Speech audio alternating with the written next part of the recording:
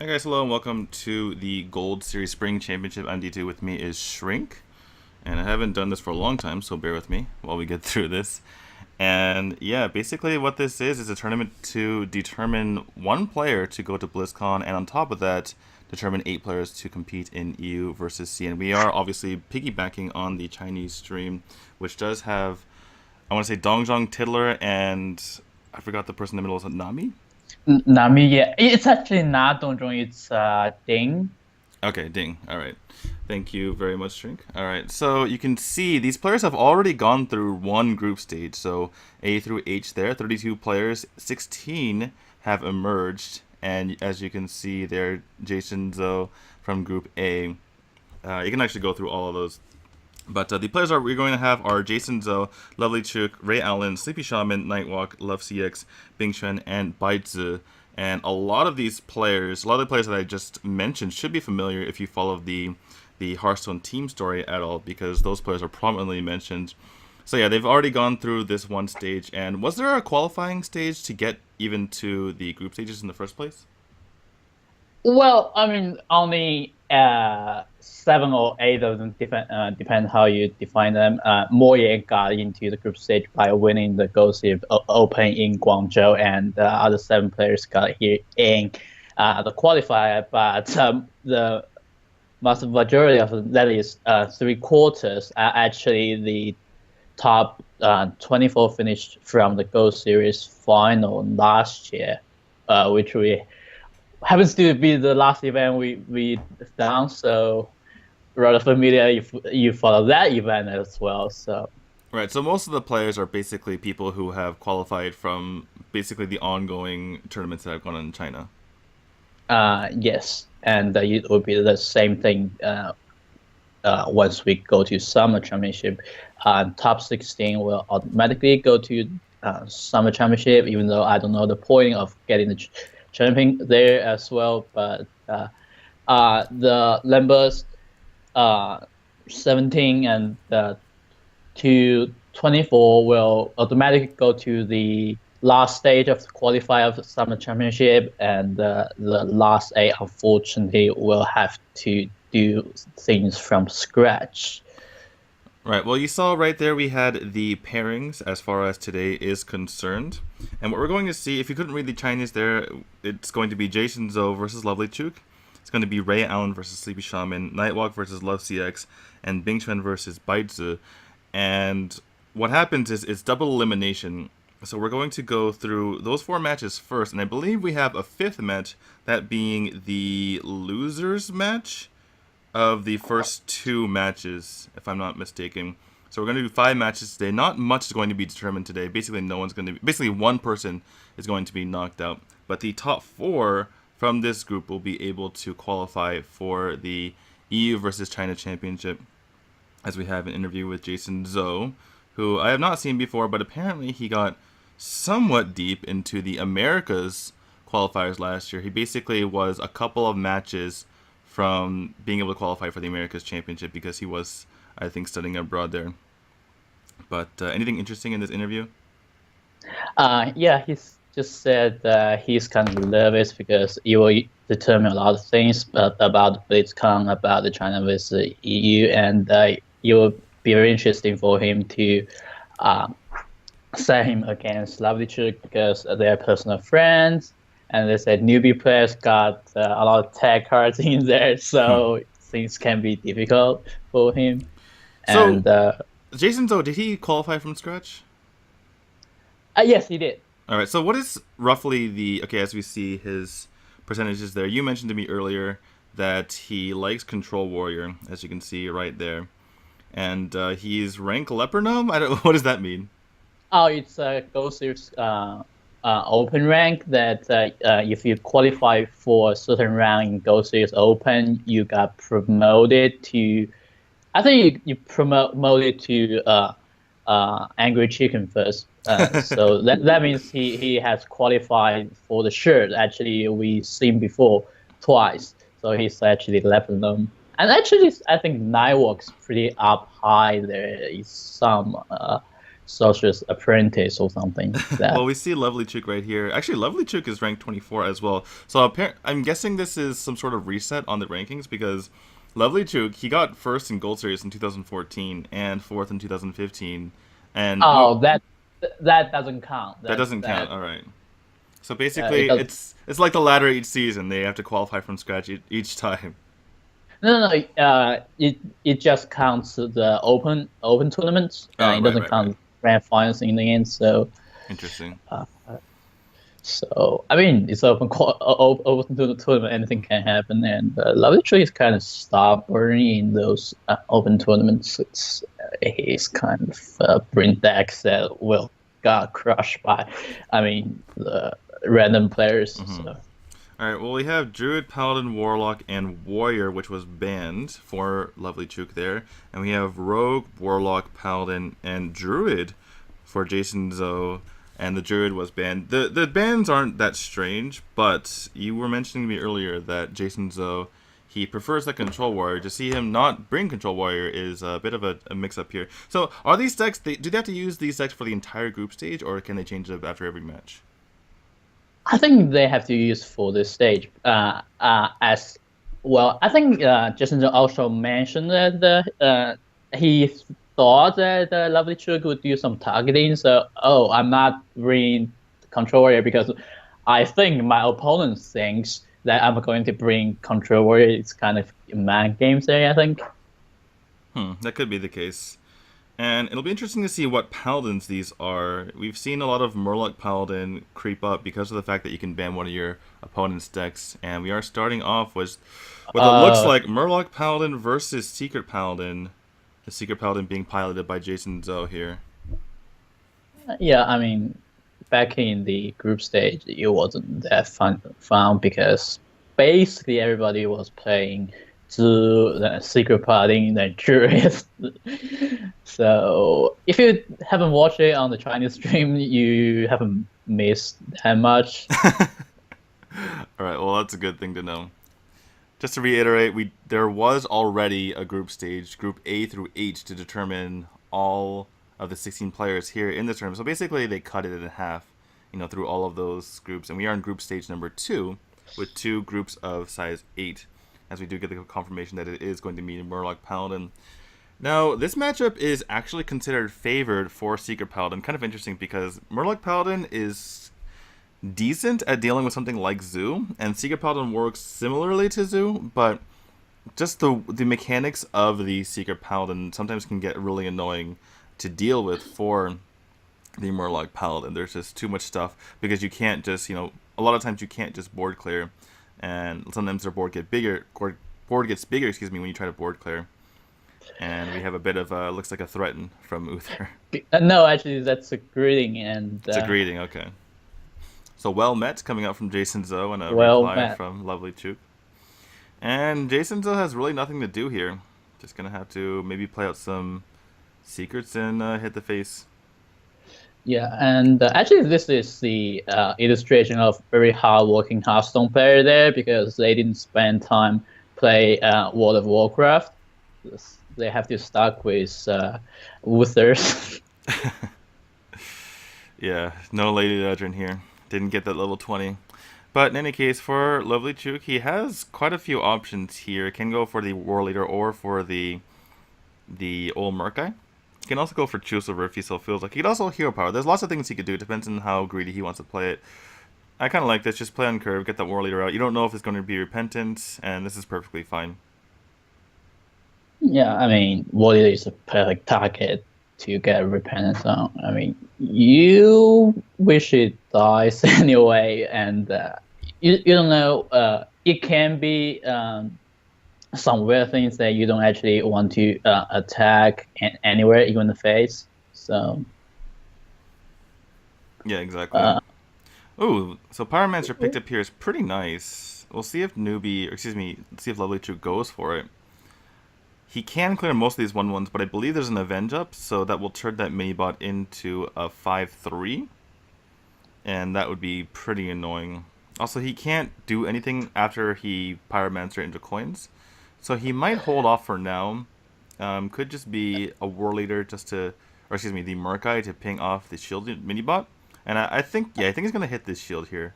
Actually, I'll be very. Oh, I don't know if I agree with this because you're making your opponent's board bigger, and now you yeah, have a 5/3 shield mini bot that's kind of difficult to deal with. yeah. That's the same sentiment from me. Actually, I was thinking about hitting face, but yeah, I think hitting the mini bot was definitely better. I mean, I think there's a clear hierarchy, right? Hitting the shield is probably the best. Hitting the face is second best, and hitting one of the dudes is probably third best because you're gonna make your opponent's board bigger. And I don't think Lovely Chuk really thought that one through there. I guess he wanted to get the avenge. I mean, there is a school of thought where you want to get the avenge kind of cleared, so to speak, so that you can start working on the board. But he didn't really have. There's nothing for him to do here. All right, so he's gonna go for Pyromancer coin into Choose Silver. Maybe he just wanted to get this off before he Choose Silvers. But I feel like this situation could have happened with the avenge even going off.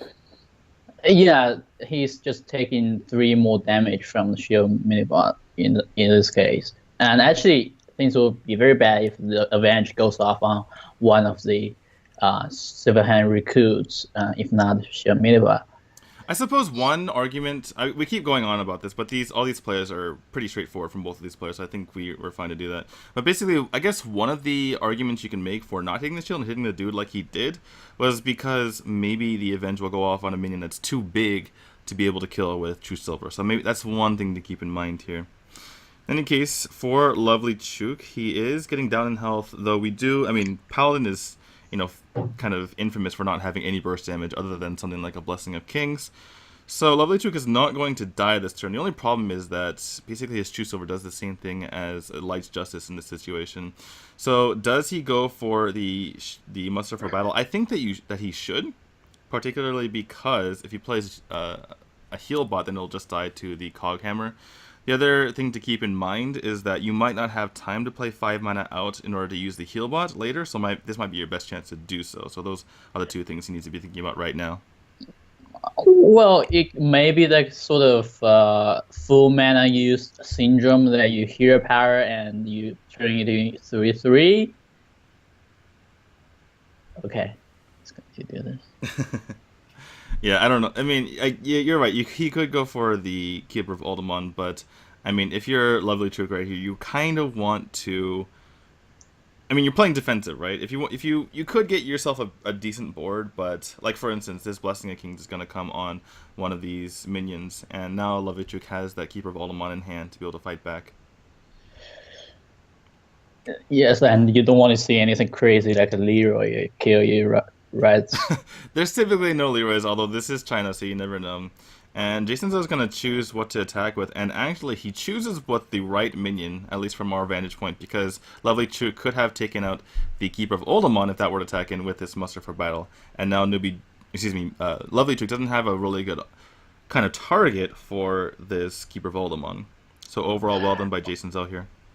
And I think Lovely Chuk is dead. Let's see, 10, 11, 12, 13. So he's not dead on board, but he's pretty close to dying. He could make that Silverhand recruit down to a 3/3, although he would kind of regret it because Tyrion's coming down the next turn. Lovely Chuk also has to wonder what kind of card is in the hand of Jason Doe, although there haven't been many turns where Jason Doe did nothing to signify to Lovely Chuk that there is a Tyrion in hand. I mean, it could just be another card. It could be just I don't think it's a Secret Keeper because it's not a Secret Keeper, but it could be anything that's 3 mana or above, basically, because Jason Zell has done something every single turn. All right, so we're going to see some clearing out of the board so that Jason Zell doesn't find himself weak to something like an equality. And basically, I mean, obviously his board gets cleared by, a complete board clear, like, Pyromancer Equality or Equality Consecration, but just Equality itself won't now hurt Jason Zell too much, so good play by him playing around that. There's the ooze, so if Tyrion can die, then maybe, but it looks like he's reaching for the concede button. I don't know about that. I mean, some of the players. He's pretty dead. He's pretty dead. I don't like this concede at all. I mean, some of the players doesn't want to reach to the concede button. They just pass and let the opponent kill them. I don't think it matters too much. But you see why in this instance. I mean, in it's kind of a weird matchup, right? Because in theory, you'd think that the Murloc Paladin would be able to win because of all the ways that they can board clear, but it turns out there's too many annoying things in the Secret Paladin, and it's too streamlined, and you can't get your healing out and your board clears at the same time as the Murloc Paladin. And in the end, this just happens way too often where the Secret Paladin just overruns the Murloc Paladin. Yeah, I mean it's kind of like priest versus face hunter. Like you got heal, but you got a bunch of cards cost like 7, and you don't have anything to deal with the board. So Yeah, absolutely. And basically, I mean, I would say that that's more of the situation with something like Shaman versus Priest, right? Because you can't really heal yourself too much unless you have Flash Shield. In any case, we do have newbies Lovely Chook here with an interview talking about Jason Zoe, as you can see on the screen. So, like we mentioned earlier, he got first in the Gold Series Finals in 2014, which is actually basically January 2015 if you're using the Western calendar, and got fourth in 2015, which again is basically 2016. And he also got second in the WCA China Pro qualifier, so pretty accomplished. And anything interesting in that interview? no, he's basically just being really humble and said, yeah, Jason is really tough opponent. I'm just preparing and very hard. Yep. In any case, we do have, obviously, like we saw before, the Secret Paladin cleared from Jason Zoe. So he has Rogue and Warlock left against the Druid Paladin and Warlock of Lovely Chook. Now, the fact that Jason Zoe didn't ban Lovely Chook's Druid means that Jason Zoe might be targeting that, so I would expect this Warlock to be Zoo. It might be Zoo. We saw a lot of Zoo in the group stage. I don't know if we are going to see a lot of Zoo again. Yep. And for Lovely Chook's side, alright, so we do see the Reno Warlock, and it is going to be Zoo versus Reno. And this is an interesting matchup because, again, this is another one of those matchups, in theory, that the Reno should win because it has the board clears necessary, it has the removal, and it can heal all the way back up to full if it's pressured too much. But, I mean, like we saw in the Apex Championship, sometimes the Zoo just picks up the win, although that was pretty crazy. I got caught in the ultimate caster math in that match of Handsome Guy versus Navi when Handsome Guy played Bran and what was it? And Handsome Meccano on a board with 5 other creatures on it, so got the double battle cry off of that. And Naviut, behind a 5/5 taunt and a 5/2 taunt and 18 health, was killed basically by Bran and Hanso plus power overwhelming. And yeah, sounds like something that Boa would do. Had he lived through the group stage, we might expect something like that. Unfortunately, he has to go back to I wouldn't say dumpster, but it'll be really tough for him to get back. Yep. And in any case, so we see Jason Zoe go for the Peddler first. Basically, you want to get as much damage as possible as a Zoo, and then when you start getting on those mana turns that the Reno Lock can board clear, or AoE clear, then you start putting down the annoying minions, but he doesn't really have any choice right now, just has to go with that Haunted Creeper, and out comes the Shredder for Lovely Chook. But what I was mentioning before is that, in theory, the Reno Lock wins this matchup, but in actuality, when it gets played out, the Zoo actually takes, I would say, more of the wins, especially because it's very hard for, even though Zoo can be a complicated matchup, or a complicated deck to pilot, the Reno just ends up being so difficult. Especially, I mean, we just saw, Lovely Chook, he used the Dark Bomb on the Dark Peddler, and now he doesn't have a Dark Bomb for the rest of the game. And that could, that could be a huge, problem for him in the future. In the case, we do have this, sorry for cutting off, but there's a corruption on this Pilot Shredder, but Lovely Chook actually has a really good play here, going for the Implosion onto the egg and just killing off the Nerubian. Yeah, I think that's definitely the play here. Otherwise, I don't think you can play other cards, which will all be kind of a weird situation. You definitely want to hold 2 other cards. Yeah. And we have something in the chat that was good reminder from Kano here, talking about the fact that Lovichuk actually mulliganed away Reno Jackson, which is kind of an interesting decision. He wants to have those answers early on, but having Reno in your hand can allow you to play this matchup completely differently. As we see the trade, basically the play that we were mentioning earlier, it gets Museum Curator off of the shredder, but considering how everything worked out and lined up for him there, I don't think he's too sad, even though, I mean, you want something better, but as far as things going this turn, or this game for Lovely Chook, I think he's okay with that. Jiraxis comes out for Lovely Chook, so looking like it's a bit of a hybrid build. We do have that Power of Whelming in his hand. He hasn't played any Dark Peddlers, so it's probably going to be the OTK variant, but with the Jiraxis just, shoved in there. Yes. I mean, Mulligan Reload is on the premise that you actually don't know what your opponent the variety is. Like, had you know it's Zoo, but certainly you keep the Reno, but it can be another Reno lock, and your Reno basically dead because you are fighting for the board clear. You don't actually need the heal. That definitely makes sense, but on the same token, I mean, basically you and I were able to decipher that this is Zoo just basically based on the mulligans, and so I mean, if Lovely Chook thinks that this might not be Zoo, then that might be a mistake in and of itself. And it's just gonna play the Such Welcher and go face here, which is interesting to say the least. Gonna go take an aggressive stance rather than pop that spider.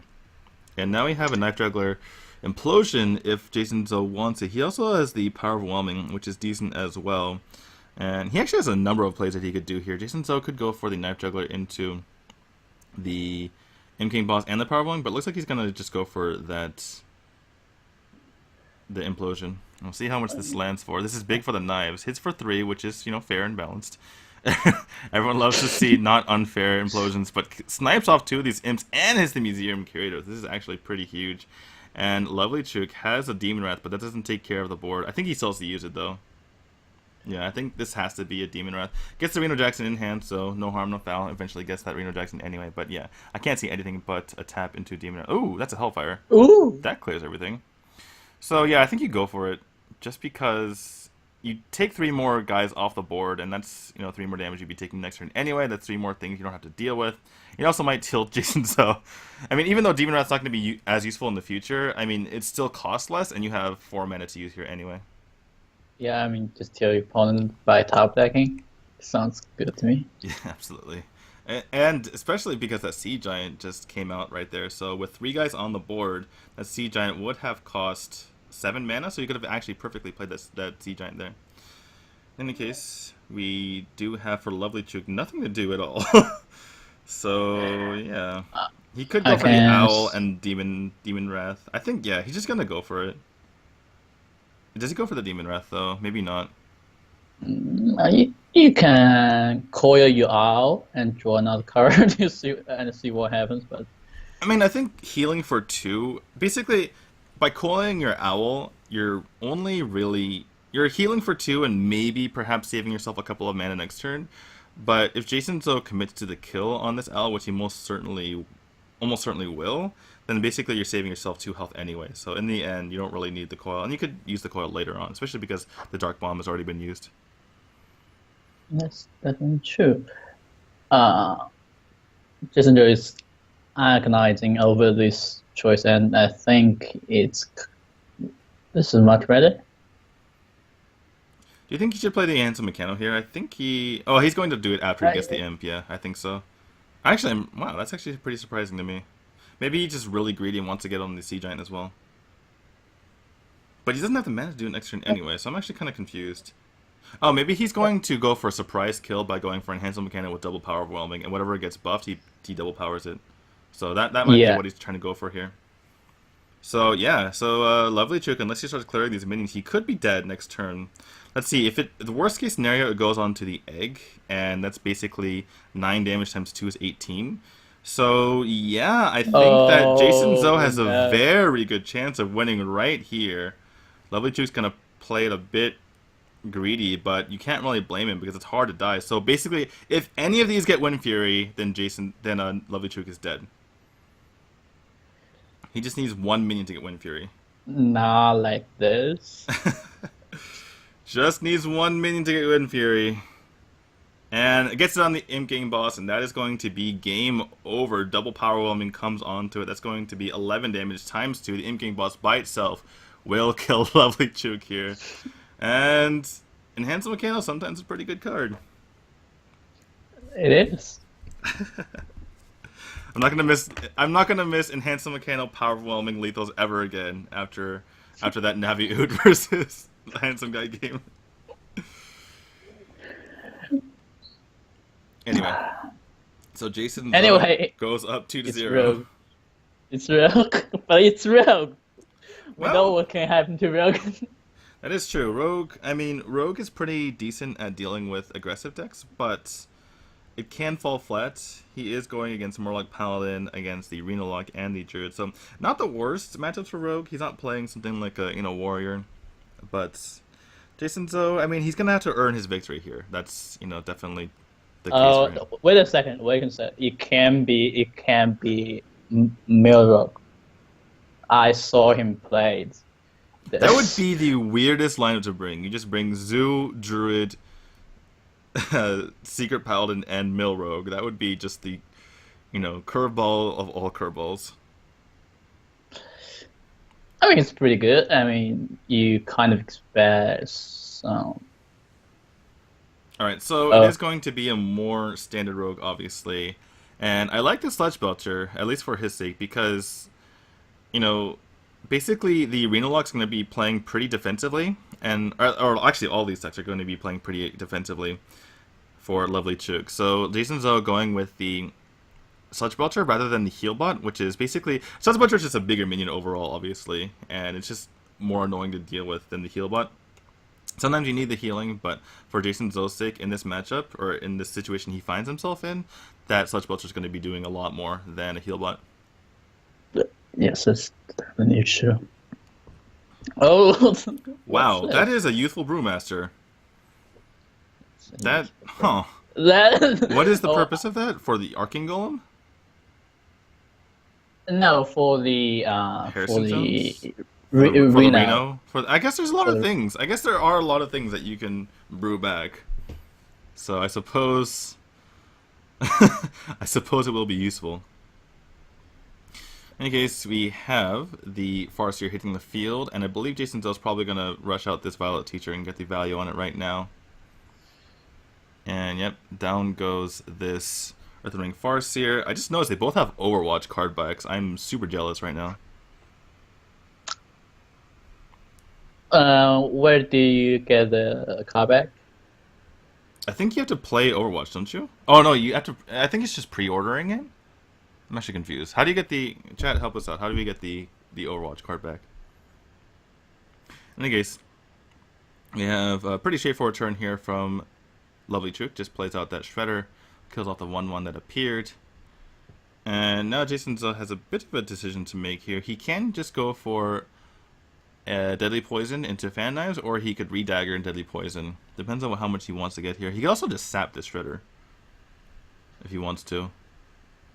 And gonna go for the Redagger here instead. And actually just gonna kill off this Zombie Chow, it looks like.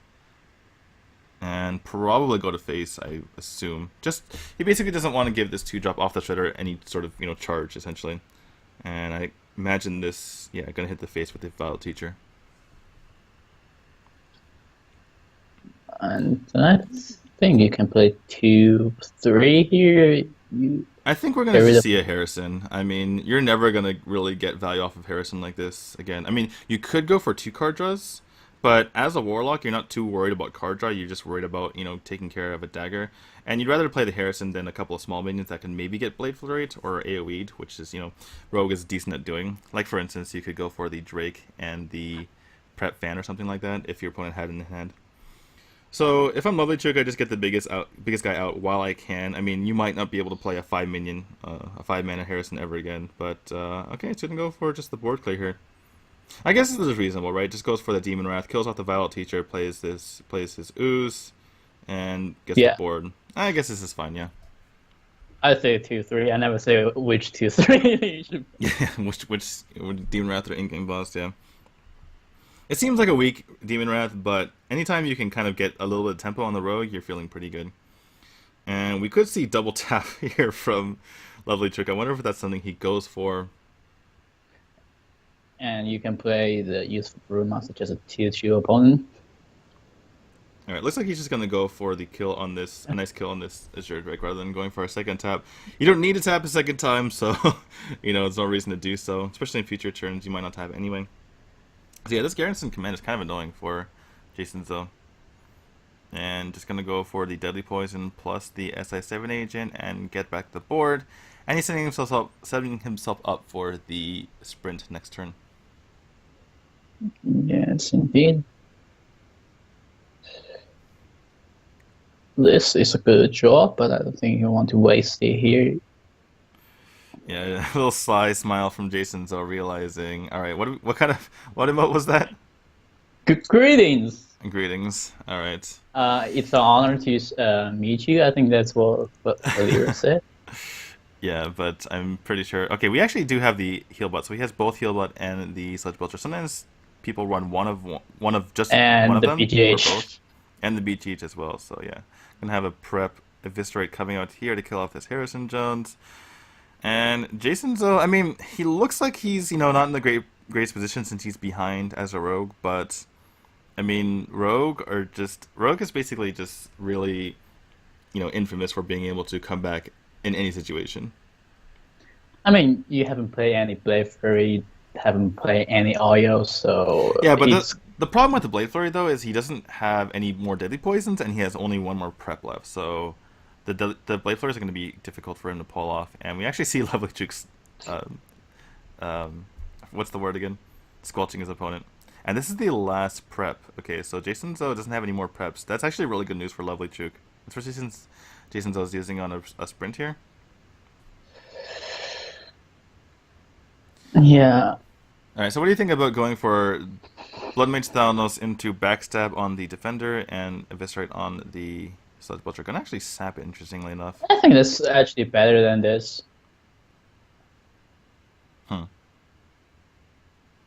Well, he could just use a big Blade Flurry later to clear off the board, although he doesn't have it in hand quite yet. But now we have a pretty decent turn here, 4-6 coming out for this Twilight Drake, as well as the Sludge Belcher. Jason Zo really wants to pick up that Blade Flurry right now. He does have double spell damage fan. No, he doesn't have double spell damage fan. But he has single spell damage, backstab, and fan. That's true. And eviscerate.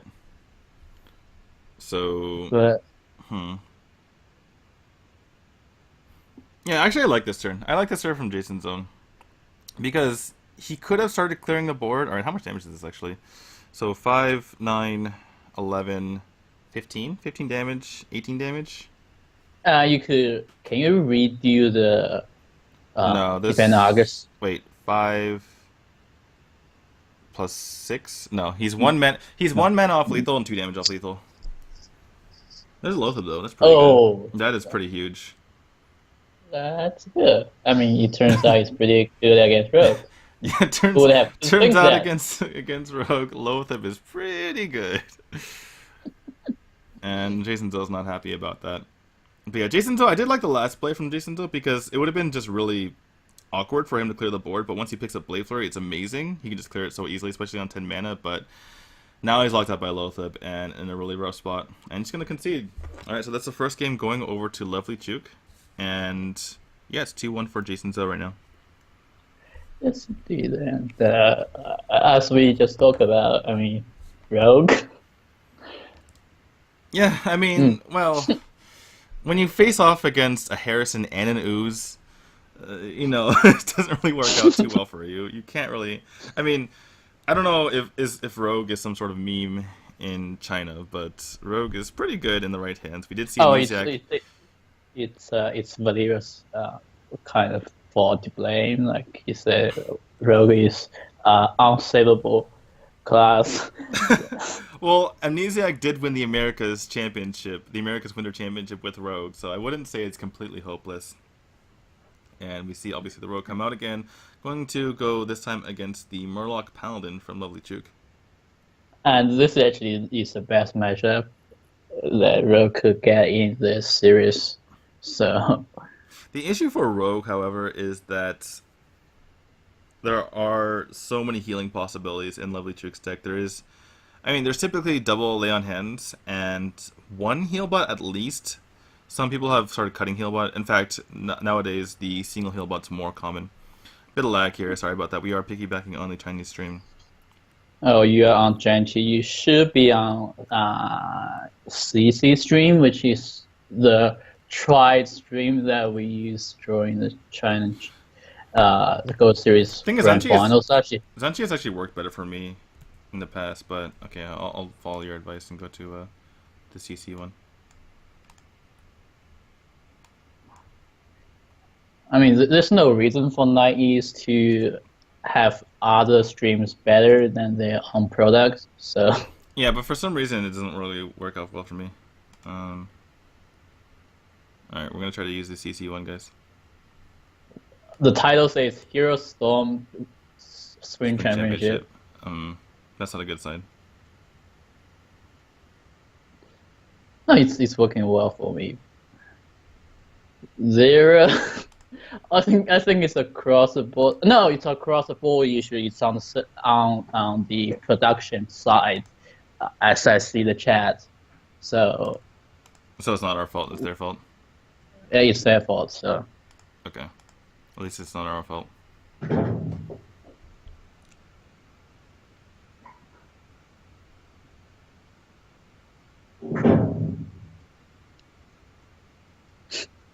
I see black curtain. So I'm guessing that means that everyone else is having issues as well. Alright, well, we're gonna have to just sit here and wait while things get cleaned up on their side. but somehow it works for me now. I'm I'm going to do some radio broadcast. Shank, stop cheating at life. I'm going to do some radio broadcast. Lovely Chook play Doomsday on turn 3, and nobody has anything to do, and Lovely Chook decides to play Old Murkai, just go to face since there's nowhere else to go. Just on turn 5, somehow play the Azure Drake, draws Sprint. I think that's a turn. And Lovely Chook should play the True Silver, and why are you hover over your cards? Yes, that's a play. True Silver kill the other Drake. Wow. This quality radio broadcast. Alright, I'm gonna try one of the other ones. Panda, I guess? Jason Joe poison his dagger and eviscerate of Murkai. Oh, Panda's working right now. Okay. Alright, well, I have a 6/6 Van Cleef on the board right now. Yes, we do, but you will be a 1/6 release. Alright, well, don't look into the future, Shrink. Oh, 3/3. Alright, so they're gonna go for the 3/3 instead, because it's easier to kill, and obviously the Van Cleef can get buffed later by Tinker Sharpsword Oil, so this is reasonable by Lovely Chook. She's gonna go with the dude right here because he can charge in his Bluegill later. So yeah, here we go with the sprint. I do like sprinting without the prep because that means if you do pick up, I mean, you're basically forcing yourself to pick up a 3-drop here. But on the other hand, Stop it. Huh? Stop it. Stop cursing Oh. players' moves. Well, I mean, I was going to say that if you don't pick up the 3-drop, then it's problematic. But at the same time, he would have overdrawn, basically. He would have basically had 10 cards in hand. And he would have had to use something anyway. So basically he's saying that, like, okay, I need to actually prep sprint here because I need to use a card. And if I don't pick up backstab, then I'm kind of screwed. So in the end, going for the prep sprint was the right play. But I think a lot of players just kind of auto prep sprint when a lot of times just sprint is better. So you didn't let me finish, Shrink. I was going to explain the situation. In any case, so Lovely Chook has to be a bit concerned with the fact that his opponent just refilled his hand. especially as Rogue. But that said, he's kind of in an okay spot. He can just kind of play these cards out and heal back up, or play this Acolyte of Pain. I kind of like seeing either.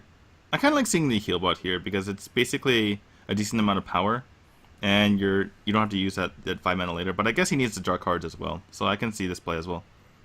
And it won't be any redundant healing, like you heal for 6, for 8.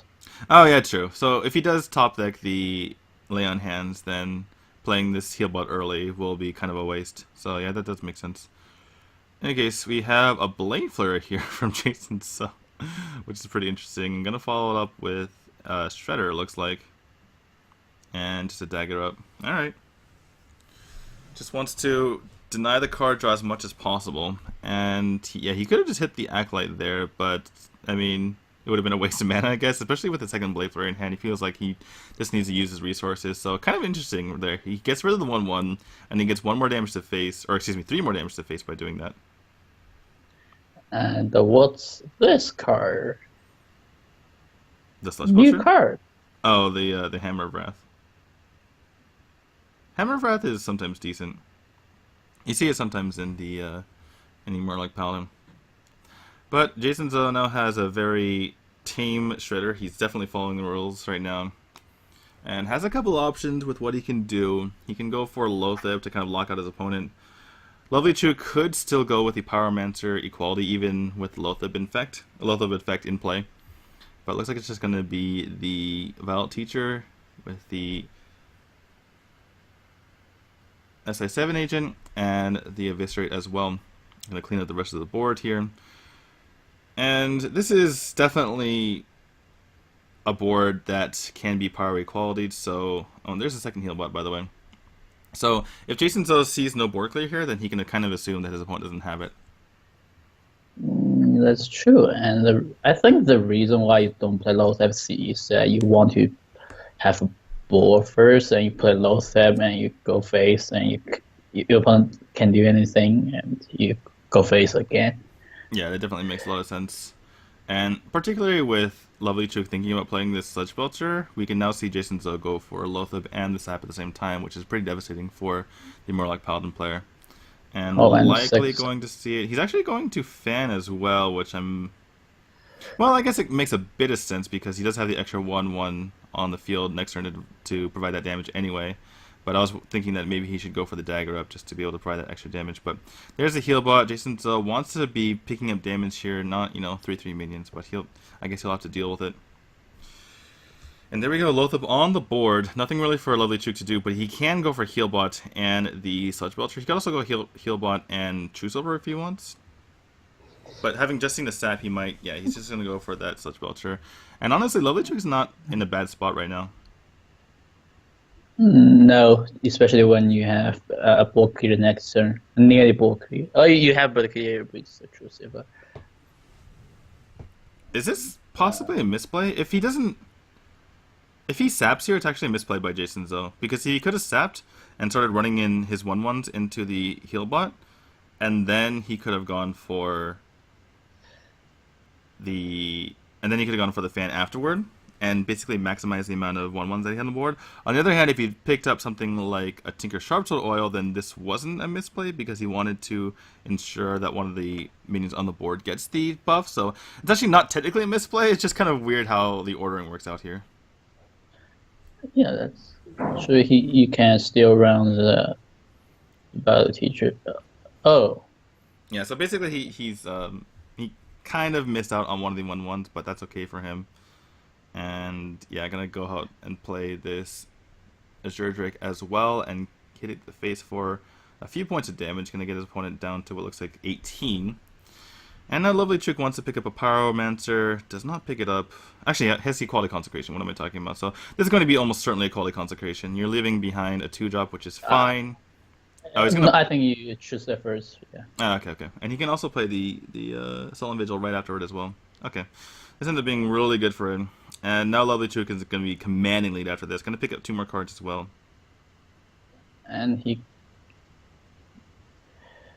picked more. Going to be another Sludge Belcher, which is Not always seen. You don't always see double Sludge Belcher, but having seen two saps, this is really good for Lovely Chook right now.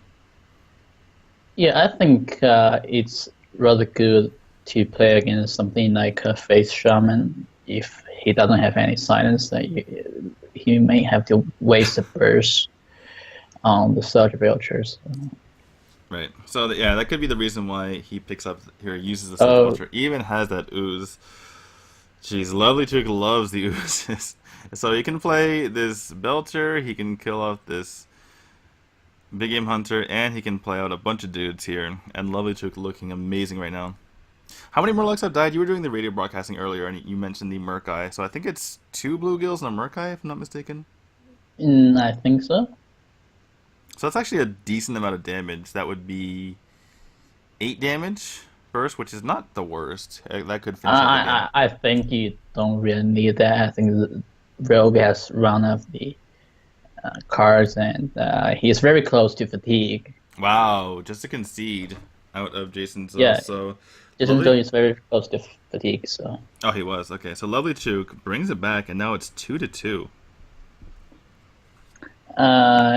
Things happening. Good commentary, Shrink. Anyway, we have the Rogue versus the Druid, as you can see on the screen there. Vichi's Jason Zo versus Newbie's Lovely Chook. Jason Zo, by the way, you were mentioning to me earlier that he's going to be playing in the Hearthstone Team Story 2. That's Yes. coming up. Is it on right now? Coming up on no, it's already April. So actually at the end of the month, I think. Okay. In any case, that is a story for another day. Right now, these guys are locked in a battle. And this game is very important. So basically, if you are... Sorry? This hand is kind of scary for Lovely Chook. Oh, this is much better. Yeah, having... Well, do you just go for it? I think you just go for it. Because you don't really keep Sap in your hand as Rogue against Druid. I mean, you could... That used to be something you did as Rogue versus Druid, but nowadays you can clean up a lot of stuff a bit easier with the backstab. And basically, if you have a backstab and an SI or a backstab and, you know, deadly poison, you actually clean up anything that gets innervated out. But yeah, this is really difficult for Lovely Chook. But I mean, given that your hand is this, I think you just go for it. Yeah, and you go for the extra health as well, because otherwise you just die to coin eviscerate. Yeah. So Jason Zo wants to pick up a sap here. Or an eviscerate, actually. Eviscerate would be great as well. Does not pick up either, and it's going to pass. And, wow! Oh! Picks up the Shredder as well. That is perfect for Lovely Chook. Oh, Panda. Okay, we're back. Panda. Lovely Chook loves the Panda as well, has those Brewmasters. Prep comes into the hand, which unfortunately doesn't work like Innervate does. And Jason Zo is going to sit back and take more damage. Swipe is good for Jason Zo, I would say. That's a card. I mean, Lovely Chook could use that to finish out the game, but there's so much burst in the Druid anyway that the fact that he's not developing a minion means that I think Jason Zo's pretty happy with that. Well, I'm talking about a lot of damage, actually.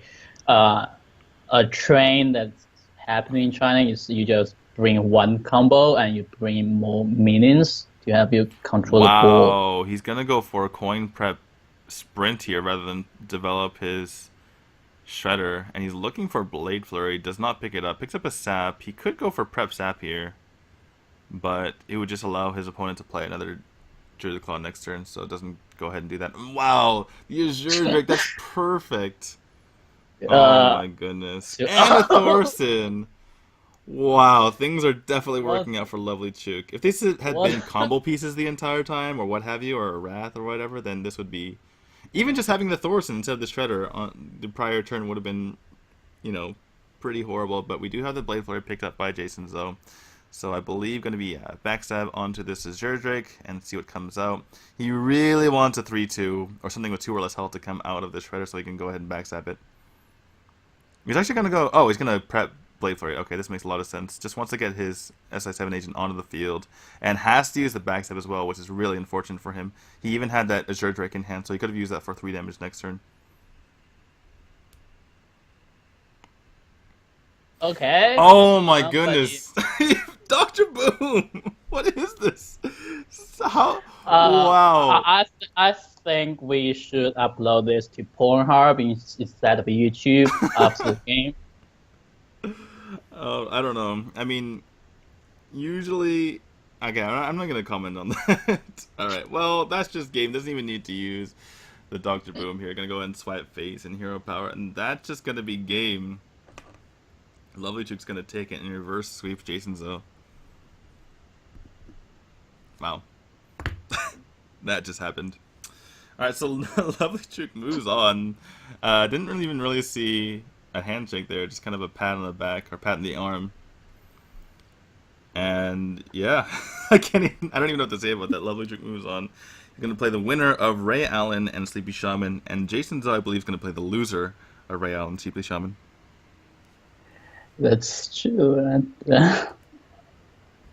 I don't know quite how to say about that as well. Shrink is speechless, guys. Shrink is absolutely speechless, as am I, actually.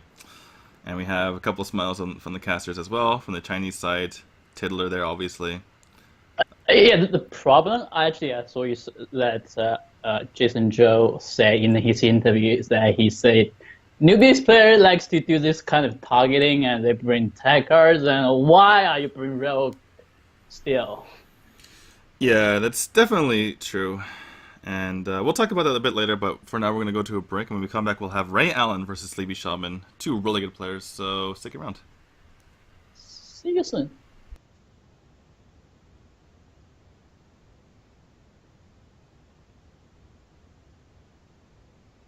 在萨尔纳加被消灭之后，虫群将这个星球变成了一片贫瘠的荒地，或者说他们以为这里被废弃了。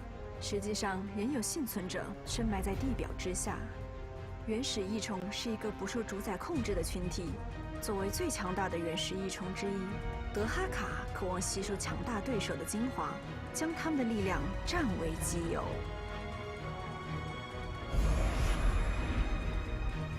对德哈卡来说，生存就意味着改变，对敌人战术采取不同的应对方法，才能获得最终的胜利。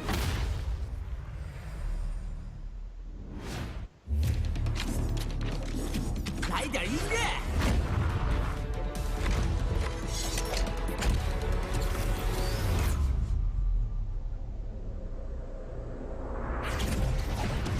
我们是决心，我们是正义，我们是勇气，我们是守望先锋。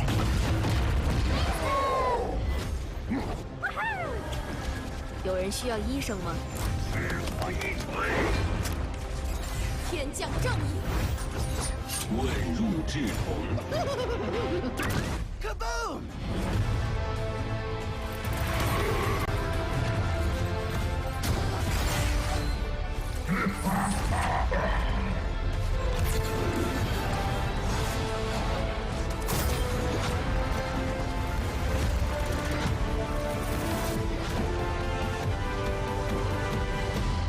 这个世界需要更多的英雄。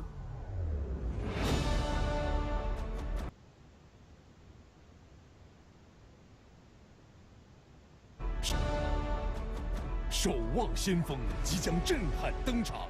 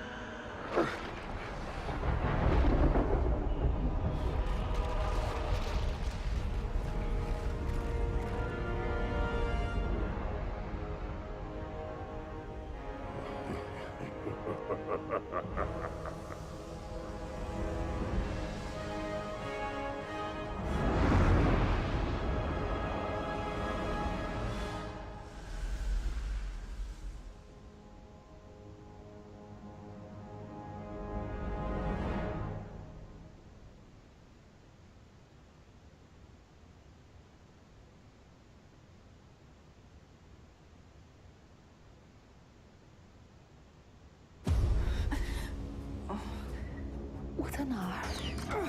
你因背叛遭到通缉。我一直都对帝国忠心耿耿。特工叛变，立即派出增援。全员就战斗位置。我们的扫描仪显示，你的记忆遭到了篡改。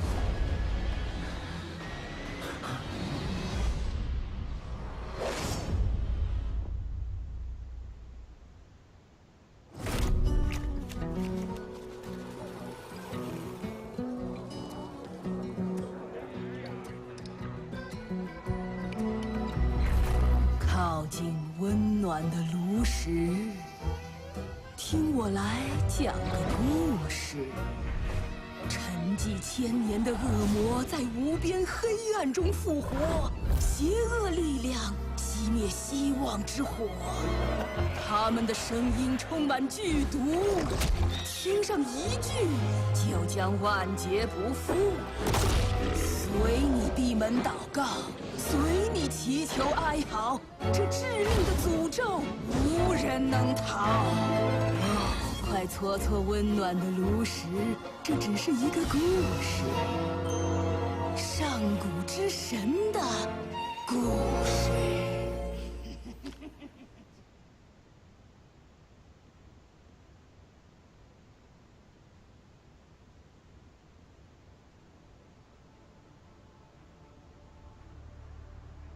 我的孩子，一股可怕的黑暗势力又回到了我们的世界。他仍然想要毁灭我们所珍视的一切。为了阻止他，我或许也会丧命。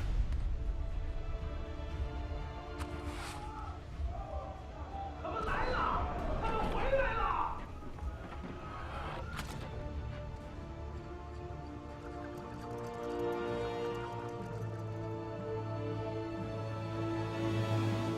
我戎马一生，征战无数。我见过诸国化为火海，无数英雄白白牺牲。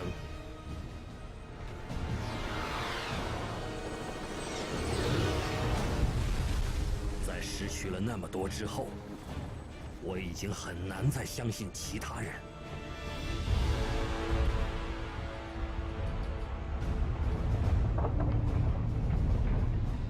但在你的身上，我看到了耐心、宽容，还有信任。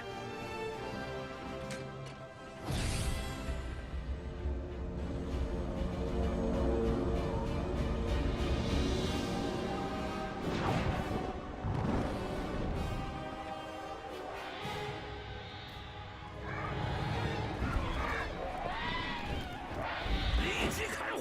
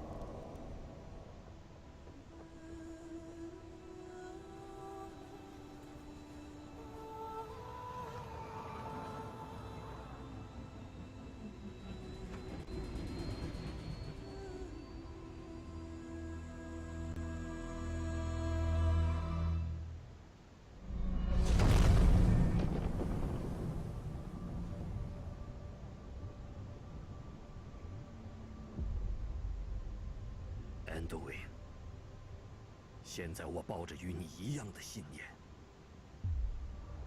和平即是最崇高的理想。但要想实现理想，你必须为之而战。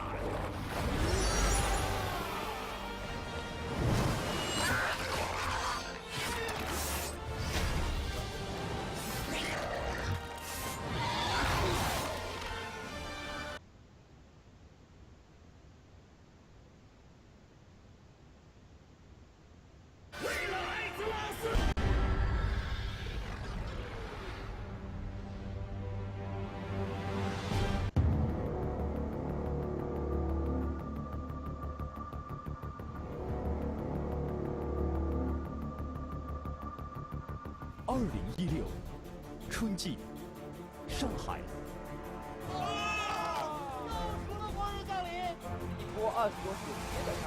中国最高级别炉石赛事。科多来的。是要开树人节了。哦，对了，那这个杨家肯定是毫无疑问的。汇聚32名顶级炉石选手。恭喜灵魂舞步！世界锦标赛。佛祖人。炉石传说黄金超级联赛，3月17日至4月10日全程直播。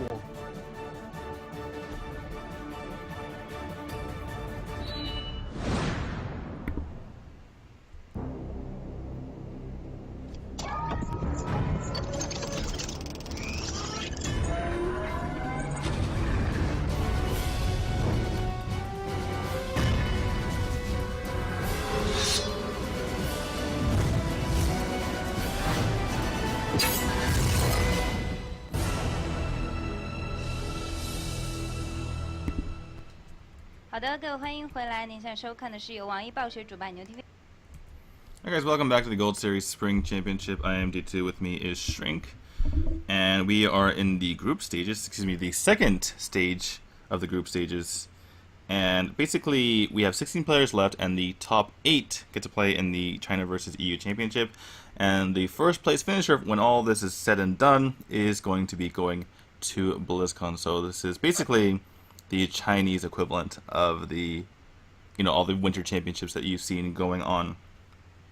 So we have a pretty good match coming up next. We have Tongfu's Ray Allen versus Yo Miracle's Sleepy Shaman. Both of these players performed really well, as we have the panda back on the screen again. But both of these players played really well in the Hearthstone team story and basically kind of carried their teams in that competition. And the panda just doesn't want to go away, does he? But yeah, Ray Allen basically doesn't have that many, accomplishments outside of the Hearthstone team story. He did get first in the Stone League in July of 2015, and he also got to the quarterfinals of the Gold Series finals that happened in January-ish. But yeah, so he's a very good player. He just hasn't had the individual success. Sleepy Shaman is kind of in the same boat, I would say.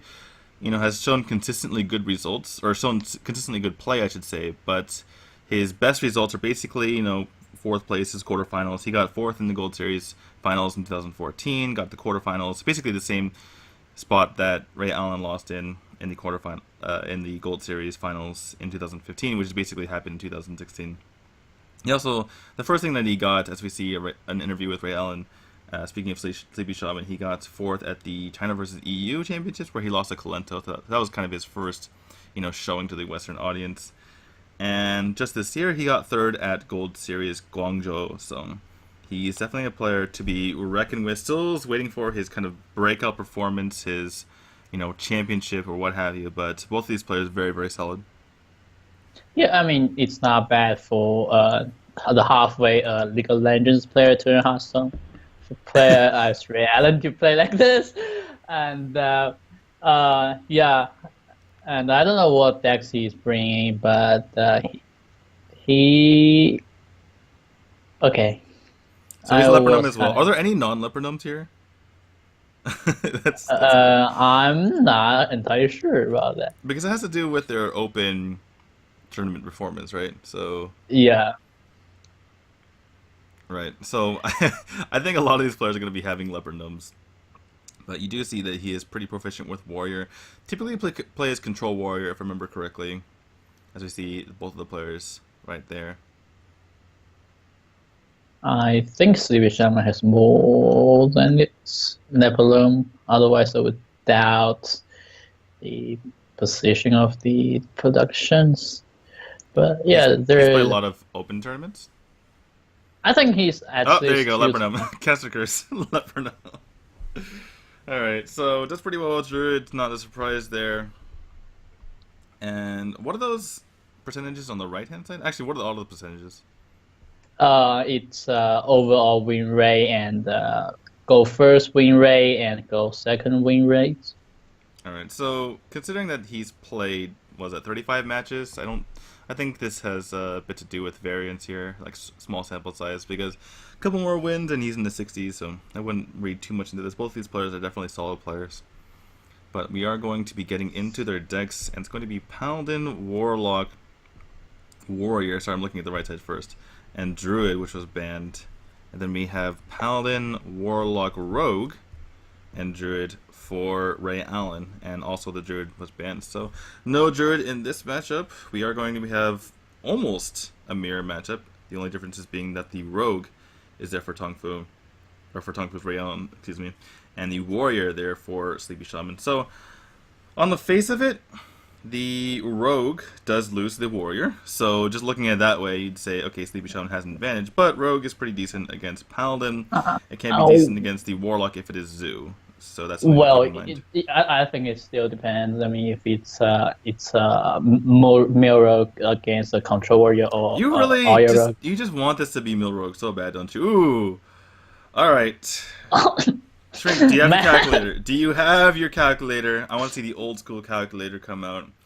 Here we go. This is this is going to be an interesting cast here.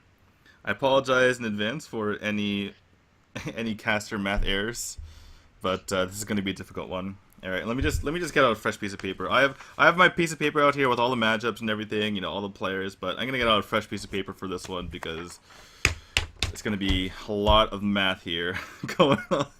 This is a very confusing matchup. Do you keep anything can happen because you don't know that your opponent is? Well, you can't risk it, right? If your opponent's not playing Murloc Paladin, then keeping anything can happen, can lose you the game, and you want to be drawing in your card draw cards anyway. So it's kind of like keeping a secret in your hand as, you know, Freeze Mage. I mean, you do want to eventually get those secrets out, but you want to draw your cards first, get your card draw cards first, so that you can just draw into them naturally. Damn. Alright, well, this is going to be interesting. And I can't say I've played this matchup too often. I've played Murloc Paladin quite a bit, but at the time Murloc Paladin wasn't very popular, so I didn't really run into that many mirror matchups. But basically, you don't want to play too many Murlocs, because if you do, then your opponent can just, anything can happen you.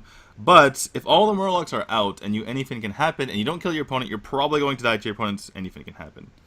So that is definitely a concern for both of these players here. One thing you don't want to do, as we see the Solemn Vigil coming out, so that's something that Sleepy Shaman's kind of concerned about. He's like, oh wait, maybe I shouldn't have done that. Maybe I should have just not played the dude. But you kind of have to contest the board at a certain point, so I think it's perfectly fine. He doesn't seem too concerned about that. But one thing you don't want to do is pull, what was it, a Sogi, and just randomly play out your anything can happen and die to your opponent. That's something you definitely don't want to do.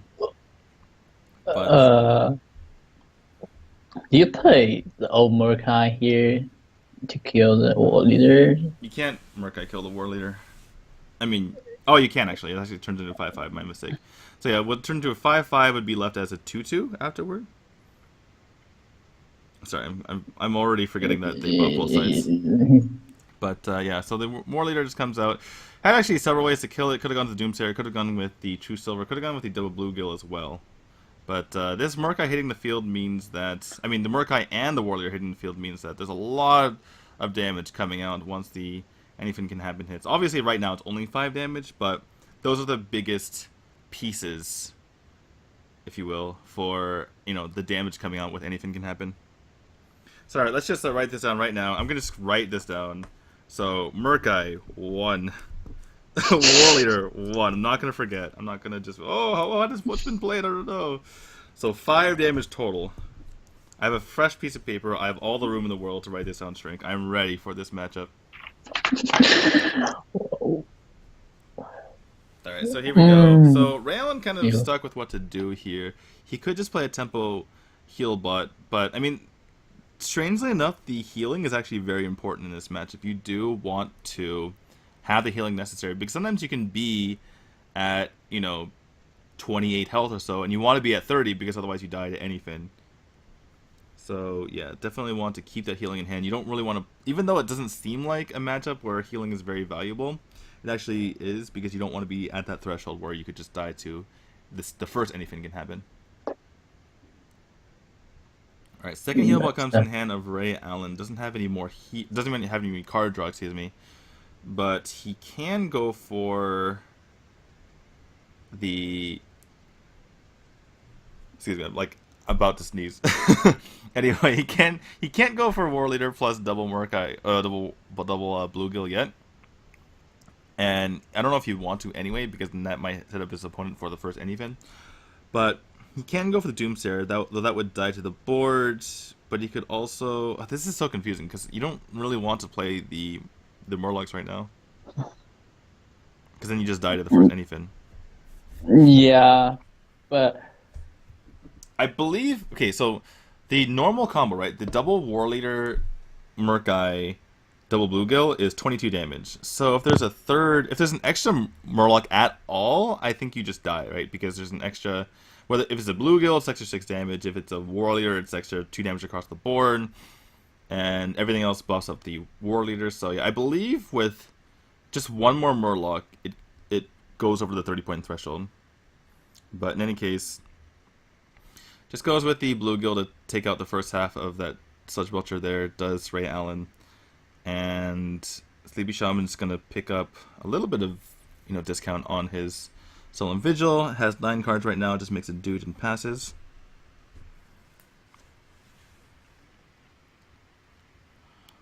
And yeah, basically, this is... I mean, usually I kind of pride myself in being able to,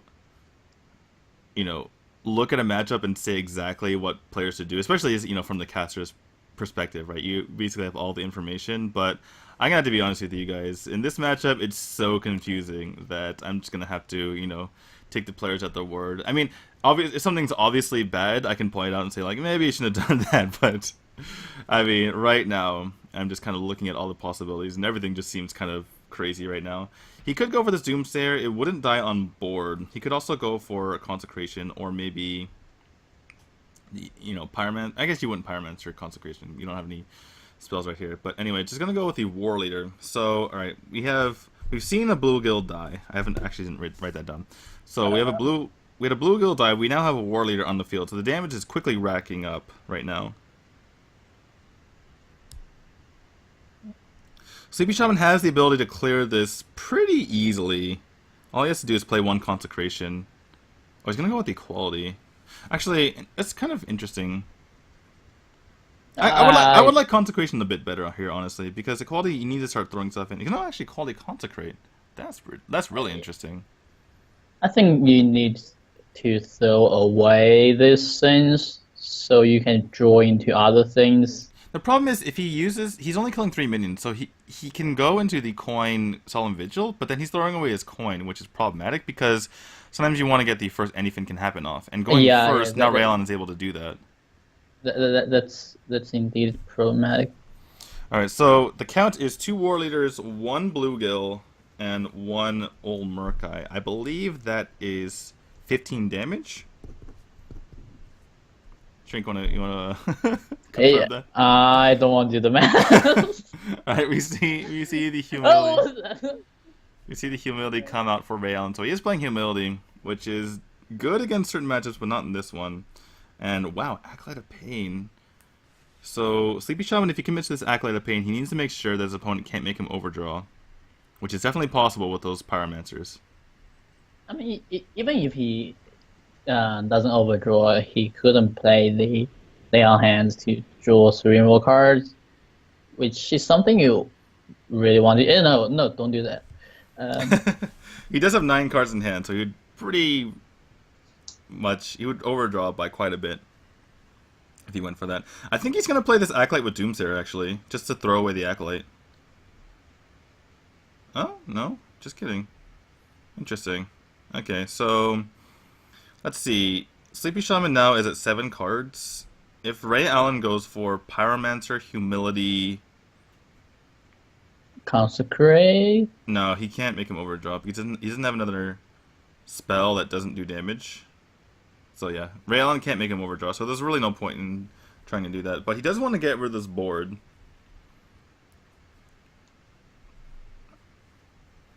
No, he could play double Pyromancer. Oh, that's true. He could double Pyromancer Humility and make his opponent overdraw. But then he'd have to kill up. He'd have to do the final damage to the Recruit and the Acolyte anyway, which is just at that point it's just too cumbersome, and you don't want to just throw away your Pyromancer just to make your opponent overdraw one card. Wait a second. Actually, double Pyromancer Consecrate does do 3 times damage to the Acolyte Pain, and it's a -1 health. Well, forget all of that because we have 2 more Murlocs hitting the field. That is a lot of damage now. And he's really committing to the board. Actually, he just showed anything can happen, so he definitely can do this. Oh, so he has way more than enough damage. So that's an extra bluegill on the field. Do like a dotted line here. And a dotted line for the War Leader. So yeah, that's the 3rd War Leader and the 2nd bluegill. Which is a lot of damage. The 2/2 is actually bad here because your opponent can choose not to kill it and occupy a slot on the board, so right, you can have only. But it is still extra damage on the field though, because even if there's only 22 damage, Ray Allen can still deal the extra 8 via his True Silver Champion. So, is that it? I think that's it. Okay, he's gonna go to 30 health. Is that enough damage? Okay, I have this paper here and everything, and I wasn't able to deal the math. So that's going to be 8 damage. 8 damage from each bluegill, so that's 8, 16. Okay. The Merc guy. We have it. We already have it. 33. You don't have to do it. It's 33. All right, so they did the math for us. He's just gonna. Rayon's gonna just recount here. So yeah, it's gonna be 8 from both bluegills, so that's 16. I'm just confirming for it here. So the Merc guy is going to be +5 from the other creatures, so it's 2 + 5 is 7, and then +6 is 13. So wait, is it 33? Oh, with the True Silver, Okay. I was getting confused there for a second. I'm like, that's not 33. Like, okay, with the True Silver, it's 33. Yeah, there we go. So it was 29 with the Murlocs on the field. And well played by Ray Allen setting that up. So, I mean, Sleepy Sean was kind of in a poor spot there. He had to use his coin. Well, he didn't really have to use his coin. So the coin made a big difference there. And yeah, like you mentioned, if Sleepy Shaman hadn't used his coin, he actually could have won the game. And Ray Allen spotted that pretty soon, right? He's like, okay, you've used your coin. If you leave out my minions on the board, I can kill you.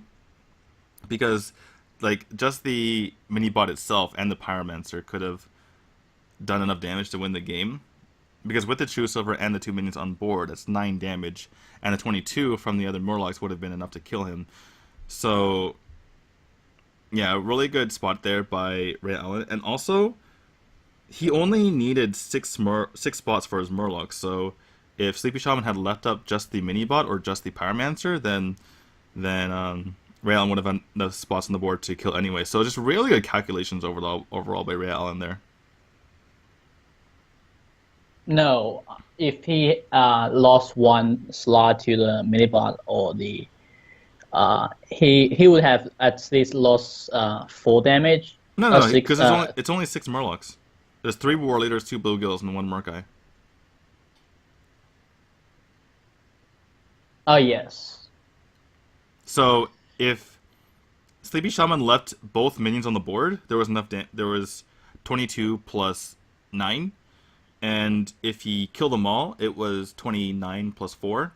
And if he killed all but 1, then it was 31 plus 4. No, that doesn't have to do what kind of Murlocs are not respawn, because no. There's only 6 Murlocs. No, I mean if you have two minions already on the board, then. No, well, yeah, if there's 2 minions already in the... Well, it doesn't matter. Because you need 22... Oh, that's true. It could have been 3 War Leaders and stuff. But anyway, it was too difficult for Sleepy Shaman to kill off his own minions, so it was basically impossible. No, he had the equality. Yeah, but if he kills off his own minions, then Oh yeah, that's true. he Never can't- mind. We have sacrificial pact. Sacrificial pact. Sacrificial pact in pact anyway. Reno Lock, it looks like. So this is a very Chinese thing. You don't typically see Sacrificial Pact in other decks. I mean, we saw it at the America's prelims, but those were Chinese players as well. I mean, the thing is that actually in Chinese tournaments, I think it's 2014, actually Sacrificial Pact was banned from playing in tournaments. Like, what? So, why? I don't know. Because Hanok was really popular and people thought, the organizers thought that playing Sacrificial Pact is cheating. That's insane. It's like considered one of the worst cards in the Western scene. I mean, obviously recently it's gotten a little better because of all the demons that are popping up lately, and the fact that Warlock is good. But yeah, that's just insane. If you try to phrase it in a very Blizzard way, because it's not cool to kill your opponent's Jiraxis with one card. Well, then just don't play Jiraxis. I mean, Jiraxis should. I mean, it's such a powerful card that there should be ways to play around it, right? Like you can Harrison and just basically draw the rest of your deck, or Sacrificial Pact kills it, or it has 15 health. There's all these things that allow you to play around Jiraxis. You don't need to ban the cards that make it. I'm just trying to defend the indefensible. You realize that? No, you don't need to defend it at all. Don't worry about it. Anyway, we see that this is basically an OTK Reno Lock deck from Ray Allen. Basically, players have just been going back and forth, killing each other's board. And here we see the Thorson come out. It discounts the Arcane Golem, but it doesn't discount anything else of importance. So as far as killing, Lothab actually is actually. Lothab is decent. Yeah, you can prevent your opponent from playing any spells at all. So there's not even power equality for 9 mana as possible. But yeah, this is kind of an interesting matchup, right? Because usually Reno Lock does pretty poor. If it's a value, Reno Lock does very poor against Murloc Paladin, because Murloc Paladin just keeps healing, keeps drawing until it gets the combo and kills them.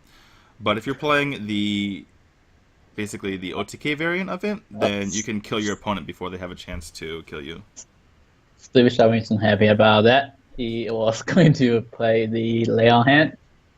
Yeah, but I think he's happy that he didn't see anything like a Brand Lothab to kind of screw him up. I mean, this is kind of still fine for him, honestly. And he can take it up pretty easily. Yeah, I think that Sleepy Shaman is perfectly fine with this. Yeah. It's annoying, but it could have been much more annoying in a different spot.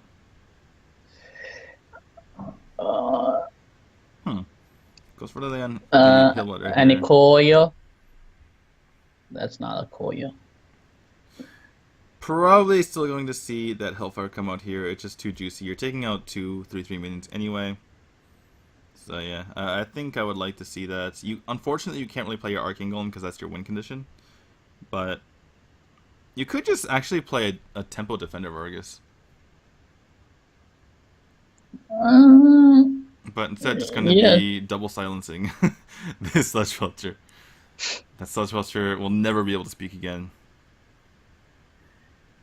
But his stomach still aches. Alright, well, Panda's being annoying again.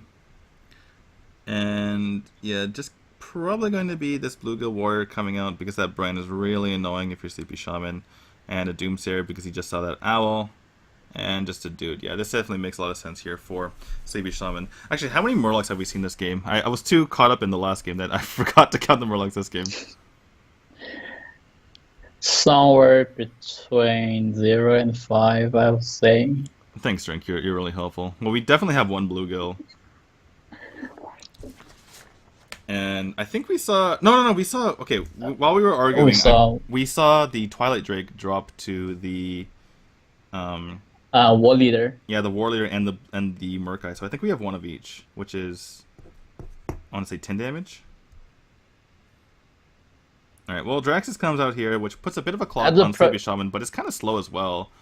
And if there's another Murloc drawn, then I think that Rayalen's just dead. Wow, that is a really good draw there. I would definitely go for the Assault and Vigil here. I don't see any reason why not. I mean, what, you're gonna make a dude? That's Assault and Vigil is never gonna cost 2 again, probably this game, unless he gets like power equality. Well, there it is. He found power equality, but he only found power equality because that's Assault and Vigil. No, I mean, he could have played the Pyromancer, and Jux might have to use Phase, and then you have just 12 health to break into, so that's rather good for the Paladin there. So. Well, yeah, picking up these board clears is definitely good for him. Rayon choosing between, I think it was a Blood Imp, a Voodoo Doctor, and a Flame Imp. And I think that, I mean, I can't see how you wouldn't go for the Voodoo Doctor here. You need the healing. And he goes for the Flame Imp, surprisingly enough. Interesting. Okay, well, he has the, he knows he's not going to die right now. So he doesn't really have to Defender of Argus. But we'll see what he goes for.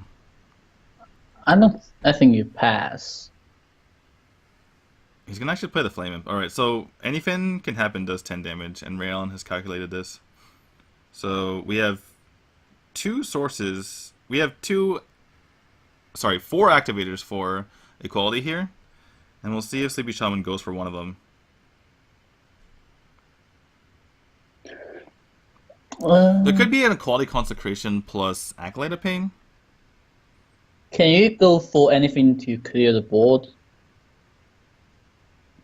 Oh yeah, that's true. That's a good point. So yeah, the Murkai would be 6 damage, and then he could use his Bluegill to clear something else. And actually a really good point that you make there, and that would increase the amount of Murlocs to be well over 15 damage if it comes up in the future. It looks like he's reaching for that equality though. You have to remember that Sleepy Shaman is under a bit of pressure that he could die from Arcane Golem plus Power Whelming, so he's going to go for the healing, it looks like. And he's going to keep those double Consecrates. So actually what Sleepy Shaman could do, if there's some sort of, you know, Infernal plus Taunt, is Sleepy Shaman could go for Pyromancer double Consecration, which is 6 damage to anything, to everything on one side of the board. And so we have the Ooze coming out here. And I imagine we're just going to see a Defender of Argus. Yeah, and so is he going to take out the 1/1 right here? I imagine he's going to, because the... Oh, okay, that's interesting. So now Sleepy Shaman can clear the board with Pyromancer double Consecration here. And it picks up an Ooze as well. I think yeah. He can go for the Anyfin as well. Yeah, Anyfin is also pretty good, especially because he's setting up for lethal the following turn. Alright, so yeah, it looks like he's gonna have the Anyfin. Is he? I honestly don't mind any of the plays here, but the Anyfin lines up pretty well with this board. He can clear everything but the Defender of Argus, which is nice. Has to swing with the Murkai first, but yeah, this has got to be definitely nerve-wracking here for Ray Allen, and he's not close to lethal, I believe. If he picks up the Faceless, it wouldn't have been lethal either. So yeah, I think Ray Allen's just dead. Siphon Tool's not going to be enough. This is going to be well over 22, I believe, because you're basically replacing a Bluegill with a Murkai. So, yep, rip Ray Allen. Murloc Paladin too strong. I think he... okay. I think it doesn't matter. I think he might have eaten his Inferno, but... Oh, yeah, no, it was well over. There's no reason to do that. If the second anything is there, then it's, you know, a bajillion damage. We saw it on the board either, actually, so it was double 11, so it's 22 plus 12, so 33 again. 33 is a popular number, apparently, for Anyfins. In the case, both Anyfins are gone, and so, yeah, basically all... The funny thing is that even though Ray Allen got the first win, the fact that he's shown his Warlock means that actually Sleepy Shaman is kind of an advantage, strangely enough. Well, he didn't show the second first pack. So. Right, but I mean, but the fact is that Sleepy Shaman knows what kind of deck that Ray Allen is playing, and Ray Allen doesn't know about Sleepy Shaman's decks, and that's kind of weird, right? Because in last hero standing, then getting the first win is usually a pretty big advantage, but in this case, actually advantage for the second player.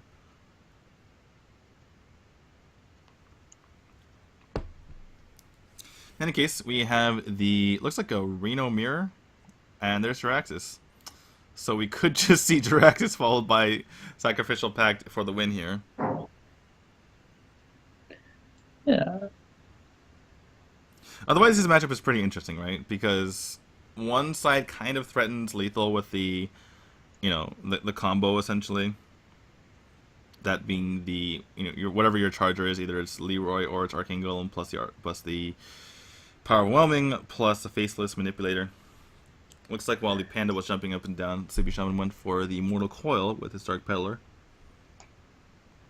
And I'm just going to be coining into that Piloted Shredder. Nothing to really do for Ray Allen thus far. He might commit to the Hellfire this turn just to stop taking damage. Let's see what he picks up. Could also go for that Implosion. It's going to go for it. 1-3 chance that it doesn't work. And doesn't work. That's a typical Tongfu player, I would say. Alright, so we're going to see the Mortal Coil almost certainly just to protect this Shredder. He could also go for the... Well, I could go for the Defender of Argus, I suppose. But, yeah. Oh my god, Panda, go away. I think you actually can't go back to CC. We just use Panda as backup. Yeah, I was trying CC earlier, but it wasn't working. But we are going to see that heal onto the Shredder, so that it can't be taken out by Mortal Coil. Now are we going to see the Hellfire? That's the question. I mean, that wasn't working when most of the people's CC wasn't working, so it's on there and then.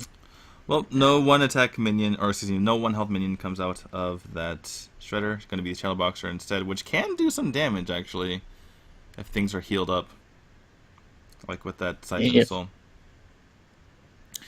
In any case, Ray Allen comes on turn 6. He is staring down 7 damage on the board, and he's at 15. Is he afraid of dying?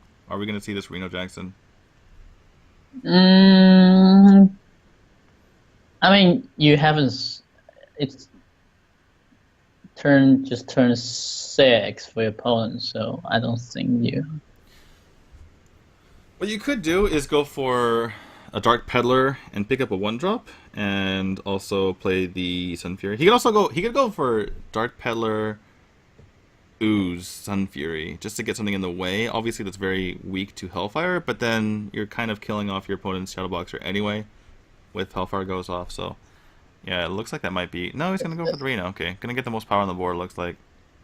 But there's a Shadow Boxer on the board. And Reno takes a damage to the face for his insolence. Going to be the Defender of Argus, and let's see where Sleepy Shaman points this damage.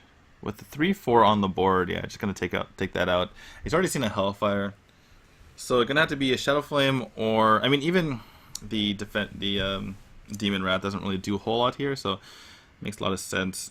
And Ray Allen can clear this board, but it would be pretty painful. I imagine that he doesn't want to just throw away his Shadow Flame willy-nilly. And oh, actually, yeah, he can do this. Okay, never mind. This is better than using the Power Overwhelming. So, gonna go ahead and clear the board using Mortal Coil, pick up another card. Panda's jumping on the screen again. I'll try to switch after this game. But yeah, nice clear there from Ray Allen. Unfortunately, he's used both Hellfire and Shadow Flame. So from now on, Sleepy Shaman has that information, can take advantage of that. Yes.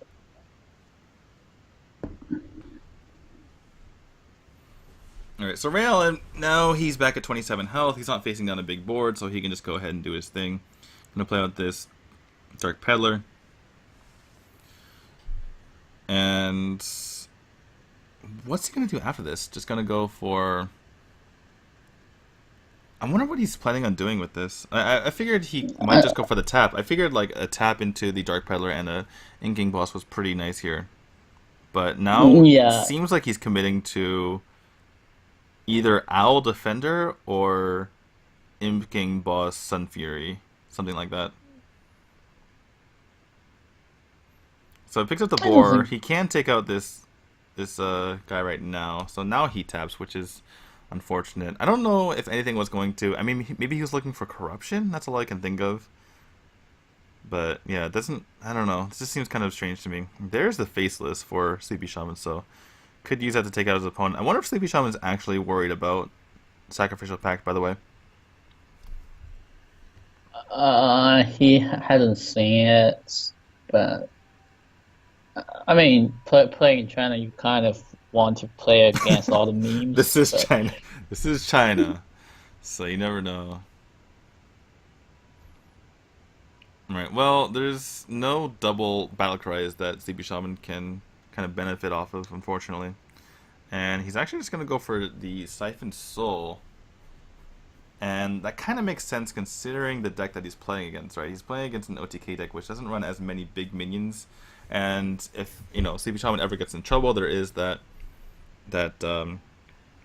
twisting nether. So I like Sleepy Shaman just saying, you know what, this guy's going to be annoying for me in the future. I might as well get rid of it now. I have more removal in the future if I get it. But I might not have the mana.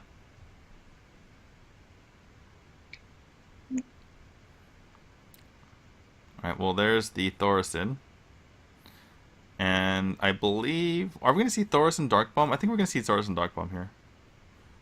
Yeah, I think that's the... Or not. That's the play. He's counting his cards, which means he looks like he's going to tap. Oh, wow, he can just use Abusive plus Thaurissan. That works. Okay, so Abusive on Brand, bring up to 6/4, kill out the Thaurissan, play his own Thaurissan. Seems pretty good. The other thing is that he can actually, with the Faceless in hand, that Abusive counts as 4 damage to his opponent's face, so maybe he doesn't want to use it. He's actually going to go for this, interestingly enough. Okay. And just play the Ooze. That's really interesting for me. But, I mean, the Thaurissan's going to reduce the hand enough that he could definitely play any sort of combo. But, I guess he just wants to have that Abusive Sergeant for future use. That might be his rationale. Alright, so Letha coming down here for Ray Allen. I mean, he's not really worried about anything. This is not a push, nor is it a way to defend himself. There's Dr. Boom, by the way. So, unfortunate that Sleepy Shaman wasn't able to get that out while he had the brand. But that's why sometimes you save the brand. So, is Sleepy Shaman worried about dying here? The max amount of damage his opponent could put out would be, well, not max, but a normal thing that you would expect would be Arcane Golem plus Power Overwhelming, plus a Faceless. That would be 16 damage. If you add on an Abusive Sergeant, then that goes up to 20. But looks like he's gonna just play out this Thaurissan. Actually, I kind of like having, well, the Dr. Boom can, you know, lose you a lot of tempo. As we see the Panda come back here, and we're back. The Dr. Boom could lose some tempo with the BGH, and you almost always run BGH in Reno Lock just because there's no reason not to. And there's the Reno Jackson. So now Thaurissan's looking a lot better, particularly because you have so many expensive things that you can kind of make cheaper. But if Sleepy Shaman goes up to 25, he is dead to the full combo, and he's actually just going to go hit face here, interestingly enough. Alright, so Sleepy Shaman does have 12 damage out of hand. Oh, there's Sacrificial Pact. So if Sleepy Shaman ever plays Jiraxis, he's dead. Yeah. And actually, Ray Allen could give him excuse to play that. And not against this bull. This is really interesting because the funny thing is Ray Allen has played Hellfire and Shadowflame, so he doesn't have that available. And Sleepy Shaman has played neither, but he has neither available right now. So that's pretty funny to me. He really needs to pick up a Hellfire. I mean, he could just play the Twisting Nether so that he doesn't die. But oh, he has 10 cards. That sucks. He can't tap because he has 10 cards. He has 10 cards. Yeah. And do you play the tempo out? I don't think you should, because your opponent, as you can see, the Sludge Buzzer is in the hand of Ray Allen. So there's things you could potentially owl later. This is a problem when you tap too much. And Ray Allen, seeing that, knows that his opponent doesn't have Hellfire or Shadowflame, because that would definitely have been the play. Looks like we're just going to have a double 5-drops coming out here from Ray Allen, which means that, well, he still doesn't have that much damage. Maybe, okay, so that was obviously a pretty desperate play from Sleepy Shaman. At full health, he clears his opponent's board. So Ray Allen's just saying, okay, I want you to play as defensively as possible, which means you're not making powerful plays, so that I can... Basically, as long as... If I can just make it look like I have enough damage to kill you, then you might play too defensively. And as we have the panda coming back, you might play too defensively, and I can pick up advantages that way. Do you eat the in-game boss if Sleepy Shaman plays it? Do you what? Do you sacrificial pack this? No, never. There's no reason to. I mean, if you sacrificial pack that now, then your opponent has the green light to play Draxus later. Although, Sleepy Shaman's playing pretty safe right now, so he might just not do it out of fear he might, die to a burst combo. I mean, you want your opponent to bring his health to 15, and but right now, Ray Allen's kind of faking that he has the damage when he actually doesn't. He actually doesn't have that much damage. He's just faking the damage so that his opponent, continues to play scared. So he's not actually trying to pressure his opponent. He's trying to pressure his opponent in his mind, right? He's not actually trying to pick up the win here with the burst damage. But I would like to see a tap here from... Yeah, he's Allen. There's no way he's going to die. Overdraw. Oh, he's going to actually go... That's the second Imking boss we've seen Siphon Soul this game. Is Ray Allen trying to play this to fatigue? Is that why he's not tapping? There might be a consideration. Alright, well, we have the Mortal Coil picked up off the tap there. And now looks like it's going... Okay, he's not going to Demon Wrath. I guess if he Demon Wrath, he has nothing else to do. And this Arcane Golem is too valuable to him. So going to just be the Belcher and the Silence. And again, there's really no path to victory for Ray Allen here. I mean, even though Sleepy Shaman's been playing very safely, I mean, it looks like Sleepy Shaman's going to die at any moment, right? Right now, considering the way he's played, as we see 6 cards left and 5 cards left. But yeah, this entire time it looked like Sleepy Shaman was just going to die at any moment, but in reality, Ray Allen didn't have the damage. It was just kind of a bluff from him.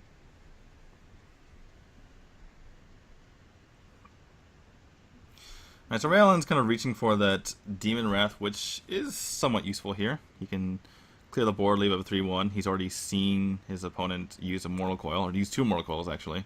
One from the Dark Peddler. So Demon Wrath's actually pretty good here. And yeah, it doesn't need to use his Owl. This Such Belcher's not going to die anyway. And can it just be a Demon Wrath back as well as a Thorison? So now that Sleepy Shaman has picked up that Power Overwhelming, he does have a 20 damage combo on his side, which is, needless to say, very powerful. Twisting Nether on a single Thorison. That is respect. Alright, so what are we going to see here from Sleepy Shaman? Just going to heal what it looks like. Yeah, he's kind of afraid to tap, but I think I would try to tap just to pick up the win. Although, I guess if his opponent takes a couple of points of fatigue, then he just wins the game. There is a Faceless from Ray Allen, by the way. So now Ray Allen does have 16 damage of burst. Or he had 19, but now 16. Do you go for it? Oh, never mind. Sorry? Alright, looks like we have a bit of lag, and we're coming back here. So... Oh, this. I mean, Sleepy Shaman could go for 20 damage right now, and have the Hellfire behind it. He might just pass here. Yeah, just gonna pass, which is a clear sign to Ray Allen that there's a lot of damage here. And here comes the Dr. Boom out from Ray Allen. We actually haven't seen the Big Game Hunter. There is the Shadow Flame. So he actually has enough mana. Speaking of Sleepy Shaman, to just go ahead. And last card BGH. You say it? Could be, but yeah, Sleepy Shaman could go for the Power Overwhelming, or the Arcane Golem, Power Overwhelming, Faceless, and Shadow Flame. Yeah, wow, that's really good for him. All right, so this has changed quite a bit of the math here. I believe that Ray Allen doesn't have lethal here, even with the extra fatigue damage coming in. So yeah, not even close, because that's only 16. Alright, so 16 damage here from Ray Allen. I think Sleepy Shaman has seen Abusive Sergeant, if I'm not mistaken, so he's calculated the damage here. Yeah.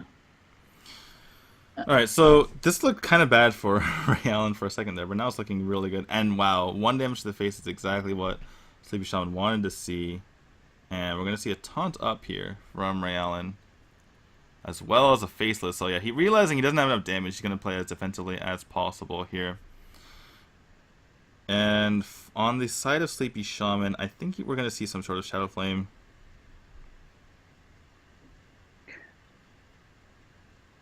He could parallel the BGH and Shadow Flame. Yeah. He could also Shadow Flame Hellfire if he wants to keep all of his damage in hand. Yeah, he can run he can run his BGH into the 4-8. No, I mean he can Shadow Flame his BGH. And then he can run his 2-1-1s in, and then oh, it's just gonna go for this. Interesting. Okay, sorry about the instant replay there. So yeah, it's gonna Shadow Flame and just to get the extra damage in. And wow, it's gonna commit to that Arcane Golem. Can commit everything to the board, knowing that his opponent doesn't really have any board clears. He's already seen Twisting Nether, Shadow Flame, Demon Wrath, and Hellfire. So yeah, Sleepy Shaman going for a completely different game plan here, and it's looking like it's a good idea considering what Ray Allen in his hand. Wow, just gonna be the brand there. And will Ray Allen commit to the Sacrificial Pact now that he's kind of under the gun right now? I think he knows his decks much more than we do, so I think he's trying to remember what's in the deck still. So, well, Ray Allen, he can take 4 damage off the board as the panda starts jumping a bit down again, but he can basically. Oh, he doesn't do anything. Wait, what did he do? Oh, he played the Molten Giant. Okay, that makes sense. Alright, so he just plays a Molten Giant. He could have taken some damage off the board, but he's counting a lot of damage considering that, you know, Sleepy Shaman basically used all of his bursts by playing what he did on the field. So, interesting play there by Ray Allen, realizing that he didn't need to, you know, play too defensively. He can just kind of sit back and relax. And Sleepy Shaman right now has a decent bit of damage, but not enough, obviously, to kill his opponent. And do you commit to the Drax? This is the question here. I don't know. We can see from our point of view that Sleepy Shaman should just go all face here, right? But maybe he's a bit worried. Actually, yeah, if he trades here, he's going to lose. Pretty sure. If it doesn't trade, is there lethal? No, there's no lethal. It's 16 damage, but he's at 23, so he's not going to die. But looks like he is going to trade, which means that I think Ray Allen just wins this. So Ray Allen's going to go Owl into Arcane Golem, kill off the Drake, and play his Brand. And he's going to have a bigger board. And, you know, I mean, he's going to have a 2-1 and 2-4, but that's still more than nothing.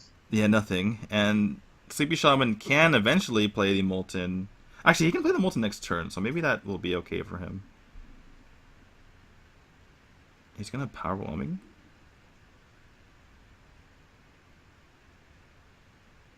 That's why did he use Power Whelming? Oh, he silenced the... Yeah. Oh, I see. He's gonna keep it alive. Okay. That makes sense. So he trades a Power Whelming for having the 4-2 on the board, which makes sense.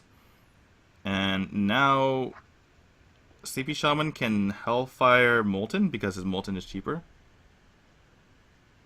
Huh. This is interesting. I would Hellfire Molten here. Okay, this game is actually insane. Yeah. I think because you take off 6 damage off the board, there's no reason not to Hellfire. Yeah, because right now your opponent can trade with you. Is he trying to just burst his opponent down? But he can use his Jiraxis if he wants to burst his opponent down from 3. Alright, so I think that... Wait, Sleepy Shaman took 3 damage last turn, so 4, 8, 11 plus 4 is 15. So Ray Allen's 4 damage up, or 5 damage off lethal, even including the fatigue, as we have the panda jumping up and down again. So yeah, Ray Allen, this game is insane. Wow, I thought Ray Allen was going to win, but actually, CB Shaman, considering he could have Hellfire Molten last turn, he was actually in a really good spot, but he didn't play the Hellfire for some strange reason. Maybe he think, yeah, he feels he's way too deep into fatigue, so he had to use his Molten to actually he wanted Hellfire takes. Oh, he wants him to right, but that doesn't make any sense. Okay, I'm a bit confused here.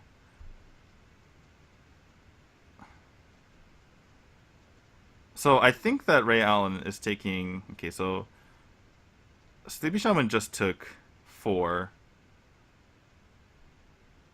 I think Sleepy Shaman just threw the game. Sleepy Shaman definitely threw the game, but did Ray Allen just throw it back? No, he's fine. Because Ray Allen's I think he's taking 2, 8, 9, 10, 11, 12, 13, 14. I think he's... There's no way Ray Allen's taking 4 damage next turn, right? So I think that Sleepy Shaman's either 1 or 2 damage off lethal. Whether he plays the Hellfire or whether he plays the Draxus. Yes. So... Yeah, he's going to play Draxus and he's going to get Sacrificial Pact. And that's going to be it. Sleepy Shaman, I mean, if he just played Hellfire and gone for the Molten... I still don't understand why he didn't play the Hellfire. Like, I don't... Do you have any reason? Like, what was he trying to play around? I don't get it. I honestly don't understand, because he saw Power Whelming. I mean, my explanation would be you're just under too much pressure. That you misplace. I mean, you misplay, and this happened. It's just weird to see, because Sleepy Shaman usually plays pretty well. You saw the face there by Sleepy Shaman, by the way. He's like, really? Sacrificial Pact? Really? But, yeah, that can happen. But there's a Warlock gone for Ray Allen. I still can't figure out. Maybe he's worried about Burst? He saw the 1 card left. Maybe he wasn't keeping track of the Dark Peddler cards well enough, and he thought that there was a second Power Whelming in the hand of Ray Allen. That might have been the case. No, I think he... I mean, even if he didn't see that card in the previous game, so he didn't know what he might have. It can be, I don't know, a Deathwing. Yeah. A Deathwing in Reno Luck. Okay. Anyway, so this is a really good matchup for Sleepy Shaman. Considering, oh wait, is this? Wait, what did we see in the mulligan? My head is going crazy right now. Wait, this is Control Warrior, right? This is Control Warrior. Yeah, if this is Control Warrior, then Sleepy Shaman has a really good matchup. Okay, this is a brawl. Yeah, this is definitely Control Warrior. So Sleepy Shaman. The reason why I was confused, by the way, is because these days you don't really run Armor Smith and Control Warrior anymore. As strange as that sounds, but that's a Deathlord in the Rogue though, so you might be actually right that this might be Mill Rogue. And that's a brand, so this is almost certainly Mill Rogue now. So now my head is kind of is going crazy. So I was basically ready to say like, oh, it's Rogue versus Control Warrior. The Warrior wins. Okay. This is still a good matchup for Control Warrior though, even though it seems weird. This used to be a good matchup for Mill Rogue, but ever since Justicar, you just get way too much armor. Well, I mean, what can happen is that you don't realize this is Mill Rogue and you draw cards as you want, and until you like double call that Oracle ruins the whole thing, or yeah, something like that. So yeah, it's still a good matchup for the Control Warrior though. But it's like you mentioned, it's just how fast that Sleepy Shaman figures this out. But yeah, here's the Drake coming out, and you see Ray Allen. He doesn't want to give away the fact that this is Mill Rogue yet. I mean, it's unlikely that Rogue doesn't have anything to do for the first 4 turns, but it's something that can happen. And looks like Sleepy Shaman's on to his plans, or maybe he just wanted to develop the bet. That's why I'm not sure. But yeah, basically he just tossed away that Fireworks the turn before. And Ray Allen, he either does nothing or he gives away that he's Mill Rogue, and I think by doing nothing, it's going to set off alarm balls anyway in Sleepy Shaman's head. So Sleepy Shaman by this point knows that it's Mill Rogue, I think. I mean, he doesn't know, but he's definitely has the alarm bells are going off. He's like, what is happening right now? Yeah.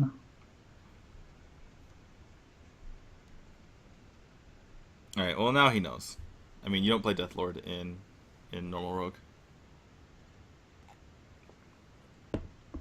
So you can't let this Deathlord, even though it seems weird, like 2 damage to face every time, but you can't just let it sit there. So he's going to actually just throw away his Execute because... Oh, no!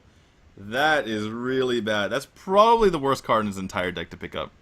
It is the worst, actually. It is the worst card in his entire deck. Like, Elise is fine, because you don't need the Gold Monkey. You just need to get enough armor to survive getting milled to death. But that is the worst card in his entire deck to pick up. And that's a cool oracle. The thing is, Ray Allen, basically, there's only 2 Cold Light Oracles in the deck, right? And you want to gang them up, and you want to Shadow Step them. So, and if you play the first Cold Light Oracle, and the second Cold Light Oracle is like the last card in your deck, then you're kind of screwed. So basically, Ray Allen is sitting here thinking, okay, I need to make sure that I, duplicate this or whatever. So I'm going to hold on to this Cold Light Oracle. That's kind of you can't just play Cold Light Oracle and hope for a gang up or the Shadow Step, because if you get unlucky, then you might just lose the game right there. So Ray Allen's not going to play this Cold Light Oracle until he picks up a gang up or a Shadow Step. Even with the brand. Even with the brand. So, yep, again, I think we're just going to... I don't think we're going to see a sap here. It doesn't really make that much sense. You can just kill off this Belcher, and you don't really need the Eviscerate to kill off your opponent. Right, so... You could start melting, but again, it's not that good. Yeah, you don't get that many cards out of your opponent, so it's actually going to sap here, interestingly enough. I guess you do get the card in your opponent's hand to be able to mill him later, but I can't really see... Oh, he's going to go for it. Okay, he's really baking out Shadow Step. It's basically Shadow Step or bust here. Oh, I guess he could pick up the second Cold Light Oracle as well. Double Healbot comes into the hand. There is the Elise for Sleepy Shaman as well. Loses the Alexstrasza, which is not the biggest deal. It's too clunky anyway. But I guess you could have... And Shield's block is actually really good for Sleepy Shaman to lose there. Because he's never going to play these shield blocks. In the aggregate, you're going to lose more than you're going to gain. And it looks like Brawl is going to be the answer here for Sleepy Shaman. And you might just see... Yeah, we're probably going to see Coin into Elise as well, I believe. Coin, kill the Bran, Elise. Yeah, you can change your weapon and armor. Yeah, but getting Elise on the board is pretty useful here.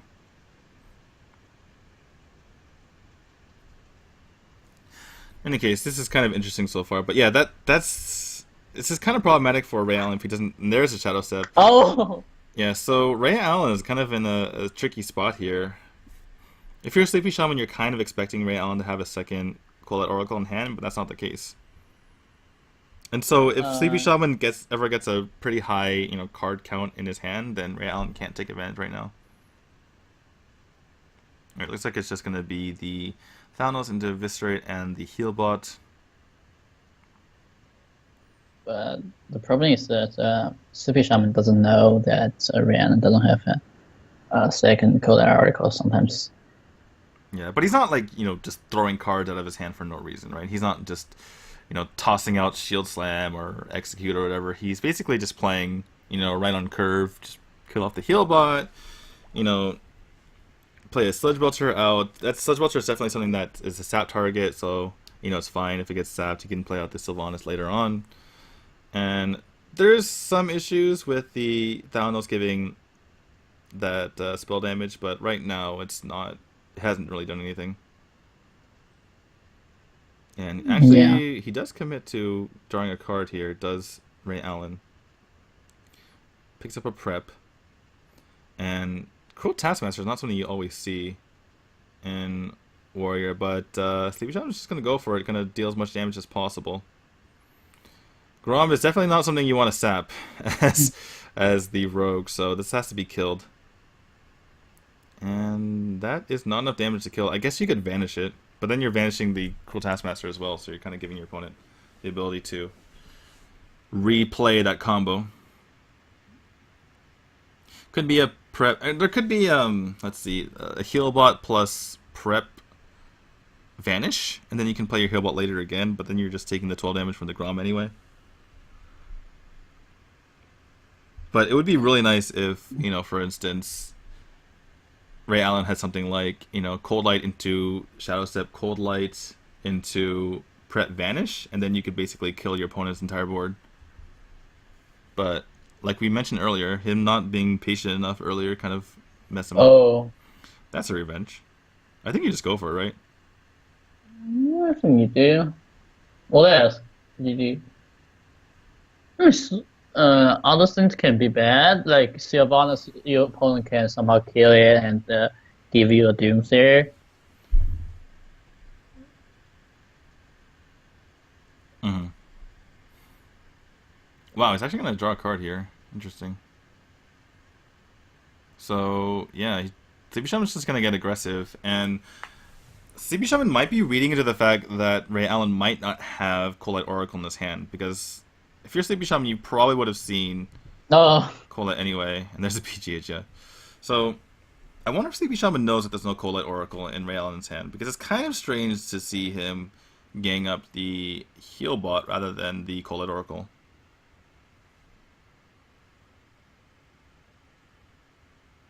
There's the vanish again here. And what? Okay, none of this dies, but he is going to fatigue his next card. Shield Slam is not that big of a deal. And yeah, Sleepy Shaman's just going to keep putting on the pressure here. It does cost 5 mana to play a heal bot, so that's kind of a lot of resources. And if there's no prep, then it's difficult for Ray Allen to both play the heal bot and deal with the board. But here comes the big game hunter.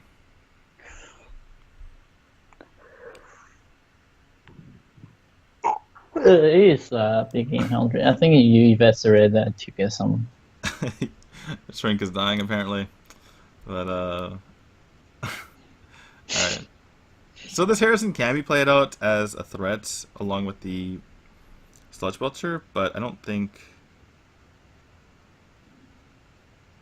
that's necessary. Wow, he's just gonna put the pressure on, it looks like. That's very interesting. So you could also go for the Sylvanas as well as his Armorsmith, and I would play the Slime too, actually. Yeah, just get the Slime out there, screw it. It makes this board more annoying to deal with.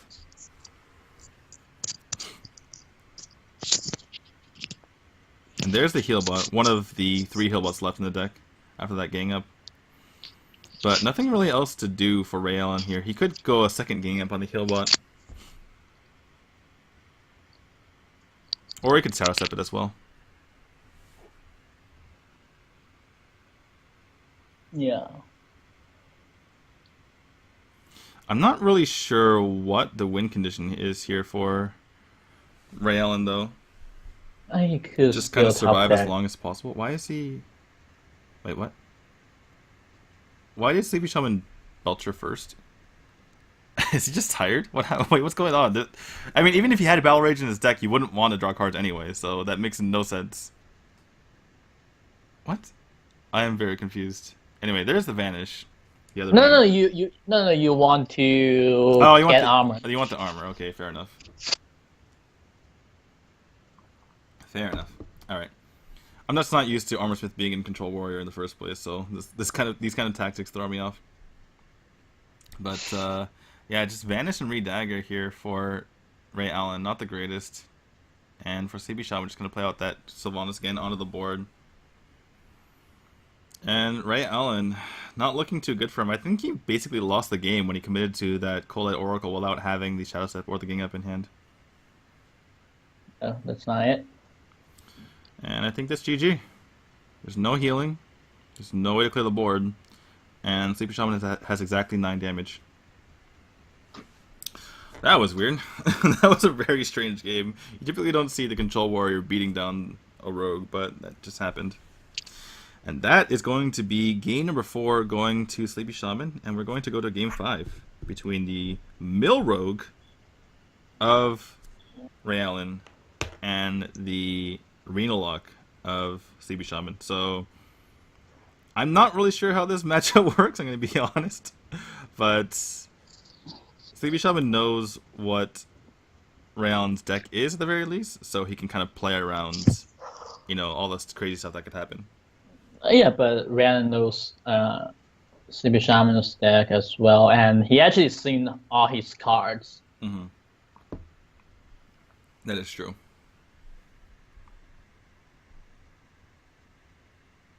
I wonder if Sleepy Shaman commits to playing like an early Jiraxis in this game, just so you can... I mean, you can't really sap and vanish every single Infernal.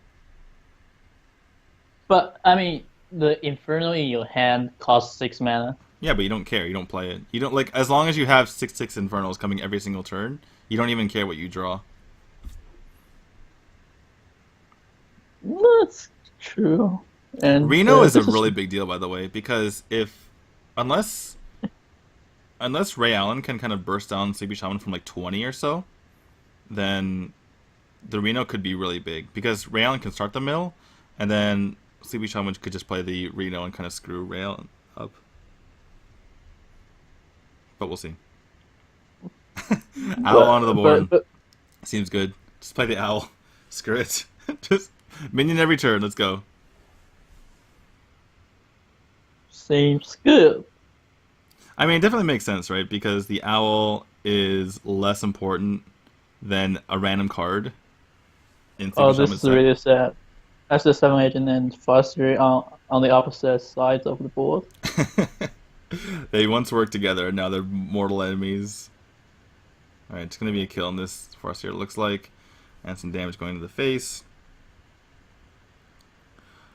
And Panda's jumping up and down. Okay, I'm actually going to take this opportunity, since not a whole lot is happening, to kind of try and see if I can go into CC. 1 second, guys.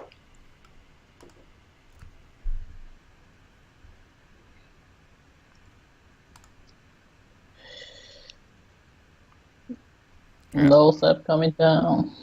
Okay. What was in-game boss first? Apparently it was top decked. But CC's not working for me. I can try. Why did you? I can try Zanchi.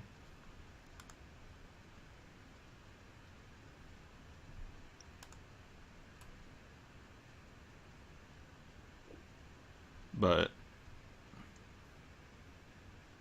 Zanchi's not working either. We might have to just like redo everything when we come back, or during the break. This is working. Yeah, I mean. Oh, you can't. You can't maximize that. No, I can maximize this one, but it's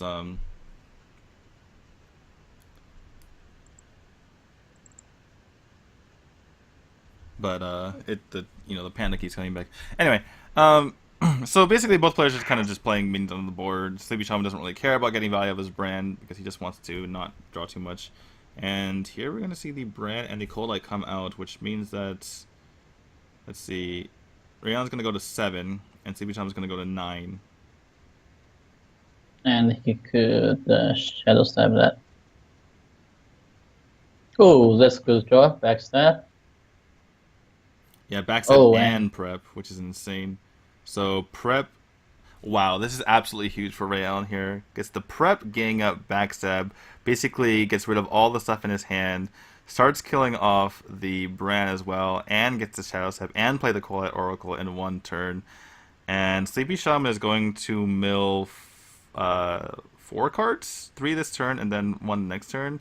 And Ray Allen mills 0 while getting the gang up on his Coldlight Oracle, so that's absolutely huge. And Drexus is melt rip. Alright, Coin Twisting Nether comes out, which means that the only Coldlight Oracles are the ones left in the deck. Bran is gone as well. Definitely makes sense for a Sleepy Shaman there. And Drake just comes out for Ray Allen, way ahead in card draw here.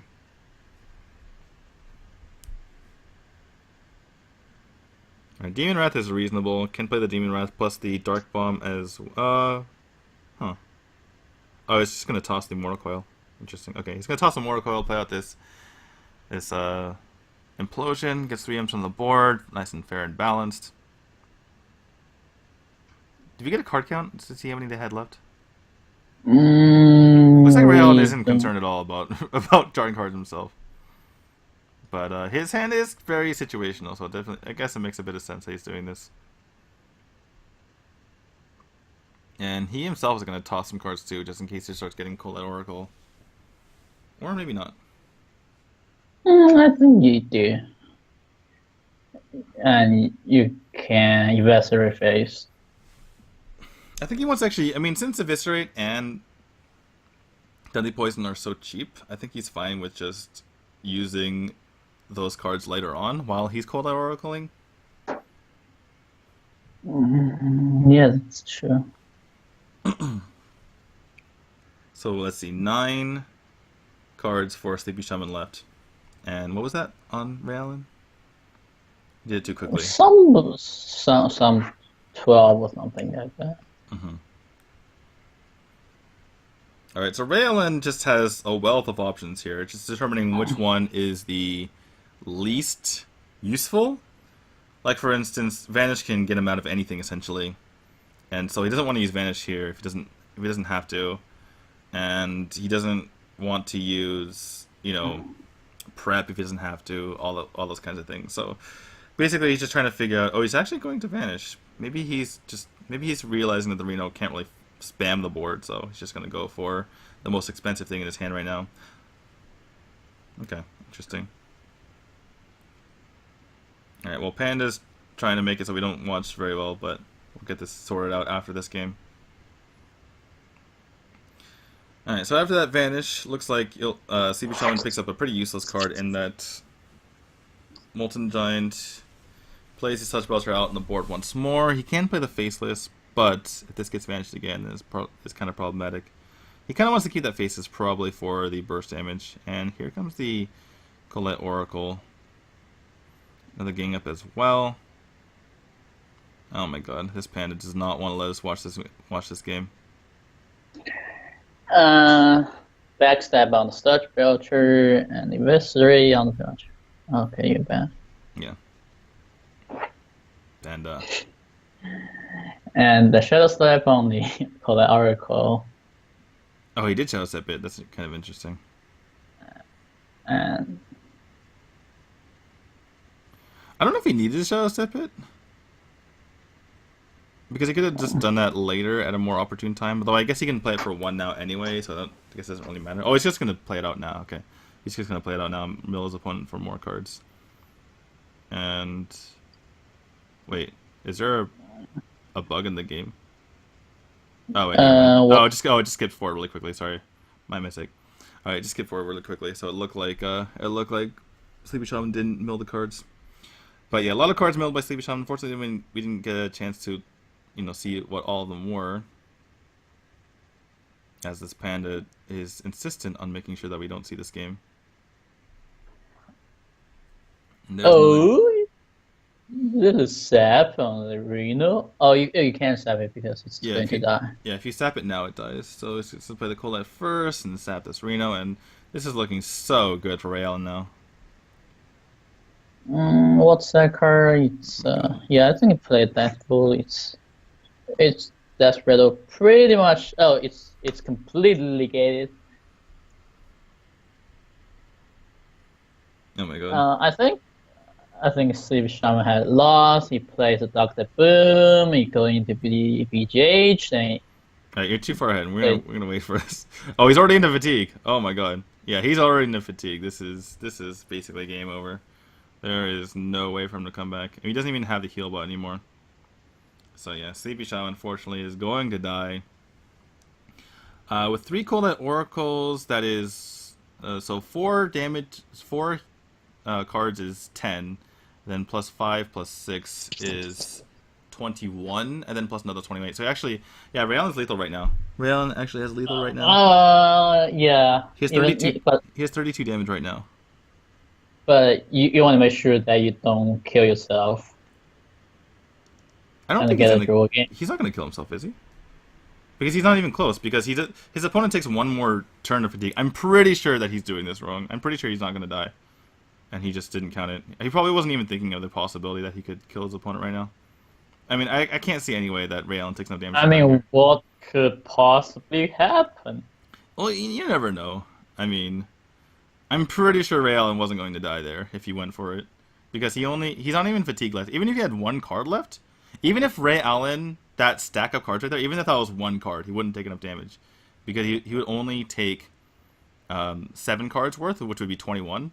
So yeah, no matter what, even if that stack of cards that Ray Allen has was one card, he wouldn't die, and his opponent would die. So a bit of a misplay there by Ray Allen. Maybe not completely familiar with his deck yet, but yeah, he missed lethal.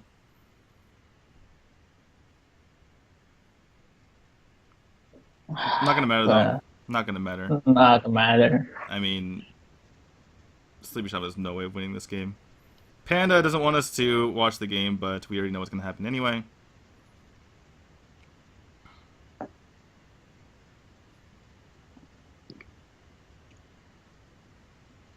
I mean, there could be a power overwhelming Shadow Flame, but that wouldn't really do anything. Yeah, he's gonna power overwhelming Shadow Flame this zombie Chow.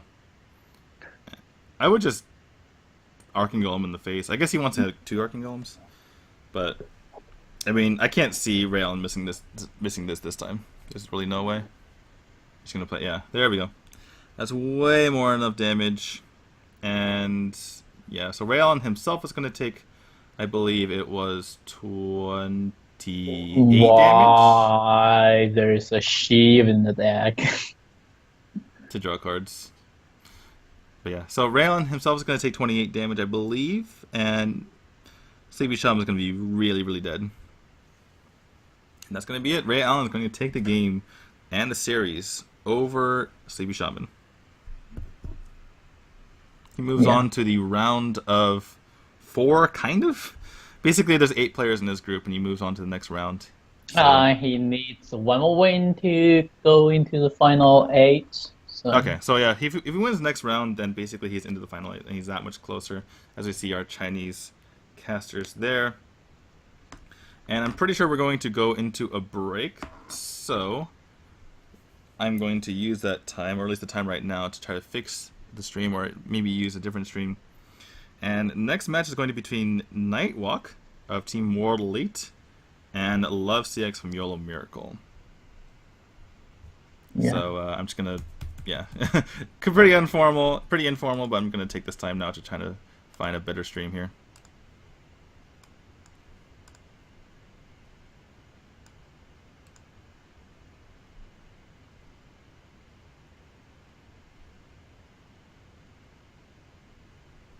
Yeah, the CC stream isn't working for me at all, Shrink.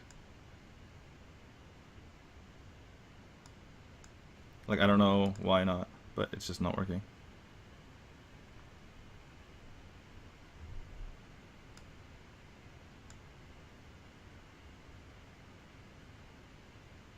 They changed the title. That's a good sign to begin with. They stopped saying it's Heroes of Stone. Yeah, it does say Hearthstone now. Well, this is Heroes, but this is Hearthstone. Okay. No, I mean the right here. This is Hearthstone. This is Heroes. Yeah. So it's kind of like both there. Is there something wrong with my... with your computer? I don't know. It may be with your internet provider. Right, but the stream was working before, so it doesn't really make much sense. I don't know. Maybe it's just the Trans-Pacific network is making tantrum again.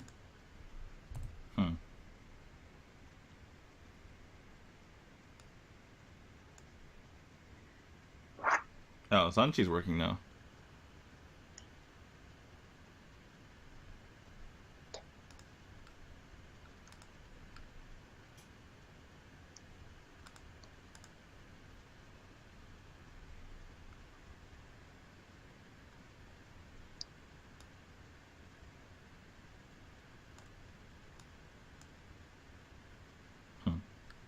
And do you want to try the PP Live and launch streams?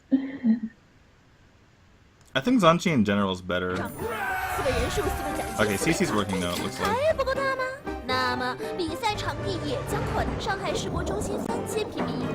No, it works every time you're on site, but once you're on the CC side, it's not. 之外，还有大牌的主播大众参与。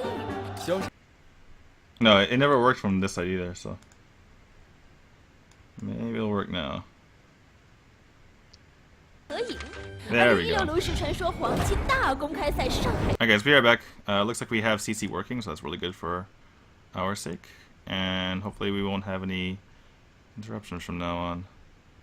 And actually, this is about the Shanghai Open. It will 2,048 players there. So.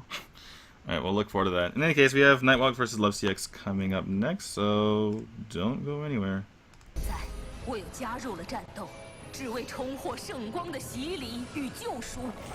我是女伯爵列瑞，当我用圣光之力降罪于你时，你将无处可逃。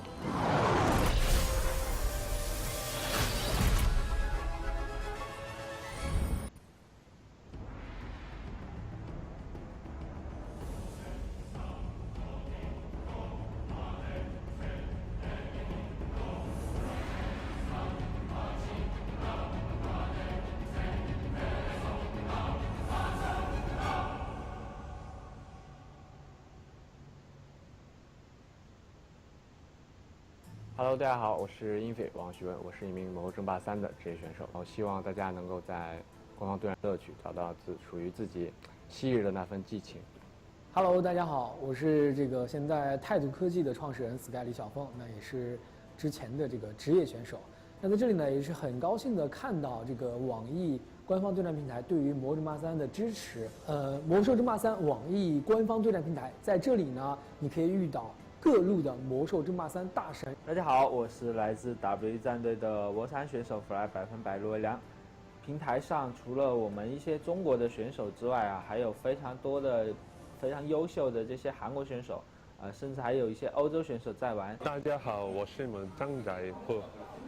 젠다운이 가오씨 그리고 골드리그도 올해 들어서 생겼는데 뭐 개인전뿐만 아니라 2대2도 생겨난 점에 대해서 기쁘게 생각하고 있고요. 앞으로도 여러분들의 많은 관심 바랍니다.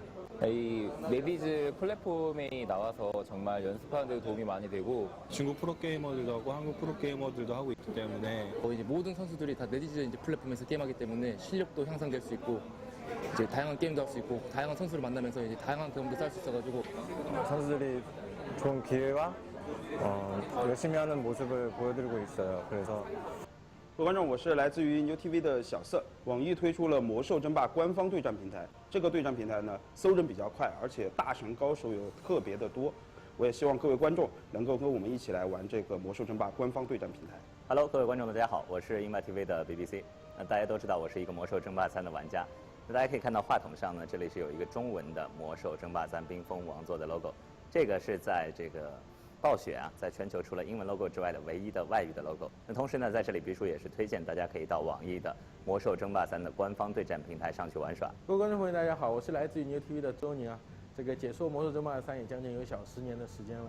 今天呢，大家看到了这个 logo 啊，魔兽争霸，它是的确是除了英文之外唯一的一版啊其他国家语言的 logo。那也是可以看得出来，暴雪准备在魔兽争霸3这款游戏上有一些新的动作，非常的欣慰，也非常啊。 魔兽争霸，魔兽争霸，魔兽争霸，魔兽争霸，魔兽争霸，风雨13年，风雨13年，风雨13年，我们一直都在，我们一直都在，我们一直都在，我们一直都在。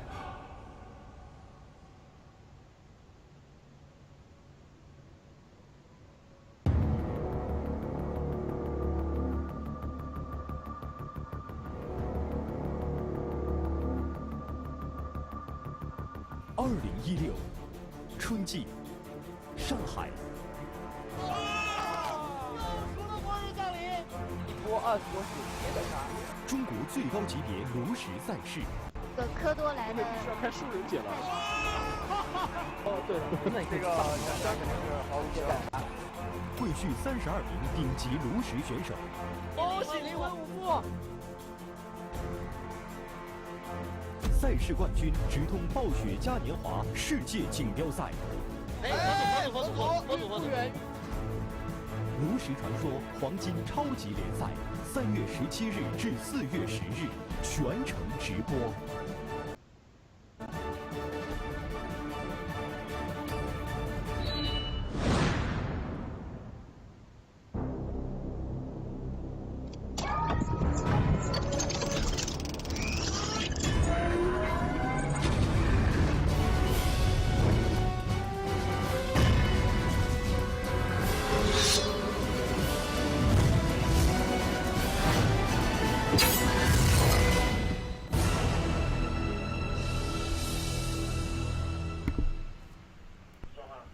好的，大家好，今天的话继续由我跟小玉来为大家带来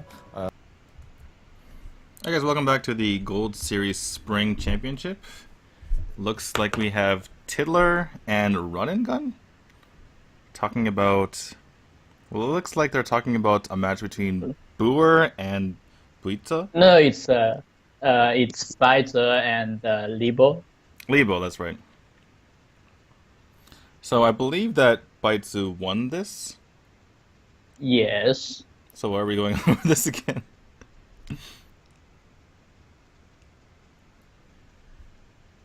Anyway, so yeah, this is Group H.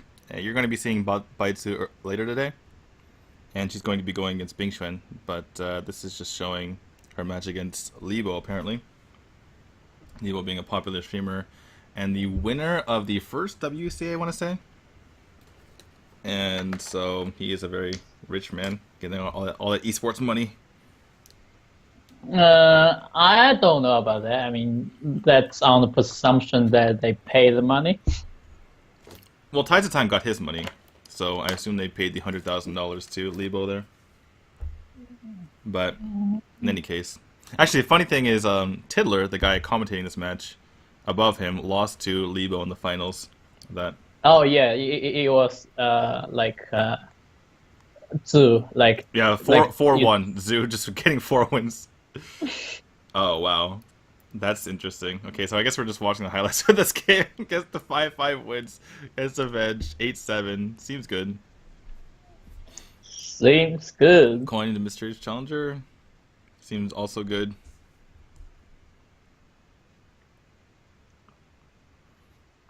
Are we just like showing how Libo got really unlucky this game, or is that why we're doing this?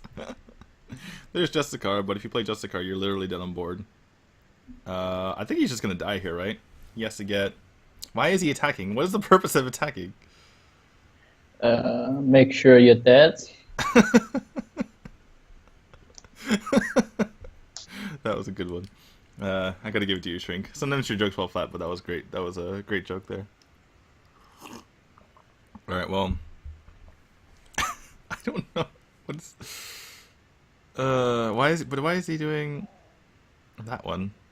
Oh, because he wanted to pick up the BGH. So he was down to picking up the BGH or bust, and he wanted to. But that doesn't make any sense. If he picks up execute, he can kill the other guy, and he'd still be okay. I'm confused. Anyway, this looks like Breath versus Libo. Yes. Okay. Well. Sure. Is this game called how to How to Secret Paladin, right? How to Secret Paladin, yeah. Why has he hit the Justicar? Because it's there is what's called Ancient Defender will come out. Ancient Defender, what's that? It's a get down guy. Oh, yeah. Sorry, I mean, Noble Defender, right? No. Noble Sacrifice. And Noble Ancient Sacrifice. Defender. It's called Ancient Defender. Are you sure? Isn't it? I don't think so.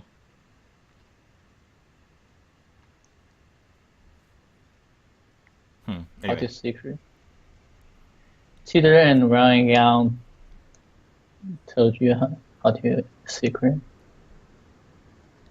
Anyway.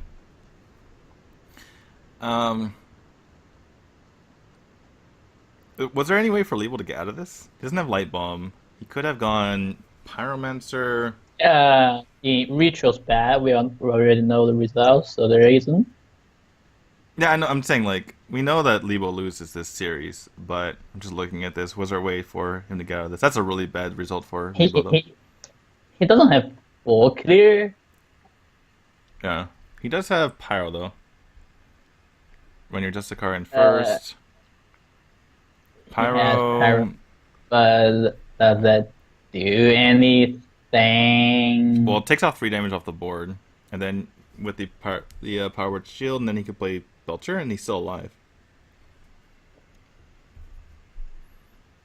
Yeah, I like keeping the pyro alive, although it does kill off the mini bot, which is unfortunate. But then the knife juggler could kill off your stuff anyway. Lothib is reasonable. What is this secret? Oh, that's really good. Okay. Why are we watching this again? Because it's not profitable to broadcast your own advertisement anyway. Oh, that was a nice knife, by the way. Deathlord's pretty good. This is get down. Oh my god, what does the knife juggler hit? Okay, that's... at least it didn't kill off that guy. So, run into... I think you run into knife juggler, yeah, that's more dangerous, actually. And kill off that guy, play the Deathlord. Actually, this is really good. So, Libo wins this, right? No? Oh, Dr. Boom, never mind. We know Libo will lose the series. Yeah. But doesn't mean he can't win this game. Nightbomb really good. Nightbomb is really good. I think you just use it. No, Why? What? Is that lethal? Is it lethal? 5, 6, 7 plus 6 is 13. That is lethal.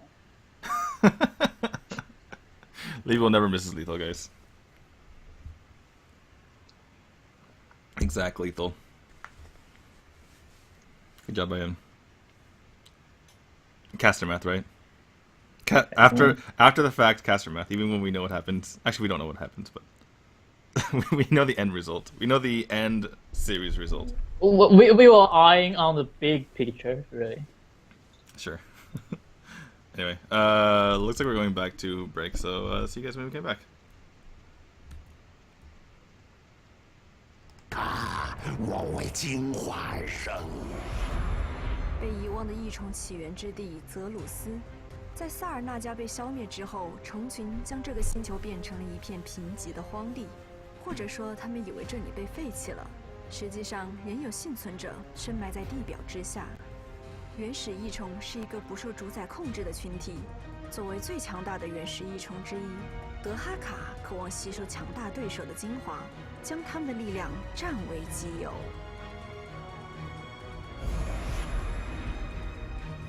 对德哈卡来说，生存就意味着改变，对敌人战术采取不同的应对方法，才能获得最终的胜利。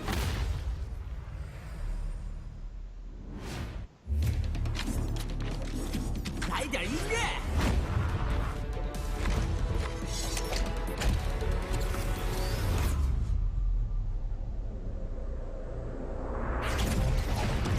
我们是决心，我们是正义，我们是勇气，我们是守望先锋。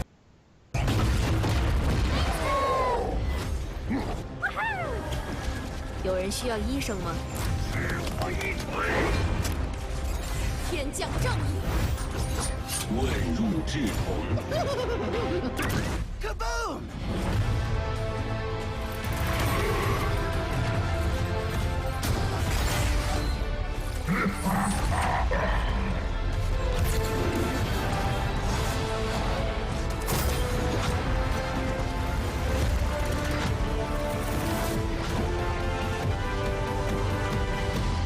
这个世界需要更多的英雄。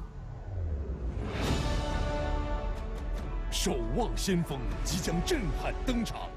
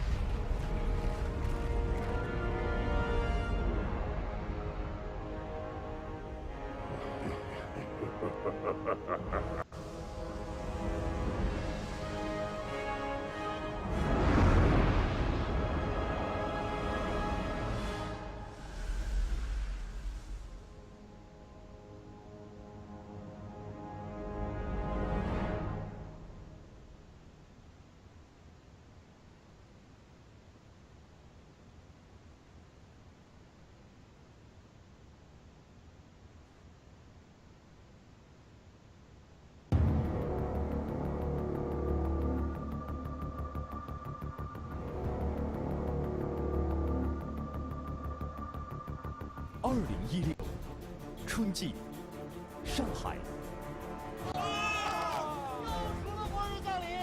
一波20多血别的差。中国最高级别炉石赛事。科多来的。要开树人节了。哦，对了，那你可以上3个人毫无干杀。汇聚32名顶级炉石选手。恭喜灵魂五副！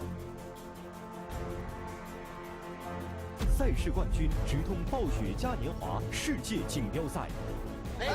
佛祖！炉石传说黄金超级联赛，3月17日至4月10日全程直播。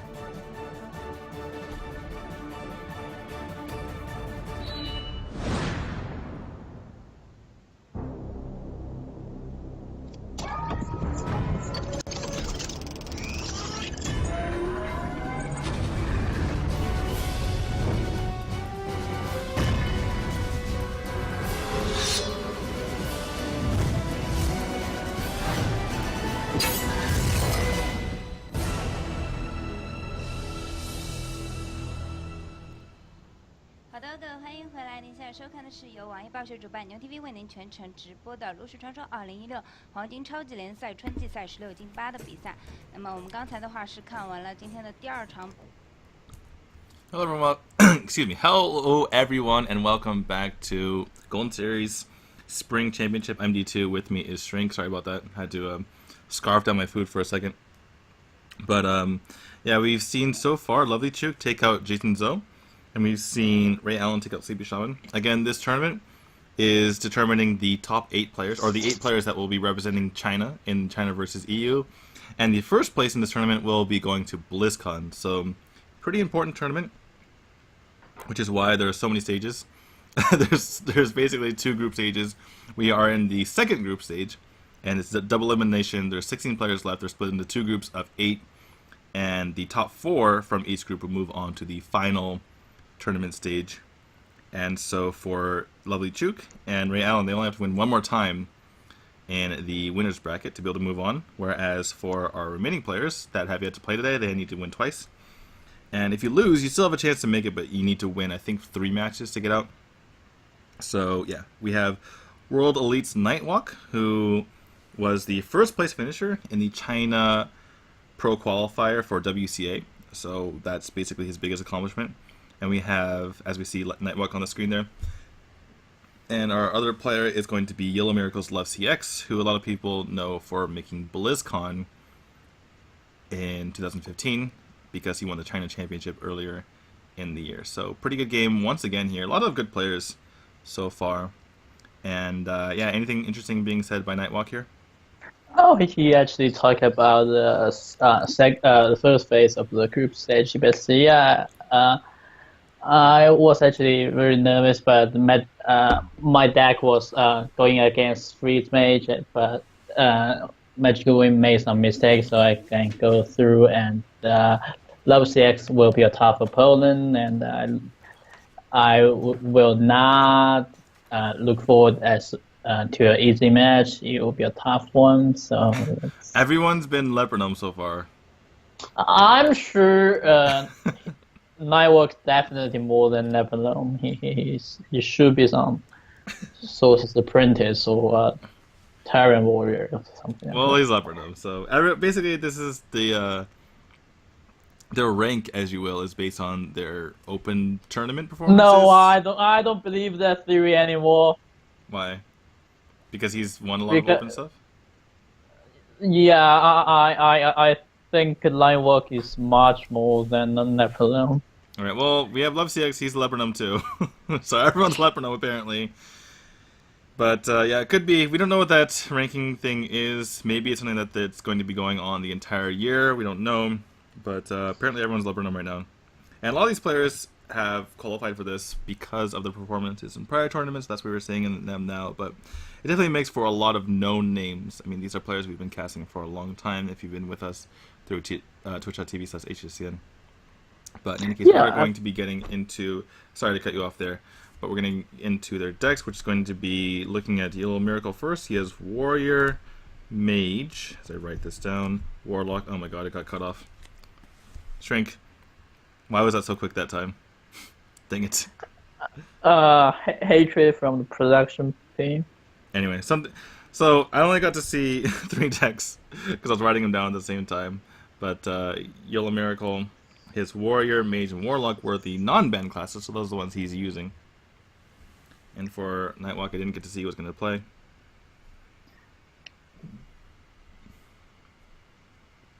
In any case, if you're wondering how these players got here, we had Nightwalk get first in this group, which had Jihao, Magic Wind, and Vilgelamir. And for Yellow Miracle, he got second, or excuse me, Love CX got second in this group, which had Fulolver, Xiao Tian, and Boer.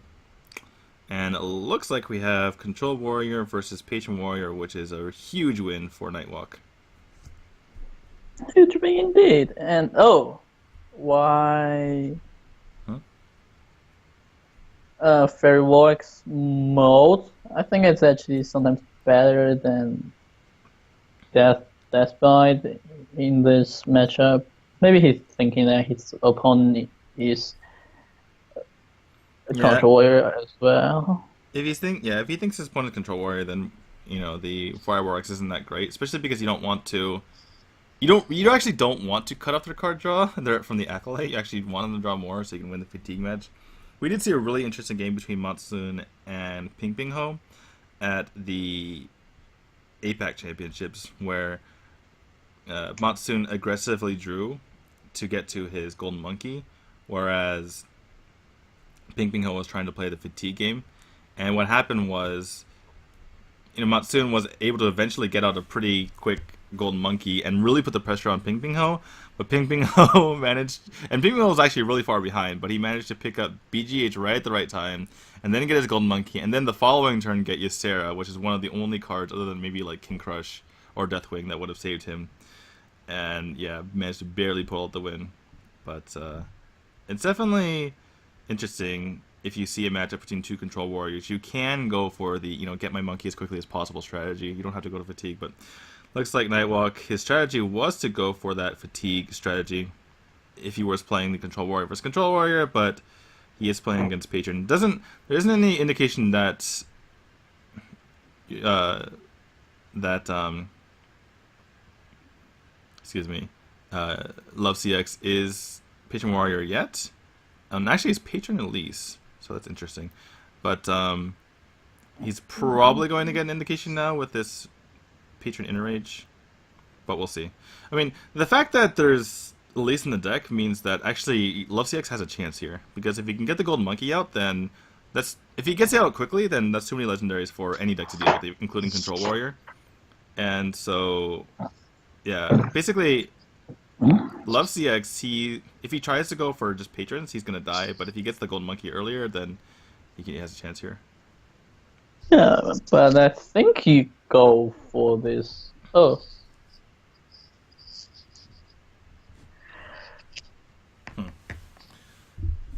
So this indicates a clear strategy from Love CX. That he's not going to worry about patrons. In fact, he's probably going to want to turn them into legendaries. Or, you know what he could do? He could wait until turn 7 and then go for Patron, Inner Rage, use his Death Bite, and then go for Battle Rage and get out the monkey as quickly as possible.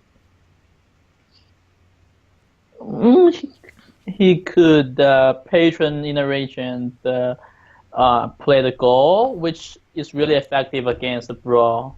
I think he wants the Battle Rage, though.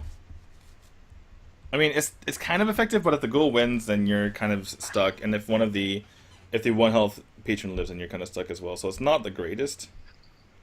And even as a Control Warrior, actually, you can deal with things even after a Brawl, right? Because if you're waiting until turn 7, then your opponent can use, Brawl and then execute and or Shield Slam and then use their weapon. So it's kind of good against Brawl, but against Control Warrior, which has a lot of removal, it's not going to work anyway.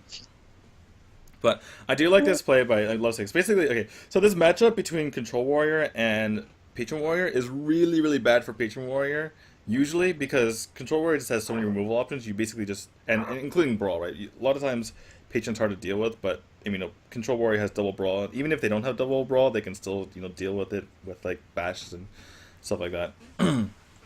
So usually the Control Warrior has a hard time, or usually the Patron Warrior has a hard time in this matchup because Control Warrior literally just kills everything and armor's up out of range. But Elise changes all that. That's definitely true.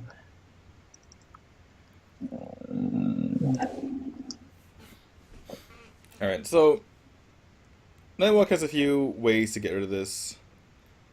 He can use his face as well as Loatheb to kill off 2 of these creatures. And then use the bash on the 3rd one. He could also just use execute. I wouldn't be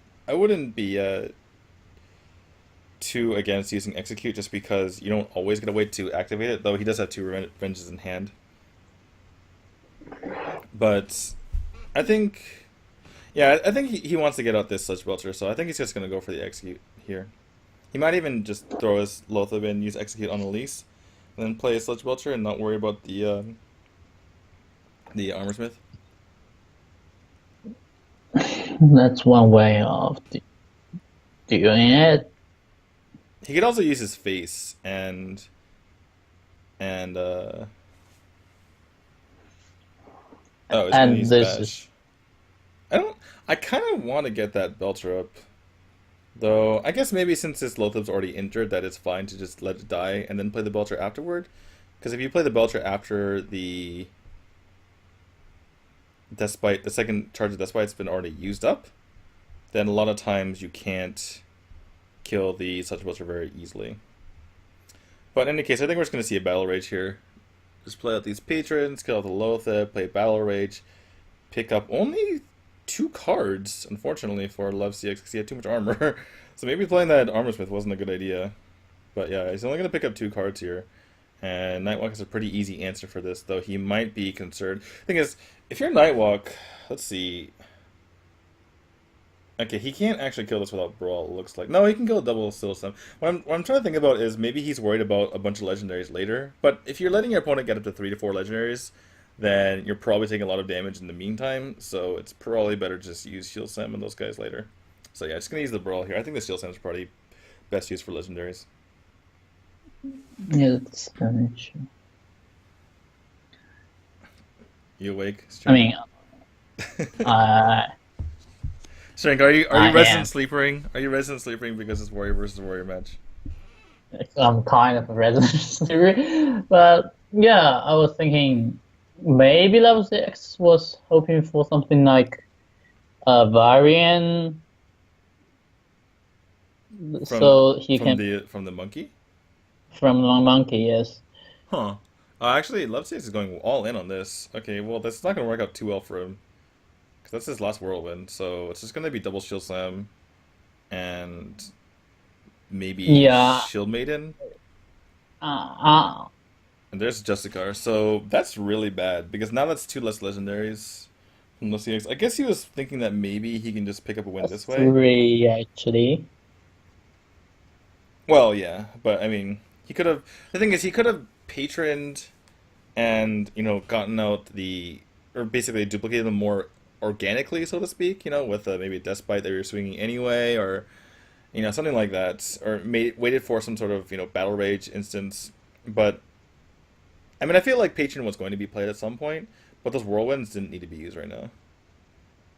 But it's going to be just double Shield Slam, and I would imagine a Shield Maiden. Oh, he's going to go for Justicar. No. I mean, I wouldn't mind Justicar, but yeah, I think you just get the bigger guy out in the field. This guy's tough to deal with if you're Love CX.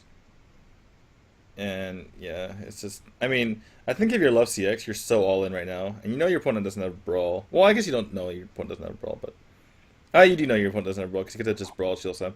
So yeah, if you're Love CX, you know your opponent doesn't have Brawl, you just go all in. You play your entire hand, you go Ghoul, Fiery War Axe, execute the guy, you play the Falling Berserker, obviously before you attack, so you get that extra damage in, and then you go the rest face, and you hope your patrons live forever and ever. Do you? Because there might be this is better, because you kind of play around BGH your Frozen Berserker there. I guess you could, yeah, that is true, but I think you just have to go all in here. You can't really play around that.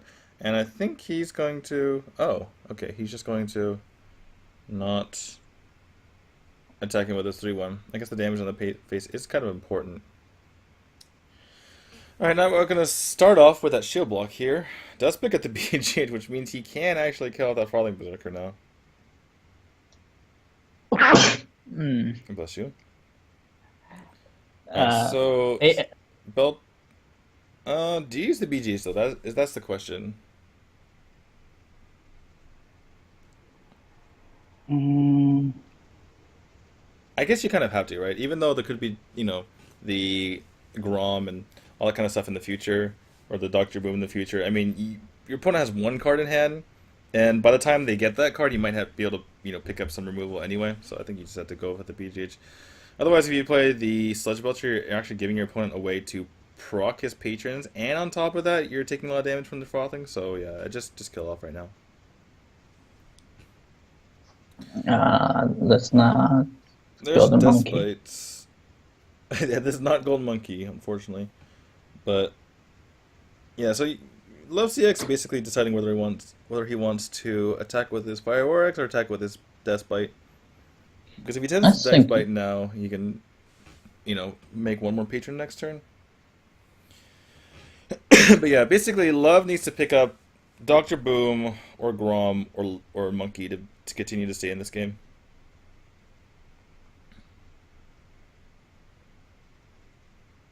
Ooh, that is a pretty big draw for him. So yeah, probably going to be this Fire War Axe into the Justicar, I would assume. There's no reason to play the Belcher right into the second half. Oh, it's actually going to revenge. Okay, this is fine, yeah. Just kill off this guy right now. There's no reason to have this Justicar die so easily. And yeah, Justicar hits the field. Cool Task is not good whatsoever. That would have been nice last turn rather than the Death Bite. Yeah. I think you just save it for the Golden Monkey.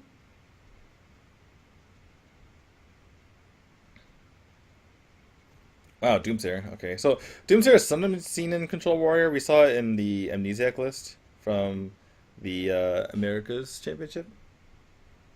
And Fibonacci actually before that. Right. Wow, Fireworks is not what you want to see at all. Alright, so... I think yeah, he's just gonna go ahead and probably execute, I think. I mean, taking 6 damage as a turn is not the greatest. He's gonna armor up. Why? Yeah, I don't know why you would equip the Fireworks. It could be a legendary later. This could get Harrisoned right now. I don't see... There's no real point. You're not gonna be, you know, low on mana next turn, I don't think. There we go. Put that right in the museum. Now Love CX doesn't really feel too smart. And there's the Grom on the side of Nightwalk. And you typically don't see this. I mean, sometimes you see, you know, the Control Warrior basically... Okay, there's going to be game. Yeah. That's actually interesting. Love CX didn't try to go for the Golden Monkey there. But you do see a lot of times, you know, Control Warrior kind of, you know, suffocate the Patron Warrior and maybe put some pressure on, but I don't know. Usually not in this instance. But that will be game over to Nightwalk, and he goes up 1-0 in the series. And by the way, the Druid of... We saw that, obviously it was on the screen there, but we didn't get to talk about it. Love CX's Druid was banned, which is pretty normal. And the Priest of Nightwalk was banned from Love CX. So that's kind of interesting. That makes me want to believe he's playing maybe Tempo Mage, because Priest can shut down Tempo Mage. I think he played Tempo Mage in the grand finals of the Go series. Mm-hmm. And his Warlock might be Zoo. And obviously Patron Warrior does pretty poorly against Priest as well. So I'm actually kind of surprised that more people don't bring Priest. I feel like it does really well in tournaments these days, especially because you get to ban things out. I think Priest is pretty underrated. I think it is, but it's the problem is that the strategy is that if you want a relatively good result or you want to win the whole thing. I mean, if you want the whole thing that win the whole thing, that Priest can be an obstacle in doing that? I don't know. I mean, if you're trying, I mean, there's a lot of good players, going to be in your group and all that kind of stuff. And, it's not like Priest is a deck to throw off your opponent, right? You're not going to run Murloc Paladin and, your opponent thinks it's Secret Paladin, but it's actually Murloc Paladin. People know what the Priest deck is. So I think that, you bring Priest because it's a strong deck, not to surprise your opponent. And if there's going to be strong opponents the entire way, then I think it's fine to bring. In case, we do have what looks like is the Rhinolock versus the Patron Warrior once again. So this is once again a bad matchup for the Patron Warrior. We've seen Patron Warrior win sometimes, but it's because the Patron Warrior either had a really good draw or because the Rhinolock didn't play it so well. Mm. And somehow the voice and the video is not synchronized on Skype. I don't know why, but sorry? I think your voice is actually ahead of the image I saw on Skype, so I don't know quite why, but I guess I've solved that myself, so let's see. Oops. Alright, well, I see a Farseer hitting the field right now. No, it's Love CX's turn. Yeah. Okay. That's on my web, but not on my Skype, weirdly enough. Why don't you hit the face? It might be a handlock, but I mean, that's interesting. Unstable goal. Maybe he's worried about Molten Giants. Yeah, maybe he forgot. Maybe he figured he wasn't going to throw in the unstable goal into the Farseer, so he just he's like, oh, I'm not attacking that this turn, so he just didn't attack anything. He's playing on Battle Rage, Shrink. He's playing on Battle Rage.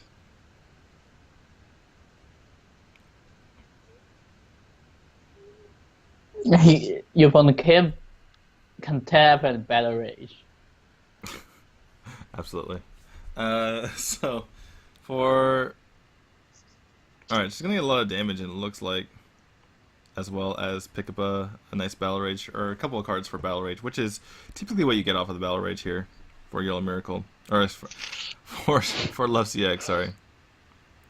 And now we can see a Hellfire coming out from Nightwalk. Though, you don't really want a Hellfire because your opponent might play Patrons. I think you kind of have to, though. Yeah, I think you have to Hellfire here. You're taking way too much damage. It feels really bad, but you kind of have to. Yeah, I mean, there's potential that you die next turn. Yeah, I mean, it's one thing to play around Patrons. It's another thing, or to have an answer for Patrons. It's another thing to just take 10 damage every single turn. So you kind of just have to play it right now, unfortunately. Alright, so probably going to be a Loatheb just to put as much pressure as possible onto the board. I think this is going to be met with a Thaurissan. You're not going to die, so you might as well play Thaurissan this turn. There's no reason to play Loatheb right now. So there we go with the Thaurissan. And Love CX. Oh, that's a shitter. That's pretty good. Shitter. Yeah. Though, Love CX, knowing that his opponent doesn't have BGH, or at least didn't have BGH the last couple of turns, or I should say 2 turns ago. He could go for some sort of execute play plus Battle Rage, maybe? Execute. You can save it.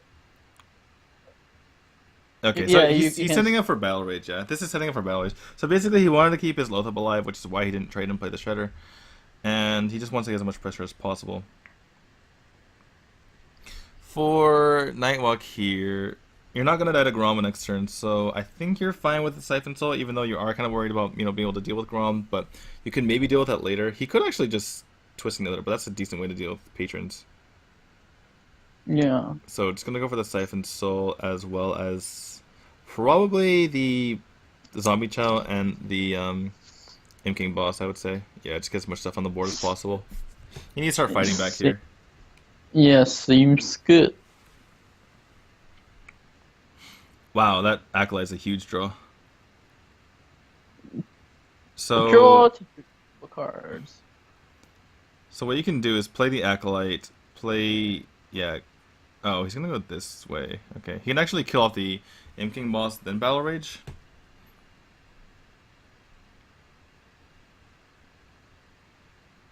Yeah.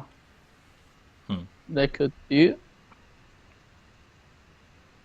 No, this is actually slightly better, huh? Because he's leaving his entire board alive and drawing the same amount of cards anyway. So I was thinking about, hitting the Cruel Task into, or buffing the Unseeable Ghoul and throwing it into, oh, okay, Sacrificial Pack. I'm sorry, I can't even think right now, I'm getting tired. Sorry about this, guys. But yeah, it would have been, basically, Love CX play was better than mine, that's all I need to say here. But yeah, Nightwalk just goes with the, healing up for 0 mana there. And I'm actually surprised to see this Mortal Coil. I would like to see the Drake into the Lothar just to get a lot of power on the board.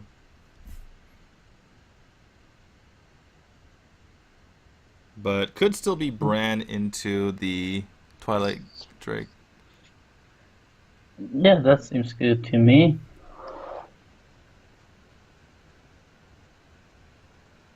4/9, which is kind of a normal sized Twilight Drake, or at least what you normally see out of Control Warlock decks. But in this case, it would have been a 4/5, so it's good at least for Nightwalk to get that kind of value out. You see Deathbite coming out, which is probably going to be immediately met with an Ooze. Maybe after killing this Shredder. Probably killing the Shredder than the Ooze. Yeah. So let's see. Nightwalk can actually play Ooze, Kazan, and Lothib, though he might want to start digging for more stuff, for more answers in the future. Yeah, I kind of like this tap. Just tap to get more stuff. And the Implosion not too bad here. Could go for the Ooze and then the Implosion.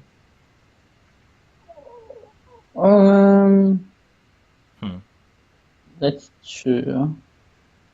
There are a lot of Whirlwind effects in the Patron, which could be used with the Patron in Love CX's hand.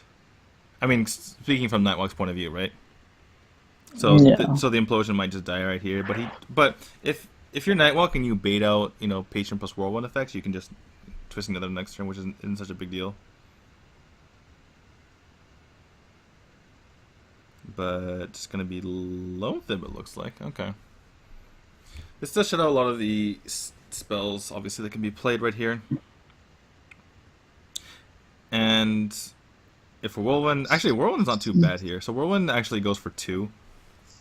There could be a slam. No, I can't slam a Whirlwind. So it looks like it's just gonna be Dr. Boom and start hitting the face. It looks like. Yeah, you're really not afraid dying. So.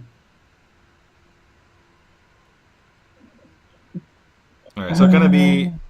Yeah, I do like this Implosion onto the Dr. Boom. If he hits for 3, you can kill off with the Twilight Drake, and then play the Defender onto one of the 1/1s as well as that.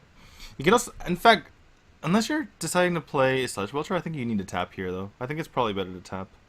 Because, you tap first. Yeah, he's basically deciding whether he wants to play Sludge Belcher or not. If you're not playing Sludge Belcher, then you always tap here. Or I mean, almost always. if you're not sure, you just tap. Actually, maybe you do have to play the Sludge Belcher, though. No, but you can just play the Defender. Yeah, I think Defender's just better, I think. Oh, that's unfortunate, though. Yeah, that's really unfortunate that rolled for 2.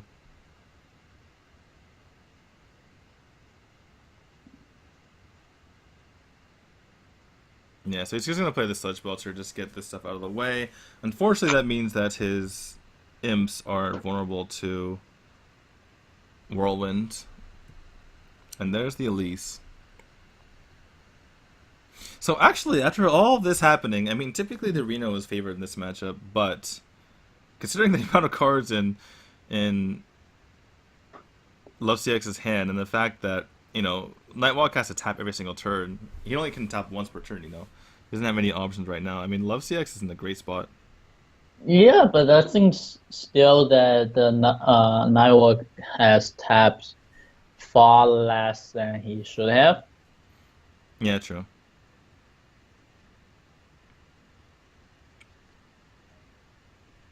Okay, Pumbaa's time. To the face for 1. That is the worst. Usually face for 1 is the worst outcome. And to the Twilight Drake for 1. And so Love CS could go for Acolyte Whirlwind here, which yeah, it looks like he's gonna do. And there's the Grom. So this game could end pretty soon.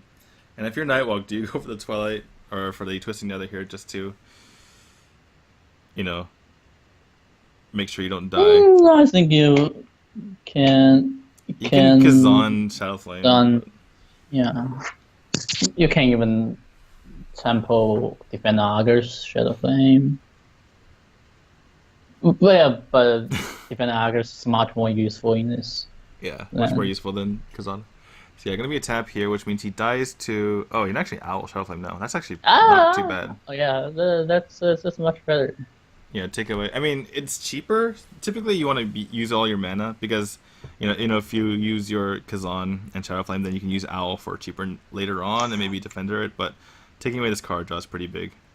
So gonna be the Owl and the Shadowflame, and wow, 33% chance. So that means that there's 6 cards left in this deck. Is there going to be Inner Rage? Nope, no Inner Rage. Alright, so if you're Love CX, what do you do here? I think you just play the... it's tough. You play some combination of... Basically, you play 2 of either Frothing, Elise, or Despite. You play 2 of those cards. Alright, so Love CX says, I know I'm playing Elise. Just put that right there. And, oh, wow. Okay, I was not expecting tempo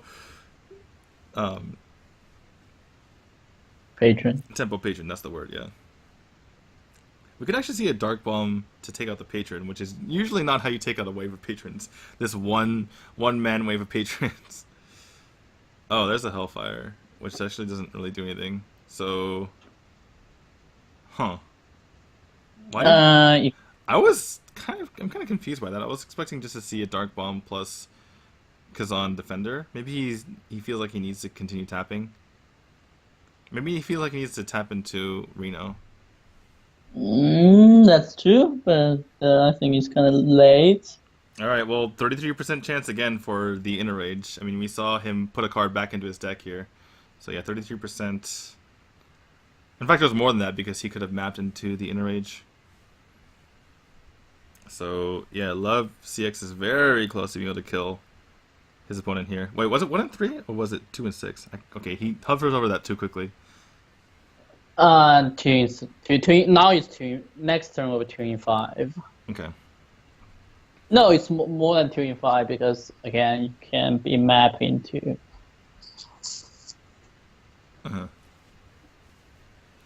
Alright, well, if Nightwalk doesn't get healing or some other taunt, he's dead.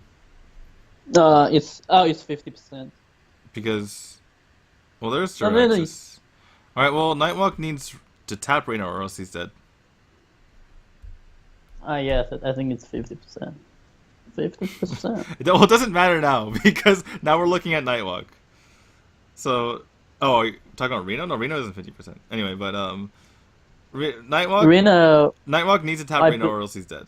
If he Jiraxis, he's dead. If he Kazan Defenders, he's dead. So that needs to happen. Alright, he has 1 draw, 12.5%, which is 1 in 8, I believe. Alright, so 1 in 8 chance to get Reno, or else he's dead. I think he needs to go for it. I mean, there's no chance he's alive here. I mean, speaking from Nightwalk's point of view. If you're Nightwalk, like, how are you possibly alive if you play Jiraxis? You know what? He could play Jiraxis. If you play Jiraxis, if your opponent doesn't have Grom, then you live. So I can see why you'd play Jiraxis here. But Kazan Defender just wouldn't make sense at all. Alright, that's gonna be it. No map BM? I want to see the map BM. Anyway, that's gonna be game over to Love CX. And we have a 1-1 tie. I'm actually starting to maybe agree with Subtle here because, like, it's kind of like playing Priest versus Secret Paladin, right? Because in theory, Priest just beats Secret Paladin because it has all the answers, but you don't always draw them, and Secret Paladin always just draws what they want to have, right? And there's so much draw in the... Well, because their deck is set up in such a way that they're always going to have... They almost always have a good, start. But if you're the Patron Warrior... Like, in theory, the Reno just beats it, but sometimes the Reno just gets awkward draws, and... Actually, I should say a lot of times Reno gets awkward draws because of the way this deck is set up. And for Patron, they just draw so much that a lot of times, if you play it well, you can put your opponent in awkward positions and make them use AoE when they don't have... Or make them use AoE on non-Patron things, like we saw with the frothing earlier. Yeah, that's true. Anyway, so... That is going to be, like we mentioned, 1-1. Looks like we're going to see a classic matchup, or at least not that classic, but has been made classic in the past few months, and that's going to be Reno versus Zoo. This is another matchup where... Sorry to cut you off. This is another matchup where most people... I mean, the kind of consensus is that... Not consensus. Most people will think that the Reno is favored, and I thought so too for a while, but I've seen Zoo win this matchup so often that it seems like it actually might be favored for the Zoo. The first time I actually heard someone say that they thought that Zoo was favored was Amnesiac tweeting out during the EU Championships. Yeah, I think generally, like, Handlock was favored against Zhu, but Renalock is far less consistent in defending against this sort of thing. The thing is, Reno does make a huge difference, though, because you can take a lot of damage and then you can wipe the board and then play Reno. Whereas sometimes Healbot's like not enough if you're playing Handlock. No, it's not really Reno, because Renalock really banks all your hope on the Reno, which is like 1 in 30. But back in Handlock, you have you need to get through all the things, and you have to play around the Molten Giants.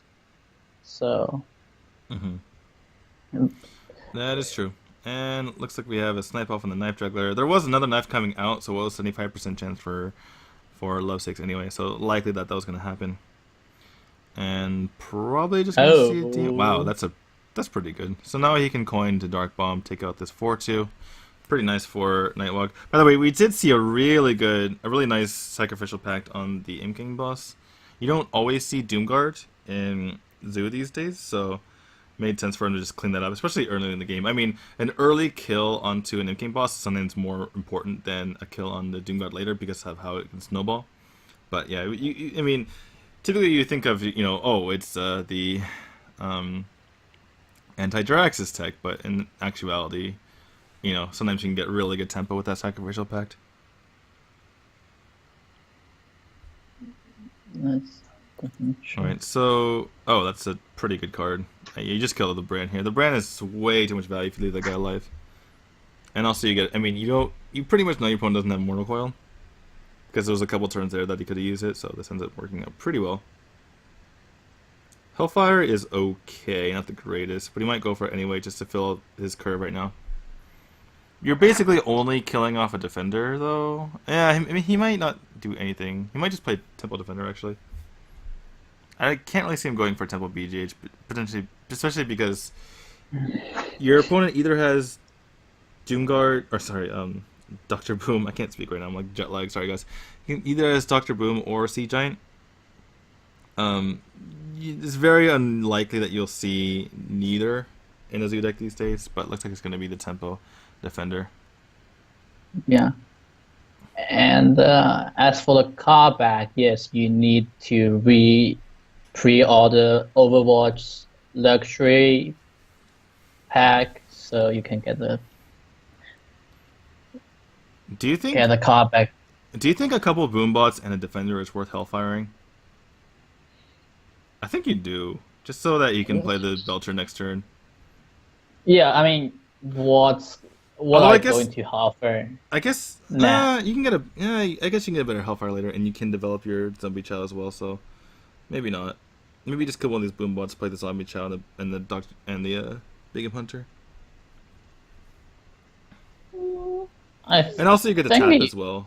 Being able to tap is really important as well. So I think. Yeah, that's definitely it. I think you tap. So you tap, attack your defender into one of the boom bots, play the BGH, and play the zombie chow. You don't really want your zombie chow to die. You'd rather. I think you attack first before you BGH. You don't want any of your guys to die, and it gives your opponent less chance. Face. Okay, he's actually gonna go for the Hellfire. Okay. 3, 4. Jeez. So Leroy Power is lethal here. There's Doomguard, by the way. So Doomguard means he's probably not playing Leroy, but it's still something to keep in mind. You saw him shake his head there. Apparently he wasn't really happy with what he picked up. What was he looking for? That's kind of... Void color? I guess. Interesting. Anyway, just plays out these two guys onto the field. And Nightwalk.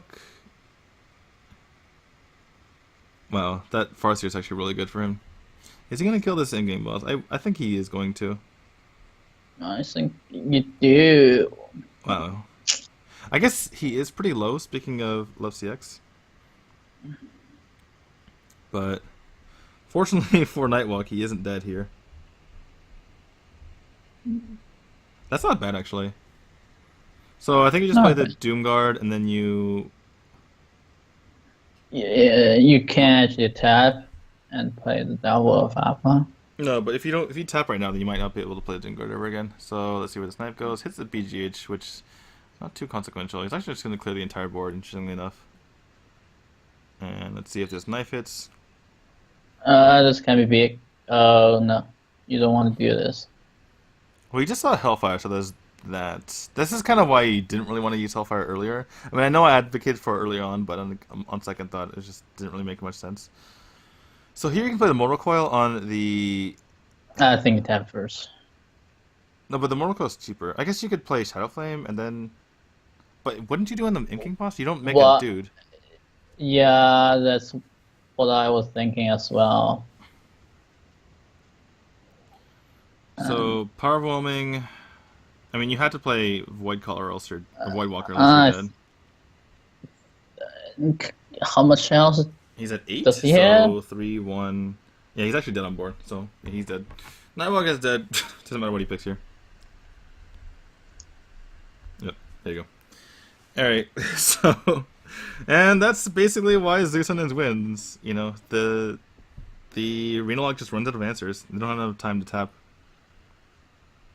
Yeah, you definitely can get overrun by two.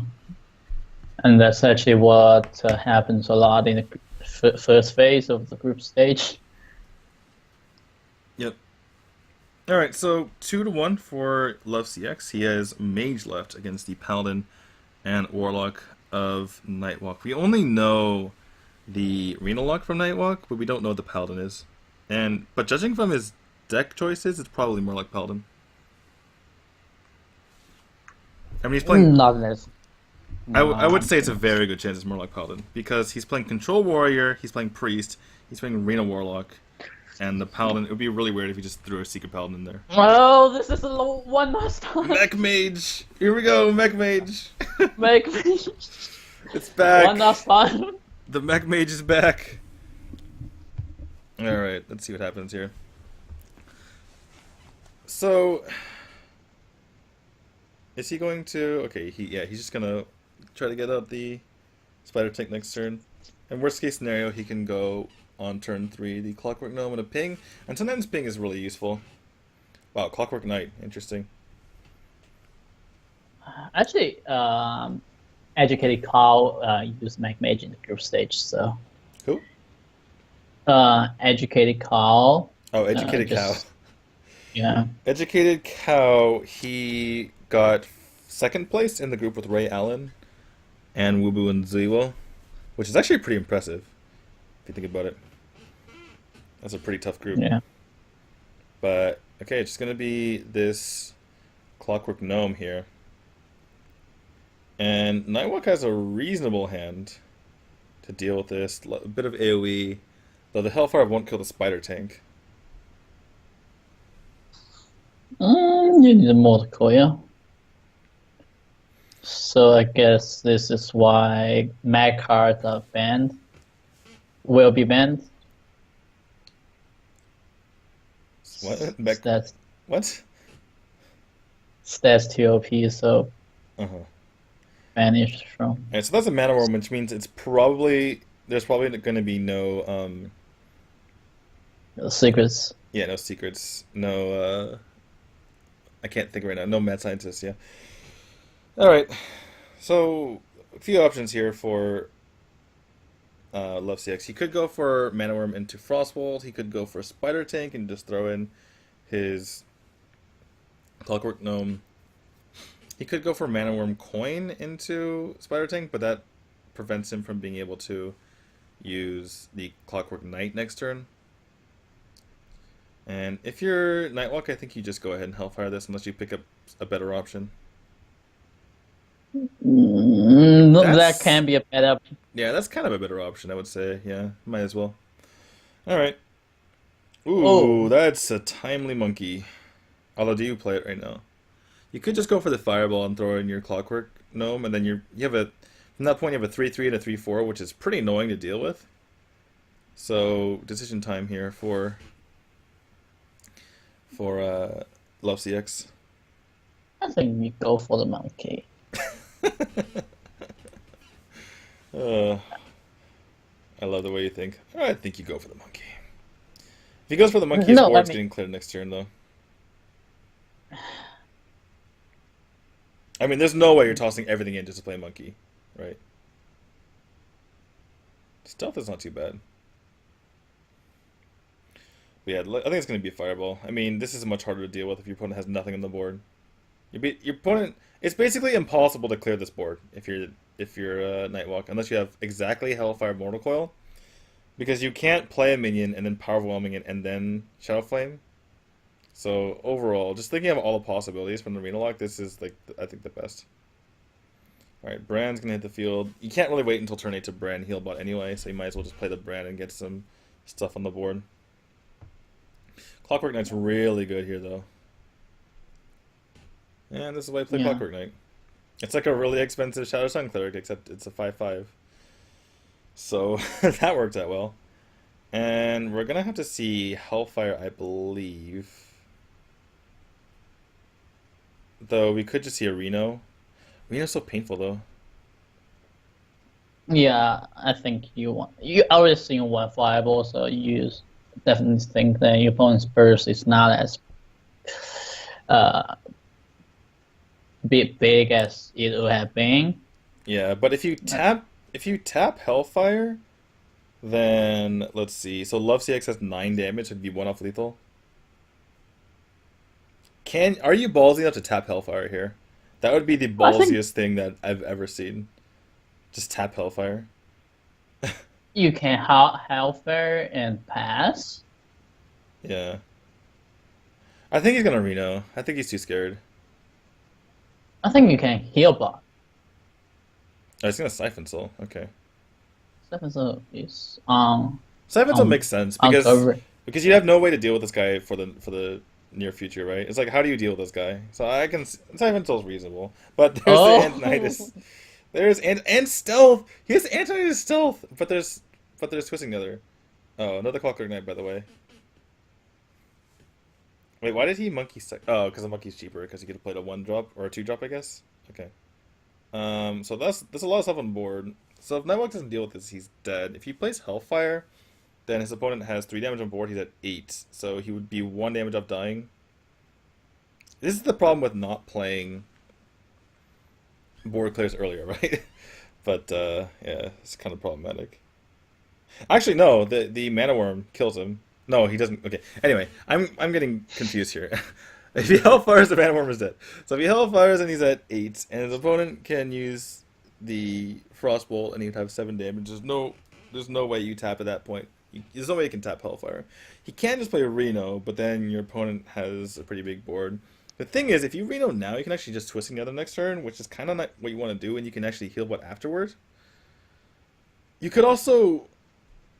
You can't tap Healbot, that's way too risky. I think he's gonna Reno. You could pick up a small guy to power whelming Shadow Flame as well, yeah. I think he's gonna Reno here. It's painful. I mean, you're healing for quote-unquote only 19, you know, but...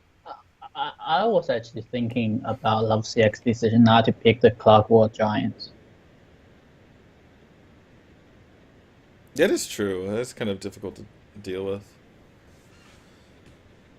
Alright, well, we're gonna see just, I assume we're gonna see a kill on this Reno. That was a really quick decision by Love CX. I don't understand why he did that so quickly.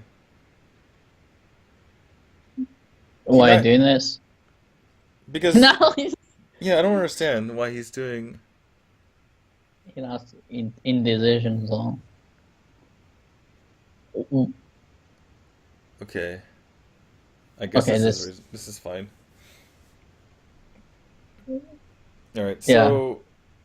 This might be a Twisting Nether.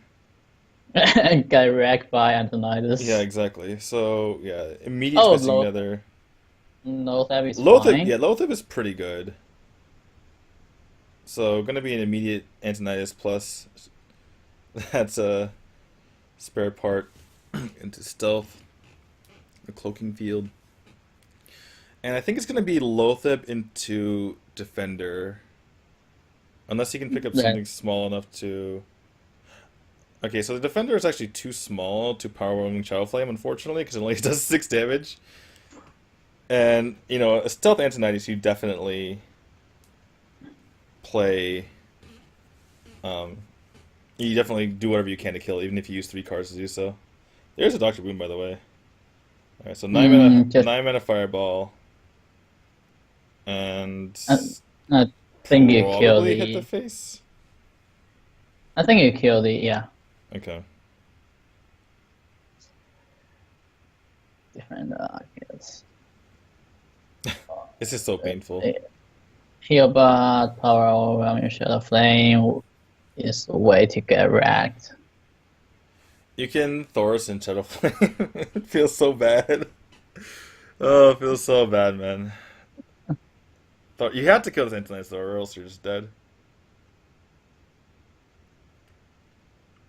So yeah, Healbot, power overwhelming Shadow Flame. You have to Shadow Flame, unfortunately, unless you tap into something. And if you tap into something and don't pick up any sort of minion at all, then you're just dead. So yeah, you kind of had to do this, unfortunately, if you're Nightwalk. And Love 6 would have been a really bad spot if you didn't have this Dr. Boom. Honestly. Why would you do this? I think you're paying. You need the... No, he needs the damage as well, though. His opponent is 27. Ooh. That Dark Ball might be good. Nope, just kidding. I'm just going to go for... Oh, there's no Mortal Coil left, is there? I'm not sure I like this Dark Bomb right now. I guess he wants to make it so that his Thorson doesn't die, but... Huh. Oh, it's just gonna... Oh, wow. Okay, that's pretty good. Full health, Dr. Boom with 2 more Boom Bots. Seems good. Not happy with his positioning. Oh yeah, one have in the middle. I suppose so. There's the... See, that's why I didn't like that Dark Bomb, because now he can't kill Dr. Boom. He can. He can now. Now he's picked up Implosion. Alright, how much damage did he take? Oh my 16 possible damage. 4, 3, 2, he's dead! He's dead! Oh my god. Nightwalk just lost because of ridiculous boom bots. What just happened? Seems good. That was 4-4-3-2, right? That was... What? Why is he... Oh, he misclicked? It didn't matter. Wait, he had double Hellfire? He has double Hellfire in his Reno deck? Okay, that's weird. Anyway, Love CX moves on. What a bizarre match. What a bizarre series. Okay. Interesting. Feel bad for Nightwalk, but he gets another chance. I mean, we got to see more Mag Mage, I guess. That mech mage. Oh my goodness. So the funny thing is that Jiraxis, if you have Jiraxis in your deck, it completely flips the matchups between, I mean, against Control Priest and Control Warrior, right? And maybe a couple other decks. I mean, there's a couple other decks that's like reasonably good, right? There's a few matches where Jiraxis just completely just wins the game by himself. But we saw Nightwalk just lose a couple of these games, and even just games that we saw before. Just having Jiraxis be stuck there and completely be a dead card ended up losing him a lot of matches. So I can see why. I mean, in my personal opinion, I would always put Jiraxis in if you're trying to play Reno deck. Just kind of find a way to shove him in. But we saw him just lose games there, so maybe that's the reason why we don't see Jiraxis as often as you would think. Well, I mean, you can use Jiraxis as some sort of heal, but that's very conditional. Yeah, I mean, a lot of there's hardly any face decks anymore, right? I mean, there's Shaman, but Shaman doesn't want to wait until turn 9 to kill you anyway. So yeah, there's a lot of board focused decks, and if you play Jiraxis, you're kind of dead the next turn. In any case, we have next game we have Bing Xuan against Baizi. Baizi is a grill who defeated Zoro in the group stages earlier, so you're gonna want to watch this match. See you guys after the break. 护盾发生器测试，准备就绪。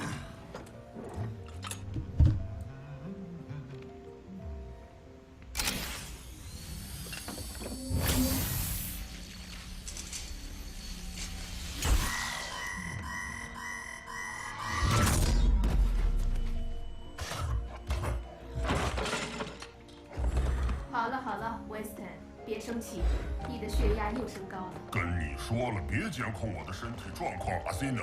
那好吧。从你上一次健康检查到现在，已经过去了43天7个小时29秒。别忘了，身体是革命的本钱，所以我才吃这个。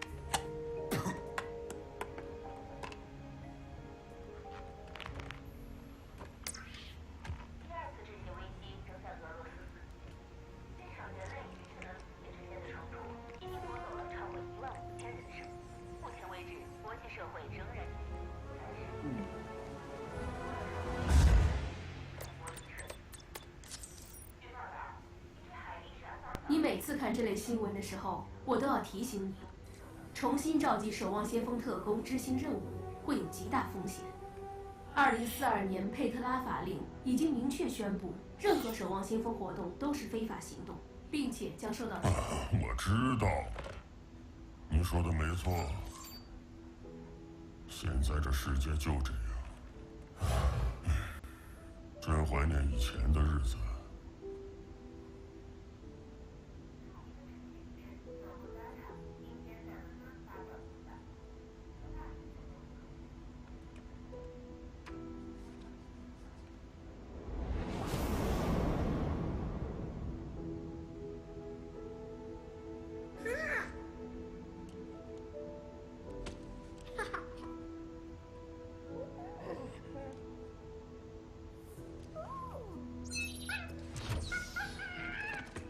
喂，你是不是拿了我的东西啊？还给我吧。没事的，我不会怪你。哦，我会拿别的跟你换。我就知道。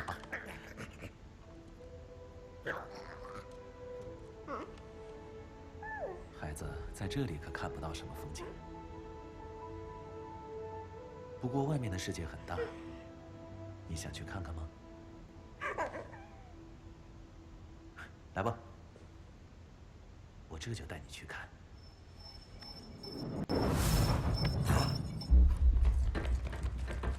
侦测到入侵者，是黑爪。阿西娜，关灯。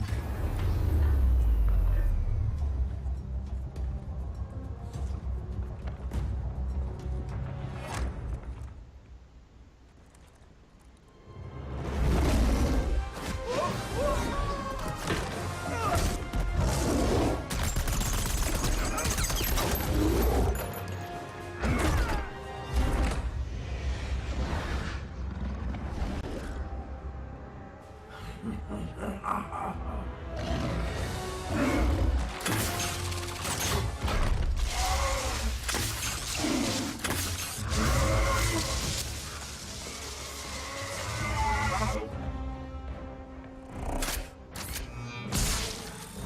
安全程序正在失效。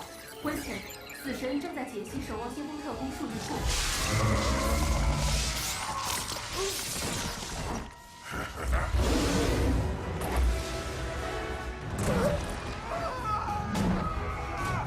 解析完成度32%。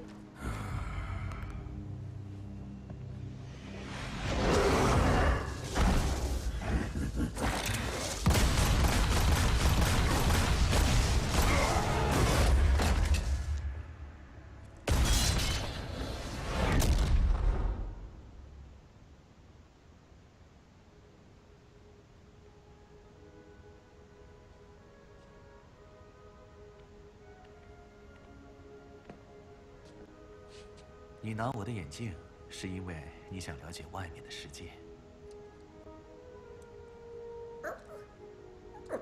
那么，你自己看吧。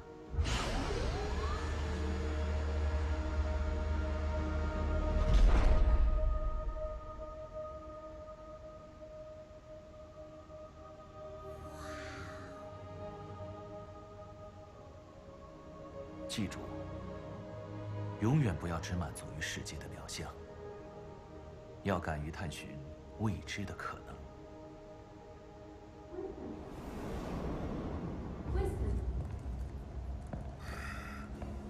Winston， 他快要得到所有特工的位置信息了。我会替你向他们问好的，猴子。你说谁是猴子？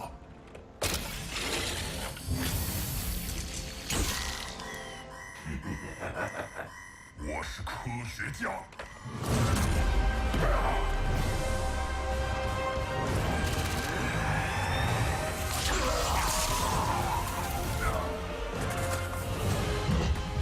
解析完成度90%，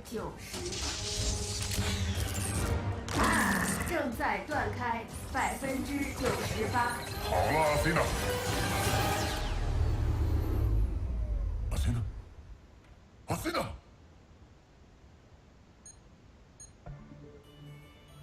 病毒已隔离，我正在对核心数据库进行诊断，正在恢复系统。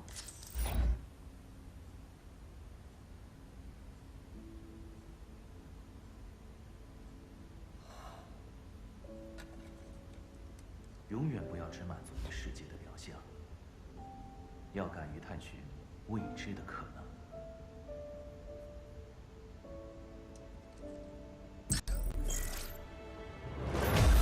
正在与特工建立联系。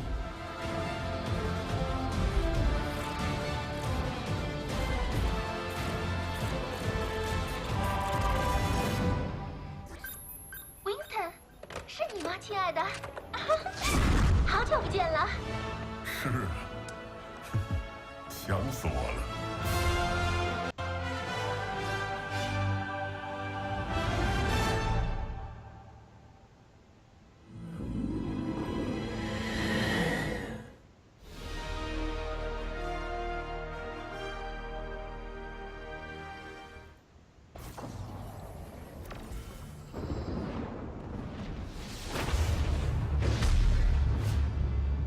Forward unto darkness. The enigmatic necromancers hold a belief that all creation exists in a delicate balance between light and darkness. Should either side gain control, the world of Sanctuary would fall into ruin.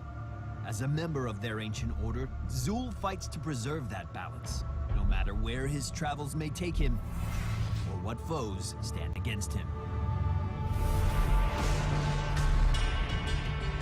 Zul is a close-quarters specialist who weakens his enemies and raises the undead to aid him in battle. Rise in my service. Zul has entered the fray and is ready to lend his dark powers of necromancy to the fight.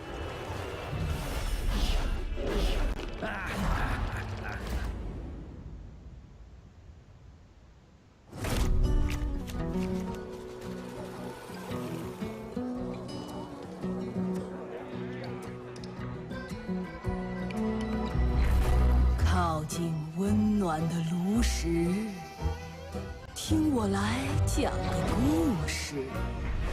沉寂千年的恶魔在无边黑暗中复活，邪恶力量熄灭希望之火。他们的声音充满剧毒，听上一句就将万劫不复。随你闭门祷告，随你祈求哀嚎，这致命的诅咒无人能逃。快搓搓温暖的炉石，这只是一个故事，上古之神的故事。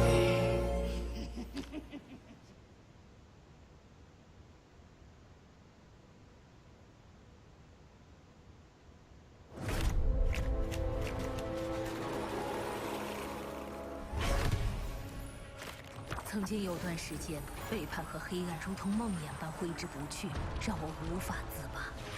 而现在，我又加入了战斗，只为重获圣光的洗礼与救赎。我是女伯爵列瑞，当我用圣光之力降罪于你时，你将无处可逃。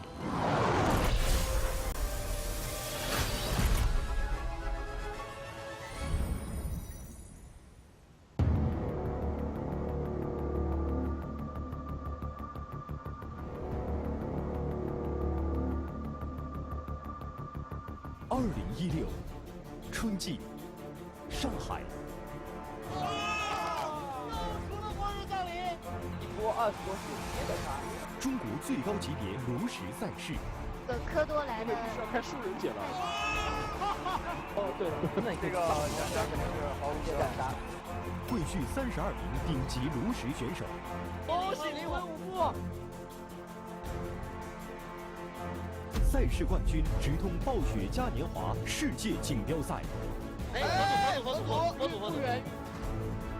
炉石传说黄金超级联赛，3月17日至4月10日全程直播。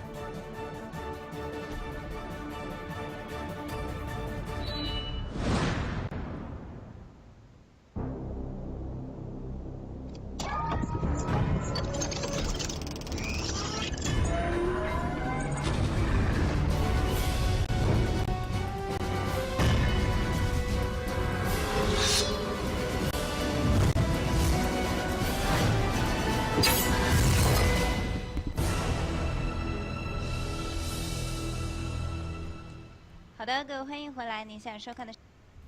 Hey guys, welcome back to the Gold Series Spring Championship. I'm D2, with me is Shrink, and we've seen 3 best of 5s already, with Lovely Chu taking out Jason Zhou. We had Ray Allen take out Sleepy Shaman, and we have Love CX take out Nightwalk in our first non-3-2 of the day.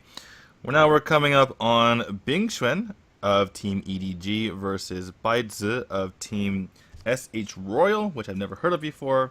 Bai Zi... Starhorn Royal Club. Starhorn Royal. Alright. Yeah. So I have heard of it before. And though it's not as big as the other teams, I would... In Hearthstone now. In Hearthstone now. In any case, so Baitsu is of the female gender, and she defeated Zoro and Libo, or sorry, she was in the group with Breath, Libo, and Zoro, and got second in that group. Not really sure who she beat. I think she definitely beat Libo, because we saw that earlier. But we have Bing Xuan, who got first in his group, and his group was Zhangbo, Moyan, and Lonely God, which is a very difficult group to get out of, so congrats to him. Bing Xuan, kind of a middling player in the Hearthstone team story, though he did pretty well at the Gold Series Grand Finals, if I remember correctly. We see him on the screen there, but yeah, he's kind of just like an okay player. But definitely has been doing well so far this tournament.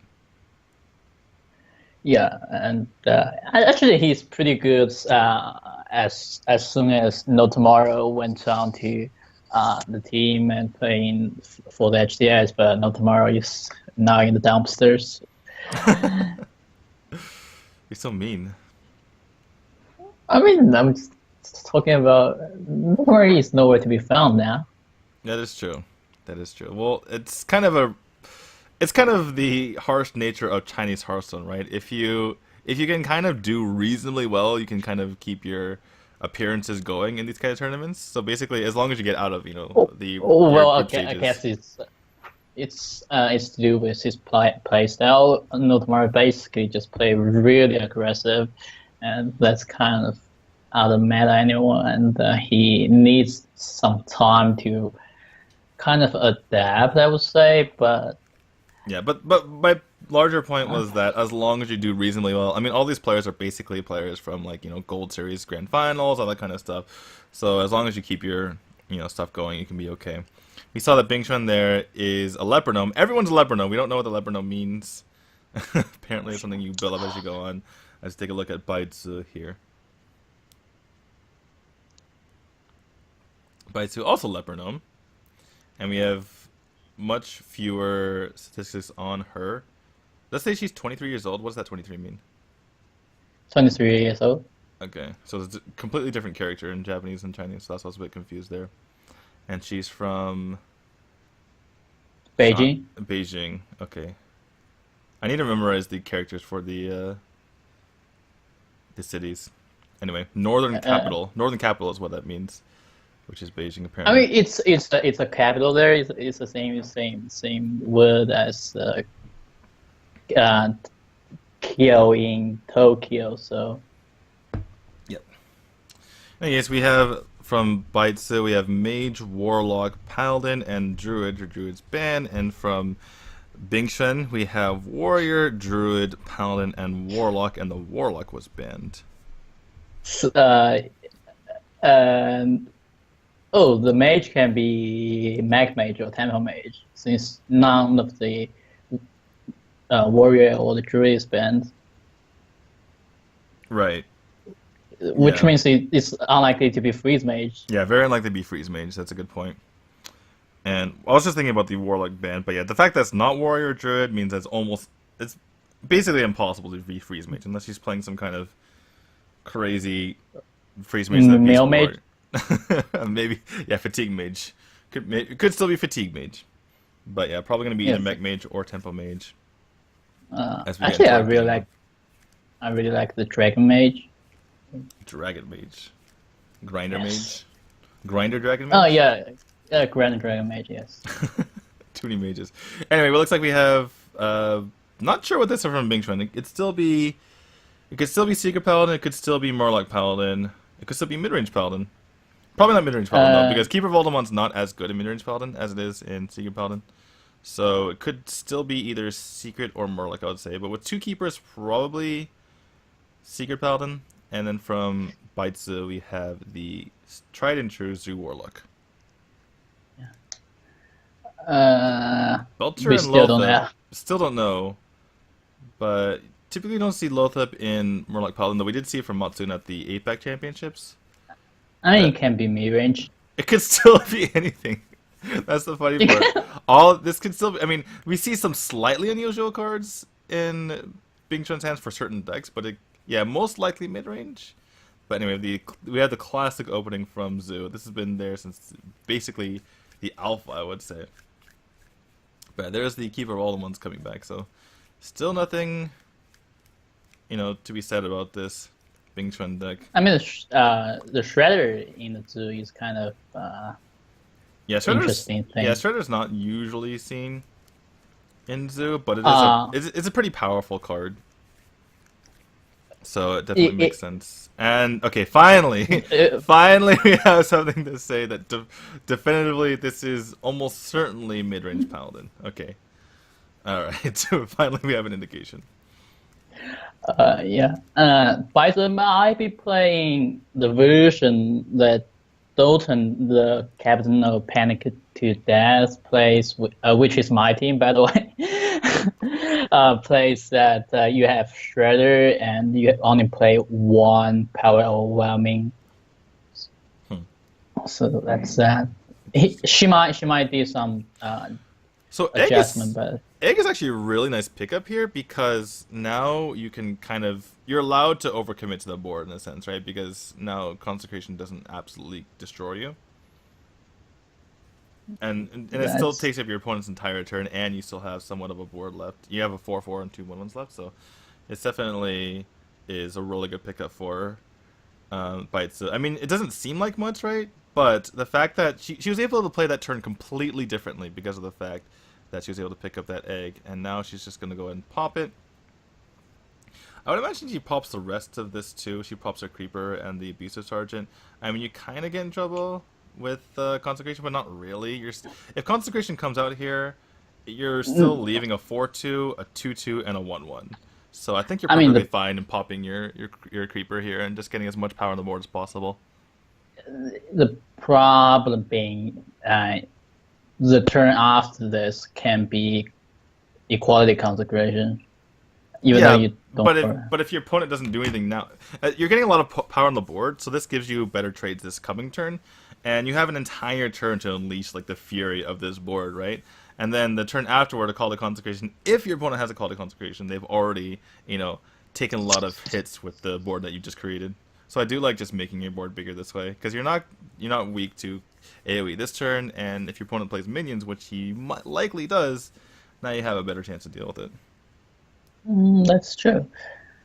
And what does Bingxuan do? So Bingxuan looks like he's going to go for just the Lothab, which can be traded into with all the minions on the right. How much damage we have, though? We have 6, 9, 10, 11. It's going to be the Shredder. I would just trade everything on the right into it. He could just go face, though. Or she could just go face. Okay, I guess this is reasonable. You're really screwed against something like I call it Consecration, like you mentioned, but there's not going to be any sort of like pyro equality, for instance. It's not like Murloc Paladin where there's just removal after removal after removal. So basically you're making your opponent have it, and equality is not something that even if you have in mid-range Paladin you're going to keep. So this is a reasonable risk for Baitsu to take here. And looks like he's going for basically if you're pointing at the Shredder, you're looking for Doomsayer here. I mean, if he had a clear, then maybe you would clear that first, but yeah, he's okay, he's actually just gonna kill the Nerubian and play the Sludge Belcher. We have 2 damage off lethal, so any sort of damage here. Okay, any sort of damage off of the Dark Peddler. An Abusive Sergeant would be lethal here. Or yeah. Okay, that's lethal. That's more. She's looking at it, but I've already looked at it. It's lethal. It's definitely lethal. I mean, I guess you can play the 5/5 if it's not lethal, but it's lethal. Anyway, that's gonna be in. So Baitsu takes game number 1 with her Zoo, and she goes up 1-0. Yeah, I was kind of confounded in double Alderman in the mid-range Paladin, I think.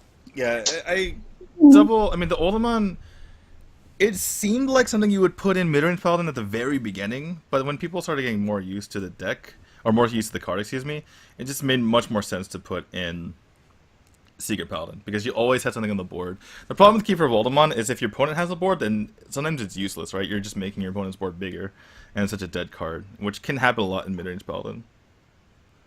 But looks like we have an interview with Baitsu here. Anything interesting she's saying? No, he just said that Bingxuan is a very experienced player, and he looked forward to a tough match, and that's pretty much it. Yep. Well, she's doing decently well so far, showing a lot of aggression with that Zoolock. We'll see what their next choices are. Interesting to see the Murloc Paladin coming from Bingxuan. That leads me to believe he's playing a more defensive lineup. Obviously the Druid, I mean, you just play mid-range Druid just because it's the best one out there. I mean, it still can be some variations in the Druid. Oh, so this is much better starting hand that Bingxuan wished he had. Yeah, Zombie Chow. Basically, Zombie Chow makes any Paladin hand really good, right? Because your hero power on turn 2 allows you to kill almost anything with just Zombie Chow. So just Zombie Chow by itself is so powerful in Paladin because of the hero power that it's like Zombie Chow into nothing and nothing on turn 3 is better than, I would say, like, the most one of the most powerful 3 drops you can have on turn 3. It's kind of insane that way. That's definitely true. And this is the you see Bing Xuan kind of thinking about mulliganing away this Keeper of Oldmon, which makes it seem like a card that you shouldn't have two of in your deck if you're mulligan away. Yeah, if you don't want to? You have why one. You put the... Yeah, he has 1-drop into 2-drop, and he's still mulliganing away. That doesn't make it seem too good, but at least for his sake, or not at least for his sake, I should say, for his sake right now, he can play out that Zombie Chow and really just wreak havoc. This does provide an interesting dilemma for Bing Xuan though. Do you kill the Knife Juggler and play around Muster for Battle, or do you get a free kill on the Secret Keeper? You can coin the auto Peacekeeper and get a free kill on the Juggler as well. That is true. That is something you could do. But if you're... And you play around with Divine Favor anyway. Kind of. Though it would be really strange to see Bites to go for the Divine Favor right now. Alright, so Bing Xuan does go for the trade. And are we going to see a trade here? Probably, yeah. We're just going to see a trade here. Otherwise, he would be wrecked. And Bing Xuan, now the Eldor doesn't seem so good. He could go for coin Consecration, but now that he's picked up Equality, I imagine it's going to be a Temple Eldor here.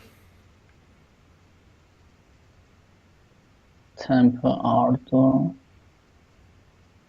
I think you still coin the Consecrate, and your opponent can play a Shredder and you order it.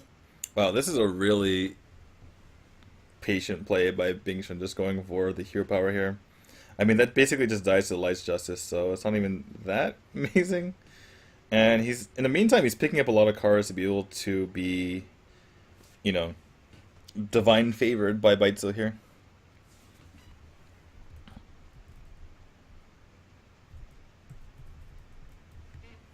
Yeah. On the side of Bing Xuan, he's coming up on turn 4. It's going to go with the Consecration. I guess that's why he wanted to do that, right? He didn't want the 1/1 trading into his Aldor, and he can maybe Aldor later if there's kind of a big minion on the board. So I guess this makes a bit of sense. It's giving up the ability to call the Consecrate, but I mean the Aldor by itself is pretty nice. So probably going to be Aldor. Now that he's picked up the Zombie Chow, probably going to be Zombie Chow as well. He can coin into the Dr. Boom next turn. And even though that's setting up the Tyrion on turn 7, he's able to, use something like a True Silver in the meantime. Wow, it's gonna go for True Silver? True Silver, kill the... I guess maybe he's worried about Mysterious Challenger coming up this turn and he needs the Eldor next turn. I guess he tries to try and play as patient as possible. Also, I think Baiza had out in the group stage, so if he go back and he thinks he's going to play that out again, so he's maybe playing around that. Mm-hmm. Maybe. Picking up this Secret's actually pretty good here for Baitsu because she's able to just get, one extra card. I mean, Show Me About would be better.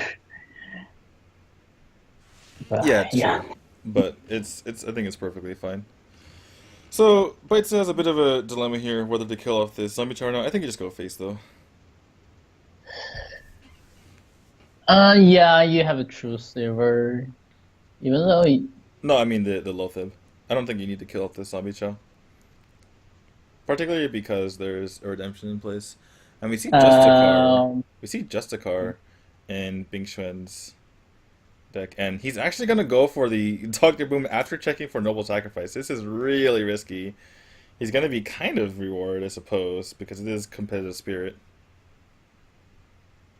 I mean, even though if it's a redemption, that's a 7... Wow, that's alright. Okay, interesting. You can accept your opponent using Knights of Justice to kill it. No, I think that's pretty painful. If your opponent can just kill your Dr. Boom with a Light's Justice, that's not very good. And alright, what are we gonna see here from Baitsu? It's actually a pretty big decision. I mean, leaving the Zombie Chow up allows your opponent to get really good trades potentially. But missing out 6 damage is problematic as well. Because she's going to go for the kill on that first. Hits for 4 on the Lothar, but not what you wanted to see at all. Seems good. But now that it's hit for 4, she's probably just going to go face here. Yeah. Alright, so that's probably just going to be the standard get down plus redemption and the avenge. That's probably it. I'm a bit surprised with the sack from the zombie chow. I think you'd tag with your boombot first. Right? I mean, you can... If the buff doesn't go into Lothar, then you can kill it with a zombie chow, which is really nice. And in fact, maybe you could just attack with the Dr. Boom and then equality.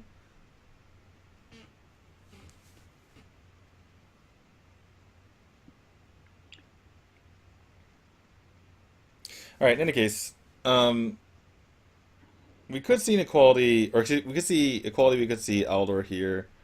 Looks like since Bing Chuan is thinking about killing off this, Lothar is going to be the Aldor.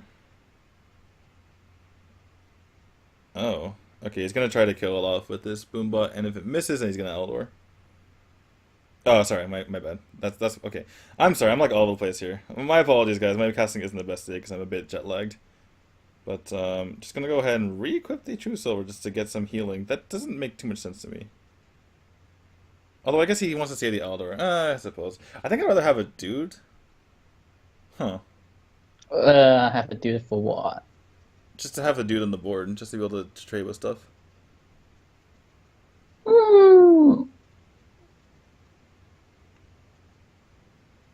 Anyway, it doesn't really matter. Anyway, so let's see. So for Baitsu, she's hovering over that muster for battle. Probably gonna go with the Shield Mini Bot as well as a dude. Gonna kill that Dr. Boom. She's gonna be at 10 health, which is not too big of a deal because there's no burst in Paladin.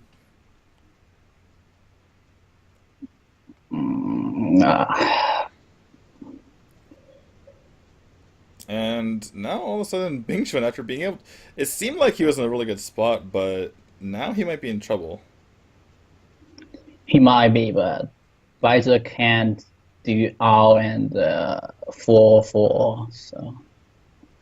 Well, she can owl and Blessing of Kings, which is 6, 7, 11 damage to the face. You need to clear the board unless you're dead yourself. That's true. I was just checking to see if she had lethal here. If she doesn't, what she can do is go for Knife Juggler into Owl, use the Blessing on the Shielded Mini Bot, kill off the Tyrion, kill off the Zombie Chow, and have board control. Seems good to me. Yeah, seems to me. Alright, so this juggle doesn't want to hit the Tyrion if your Baitsu. It does hit the Tyrion, unfortunately. So misses 1 damage to face, essentially. In the end, you miss 1 damage to face. Probably going to trade off with these 1/1s. No reason to take damage to face. And now Bing Chuan is just very, very sad. It seemed like he was through the worst of it, but not anymore. He could, I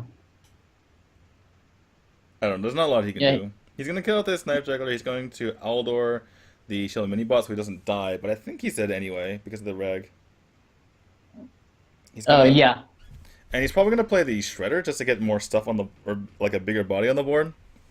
Because you have, charge, so to speak, with the Muster for Battle next turn, if you use your face. And maybe he's thinking about just Muster for Battling here, just to get as many 1/1s on the board as possible to contest the board. If he does play Muster for Battle, then that gives him the best chance of surviving versus Reg. Anyway, 2, 3, 4, 5, 6, 10. So right now, Baitsu is 1 damage off lethal, which is 2 silver. Yeah, so yeah, 6, 10. So does Rag win the game? I think it does, right? So 2, 1. No, it doesn't actually win the game. I mean, there's a Shredder. You can 50-50 for the Shredder. Right? Yeah, you can 50-50 for the Shredder. I guess you can, but that's not battle at all. That's not bad at all. Okay, this is kind of a misplay. Oh no, she's gonna use her face. Wait, what? Like, yeah, this ends up being a misplay because she could have taken less damage on the Shield Mini Bot. But anyway, it's not gonna matter too much as if she wins the game. 50-50 right here. Kills the Shredder. Bingchun's still alive. That's Nerubu and Weblord, which means that Justicar cannot be played. Or it can, but it's just very expensive. But I still think he's in a really bad spot. There's a Belcher, which isn't not too bad. Probably going to be just Belcher plus Muster. Kill some of the creatures here. This is really good for Bingchun because I don't think... Yeah, the Muster is pretty good against Rag, you're right. So, now things have gotten a little more complicated for Baitsu. Baitsu, just in her hand though, she's actually in an okay spot because of the fact that she has the... Yeah, I think the Avenge. Oh, I think we go face with this. Well, the math is kind of weird, right? Because if you go face... Yeah, I guess you have enough stuff on the board to kind of kill the next turn, so it does put a lot of pressure on Baitsu to kind of start trading here. Alright, so Baitsu has that Choose Over, which helps a lot in killing off this Sludge Belcher. Sure, that doesn't do anything. You can play your whole hand, though. I think you do that instead of making a hero power. So if she attacks in, she goes down to 7, kills off the next body, and then... So Bingchun has 5-6 damage on the board. I think you play the Avenge here, so you can have enough damage to start killing stuff off. Yeah, you don't play a guy. Alright, so where's the Rag hit? Does it hit the face? Nope, it's one of the 1/1s. So now there is 5 damage on board. A Healbot is pretty huge, but you can't... Well, I guess you wouldn't be able to play Healbot plus Justicar anyway, so it doesn't really matter too much. You could just play Justicar and a couple of dudes. You can actually throw away your Nerubian as well. But then you're potentially giving your opponent more stuff to work with. I think you Healbot make a dude and he face with your Nerubian. And yeah, so... go face. Go face. All face, Healbot, dude. Yeah, that's true. Yeah, if you Healbot and make it dude, just hit everything to face. Your opponent doesn't have enough damage to kill you. Unless the Rag hits. She does. She does if you... Yeah. If the Rag hits, obviously it's enough damage. But the trade is apparently a bad idea because it gives the Rag more target to hit the face. Alright, well, it's coming down to this. I think you throw away your Shredder. Because you might get a taunt. You might get a... Oh, wait, how? No, you have to go face. It's not going to die. Yeah, true. You have to go face. Yeah, never mind. My bad. Alright, so she's done it correctly. She now has a 1 in 6 chance. It wouldn't be too luckier because she's already had that chance anyway. So this is it. Nope, it's a 1/1. And somehow Bingchun, through a combination of Muster for Battle and Healbot, is actually going to win this game. Incredibly.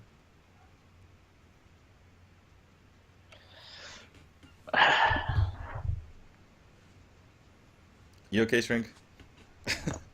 Rag. Yeah, Rag. You can never trust Rag. I'm thinking about a new Rag. I don't know. Oh, the new Rag that heals you? Yeah. Yeah, unfortunately, Standard not out yet. Or not Standard, Old Gall's not out yet. Oh, about the new hero, actually, it's kind of weird to see Lady Leodrin to summon Silverhand Recruits because that's Wusa's man. Actually, Leodrin actually summons Blood Knights. That's her organization. But two mana hero powerful for 3/3s, I guess. Seems good. Pretty good. Alright, in any case, we are going into the next game. And it's going to be the Control Warrior for Bingchun versus the Secret Paladin of Baitsu. And the reason why I was like Control Warrior is because why are all the Chinese players putting Armor Smith in the Control Warrior? Don't they know that Armor Smith isn't putting Control Warrior these days, Shrink? I guess they're not so in touch with the meta. I mean, the Chinese ladder is still so cancerous still need to going up against Face Hunter and everything that. I suppose. That yeah, but if you have double bash, double shield block, just a card, double shield maiden, you're never gonna die against face decks. Anyway, I mean, I think I'd rather have like a Deathlord than a. I think a Deathlord is a better deterrent to your face than an Armor Smith. I don't know. And it summons Rack,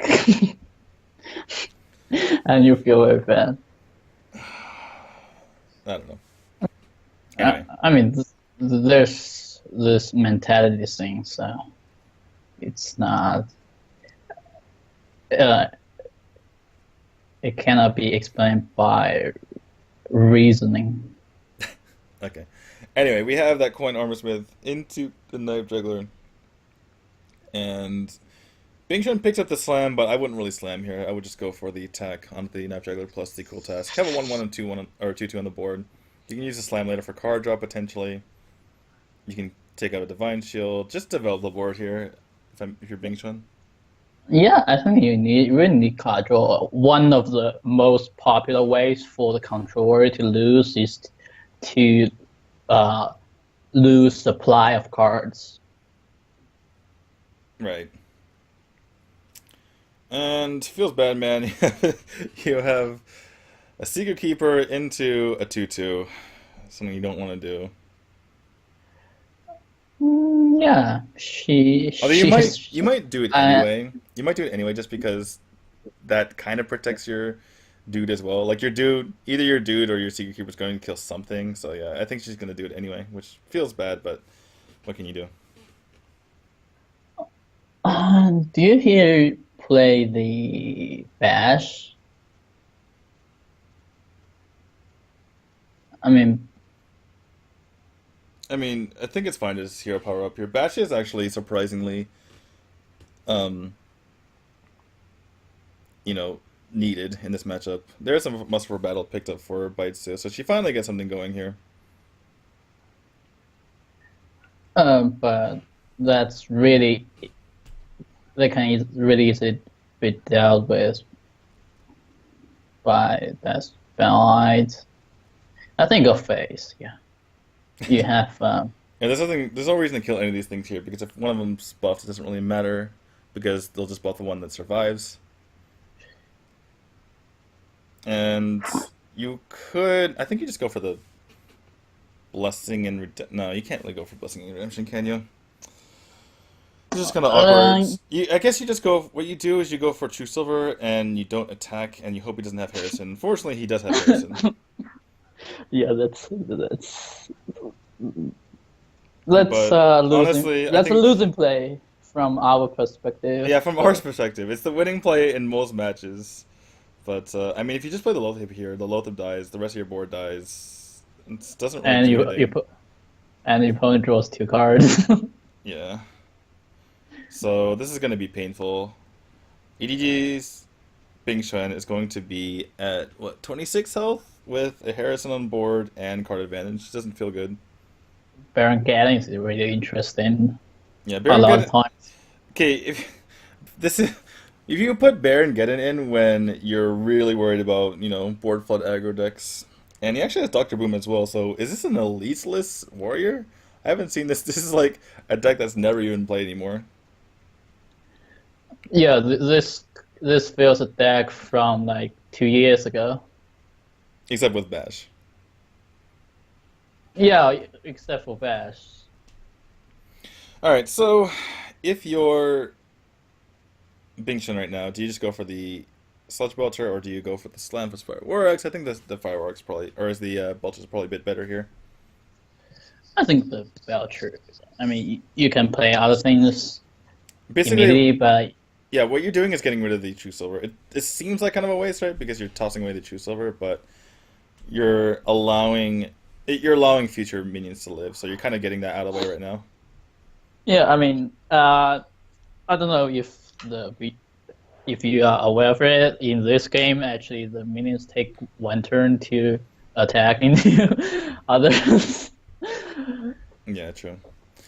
All right, so Baito actually decides not to play the redemption here because she wants one of these minions on board to get redeemed, and also it kind of puts a question mark into Bing Chun's head, right? He's like, wait a second, I thought there were 4 secrets. Which one are these? So, yeah, without the redemption on board, the defender is not going to get redeemed. It's just going to die and not go anywhere. So then she could play redemption later on something that's more beefy or annoying, like the Chilling Mini Bot. So it's actually a really interesting decision by her. And one of the ways she can actually win this game, considering she's kind of far behind, she can win this game by getting a redemption behind a Tyrion as well. It's kind of hard. Tyrion is really bad against Dr. Boom.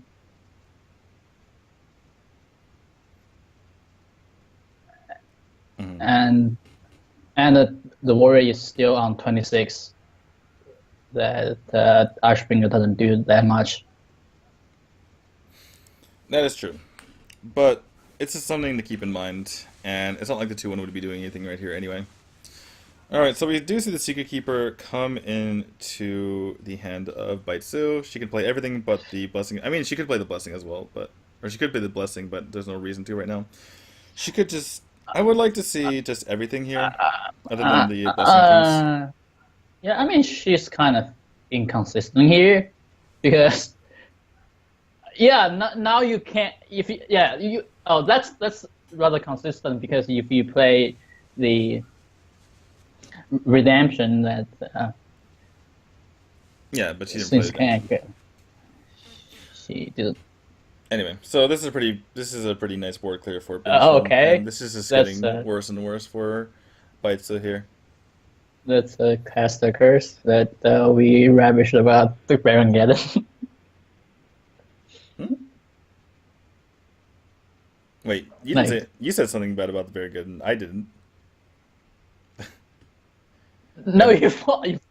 Anyway. I was just saying that just means that this is an old style deck, and there's a decent chance that there's no Elise in here, but it's fine. Anyway, looks like Bing Chun's gonna check to see if there's a get down first before he does anything else. Realizes it's not going to be the case, and it's actually just gonna put a lot of pressure on. Okay, never mind. He's not even gonna deal with this shitty mini bot. He's like, let's play my Dr. Boom. Why not? Oh, it's lethal. It can't be lethal. No. That was a very unlikely lethal. Both of them had to go face for a total of 6 damage, but it almost happened. You're right. Alright, well, she's dead. There's no way. Yeah, she's just gonna commit Sudoku here. And game number 3 goes to Bing Chun. With his Eliseless warrior? Probably not Eliseless warrior, but a very interesting warrior.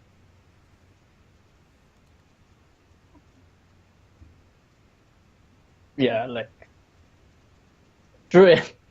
Oh my god, this actually can't go the other way. Druid against a mage that is not freeze mage and secret paladin. All right, well, yeah, like you mentioned, the mage and the paladin that's left, and yeah, so the Druid of Bing Chun could be still in trouble against what Baitsu has left.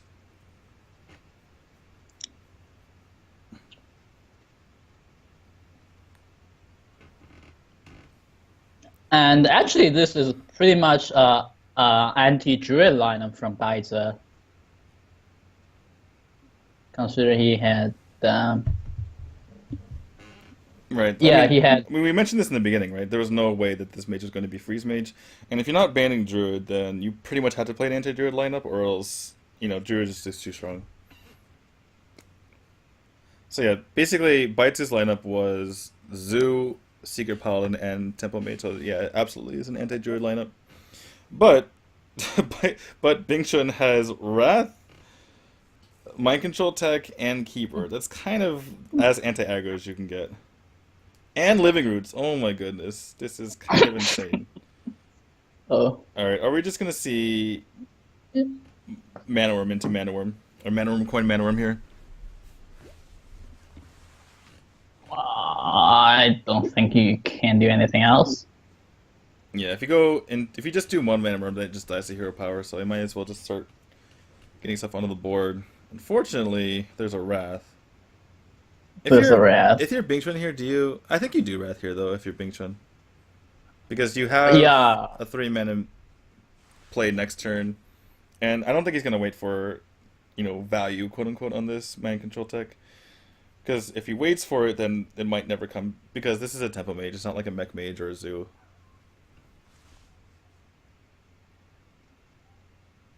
Well, he might be wary of that Sorcerer's Apprentice, that he may be hero power to get rid of it.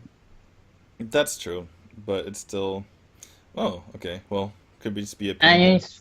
And if it's a pain, it's definitely a tempo mind control pick. Yeah. So Baitsu here, I wonder if she's just worried about her Sorcerer's Apprentice living, or if she's waiting for kind of a big turn later. But it hasn't really worked out for her. I'm just gonna this is Arcane Intellect. Alright, well, the Arcane Blast, a little bit too late, unfortunately. Although it can't be played next turn. So next turn for Baitsu, at least she can go the Sorcerer's Apprentice into Arcane Blast and Arcane Intellect. But next Arcane Missiles. Okay, if you're Baitsu here, do you just play the Arcane Intellect and wait for Flame Waker? Because your hand's kind of ridiculous now. That might be the only way you win.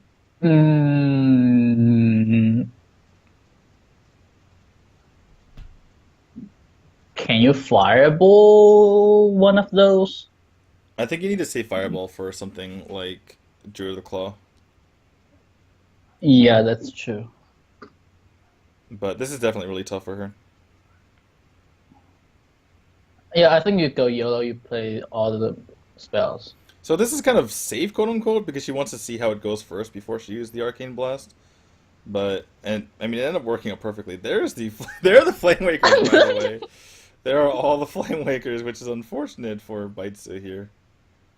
But it's not like, the Flame Waker, to be real, was going to just get off the 2 1-drop, or 1-cost cards there. It wasn't going to get anything substantial. And we see Bingchun actually go for the lore rather than the war, just to be able to get more options in the future, which is... It's still a bit surprising to me, though, because how is the Temple Mage going to deal with an Ancient of War?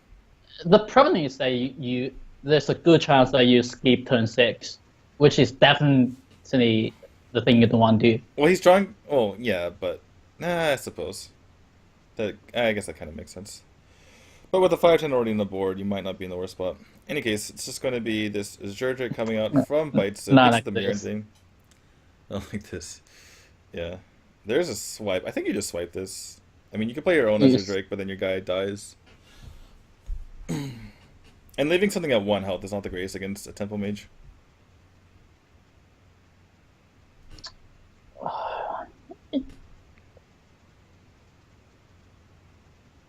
And I would like to see a wild growth here, honestly. Even though you already have a play next turn. I mean, there could be a situation in the next few turns. It's very likely that in the next few turns you're going to want to have 1 extra mana. I think Wild Grass would have been a better play. And Bad is really...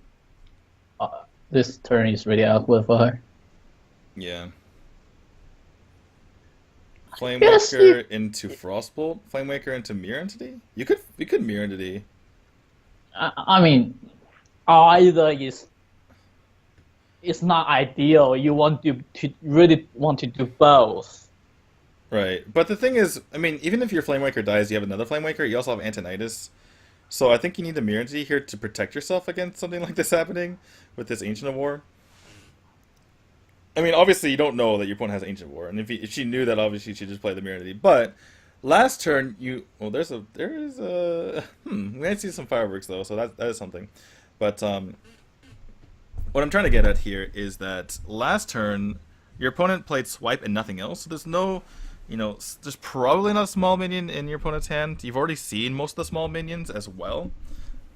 Unless there's like another keeper, which is actually reasonable for you to get, I think you're actually fine with taking whatever.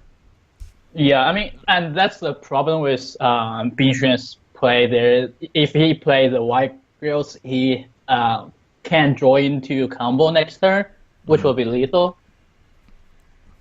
Now he's kind of stuck to the other Drake.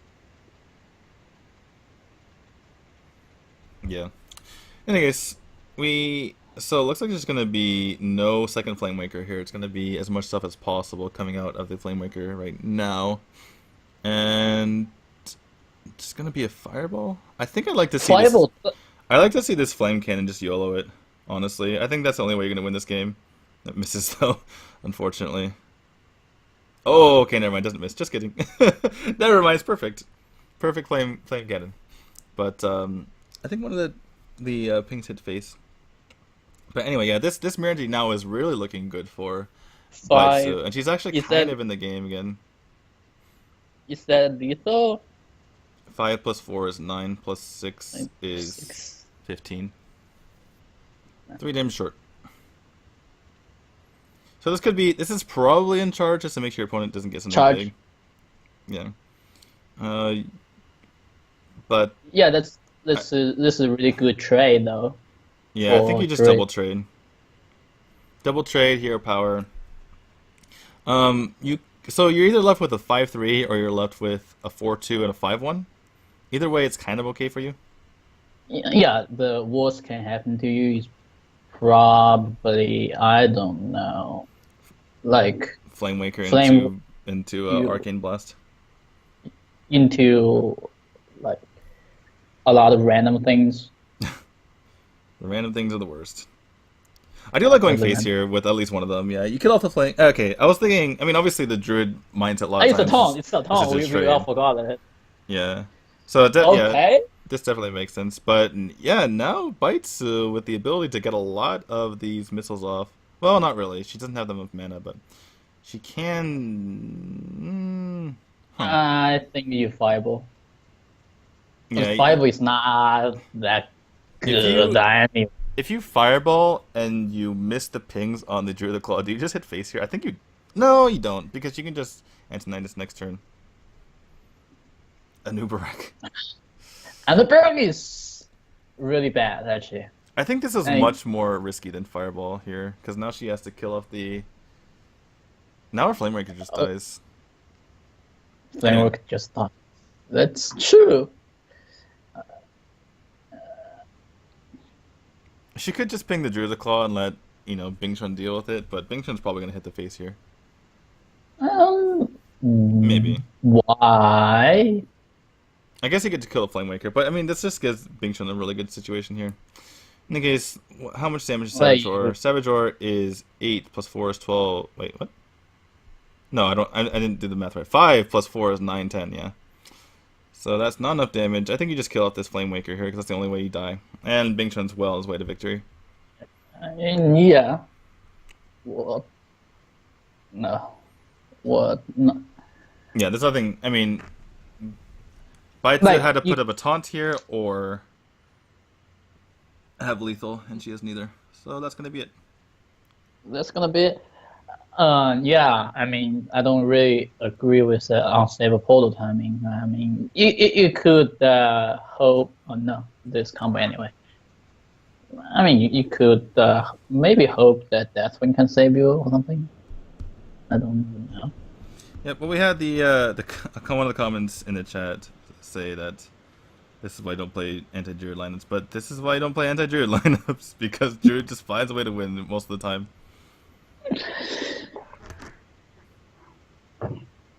And that's the thing, like, people sometimes wonder why you bring, a lineup in which a lot of the decks have a similar theme, and then Druid. And the reason why is because sometimes people have these strategies just banning Druid, and that allows the rest of your decks to perform pretty well. And vice versa. If the opponent decides that if their decks are good against Druid, then they're probably not good against the rest of the decks in your lineup. And if they don't ban your Druid, then you basically pick up wins with the rest of your lineup. And then with your Druid at the end, it's going to pick up a win because it's Druid, and sometimes it does Druid things. But in any case, We have our first 4 winners, and we're going to go into the losers match. I believe that's between Jason Zhou and Sleepy Shaman, and this will be the last match of the day. So stick around for that. Oh, it's on the screen there. Okay, yes. Jason Zhou versus Sleepy Shaman. Be right back.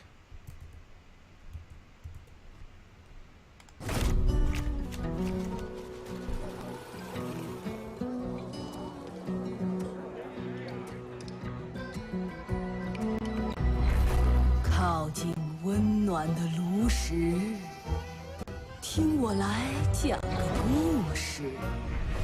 沉寂千年的恶魔在无边黑暗中复活，邪恶力量熄灭希望之火。他们的声音充满剧毒，听上一句就将万劫不复。随你闭门祷告，随你祈求哀嚎，这致命的诅咒无人能逃。快搓搓温暖的炉石，这只是一个故事，上古之神的故事。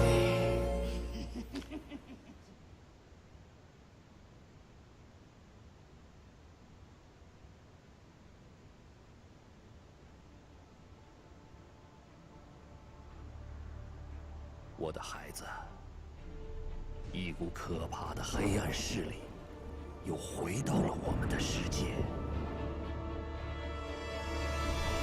他仍然想要毁灭我们所珍视的一切。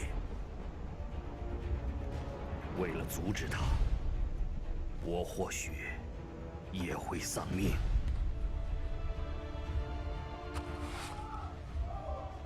他们来了！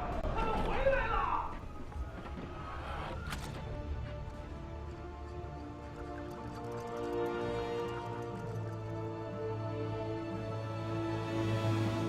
我戎马一生，征战无数。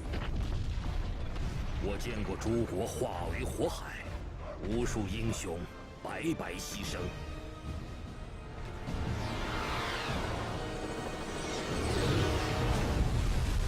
在失去了那么多之后，我已经很难再相信其他人。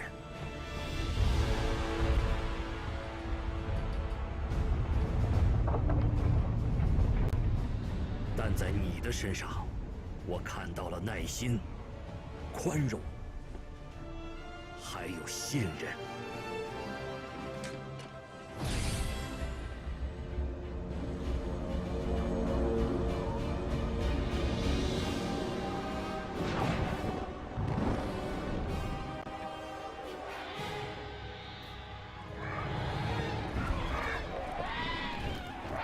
立即开火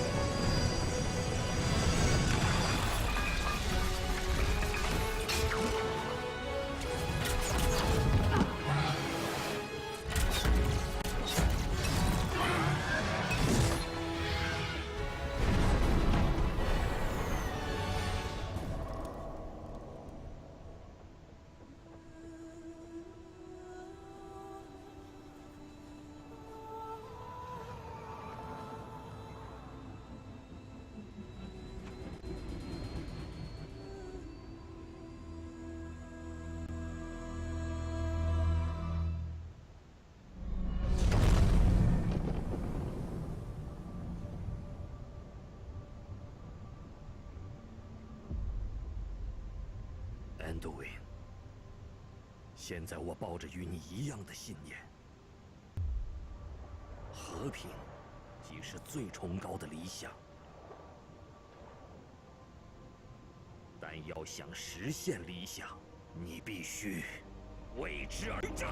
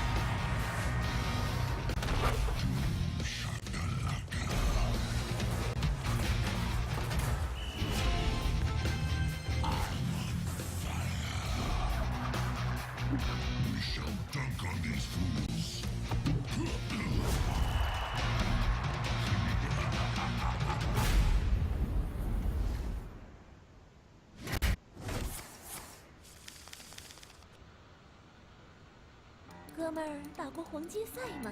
你是去打黄金赛，还是去看人海呢？6点钟我就到这儿了。我下次一定要半夜的过来排队。500人怎么了？堪比火墙一般的排队，快躲开，快分散。臣妾做不到啊！但是这一次炉石传说黄金公开赛上海站，咱们不挤了，这次就是大黄金赛的参赛名额将扩大，曾经的512人乘以4变成2048人，接受人海战术的审判吧。报告！我们的报告将会制裁你。奖金额度也将扩大，20万现金等你来拿。当然，黄金卡位也将扩大，总数将达到512张。4倍人数，4倍奖金，4倍卡位，还不够大吗？那么比赛场地也将扩大，上海世博中心3阶平民影厅 WCS 世锦赛中国区总决赛场，能在里面比赛的都是万人迷。参赛特权也是大打理，冠军可以直升黄金超级联赛。当然，在比赛之外还有大牌的主播、大众的参与。小声提醒下，本站不设替补赛，获得替补资格即可按次序替补参加。当然还有大量的合影。2016炉石传说黄金大公开赛上海站，弃之于蛋 ，Bigger than bigger。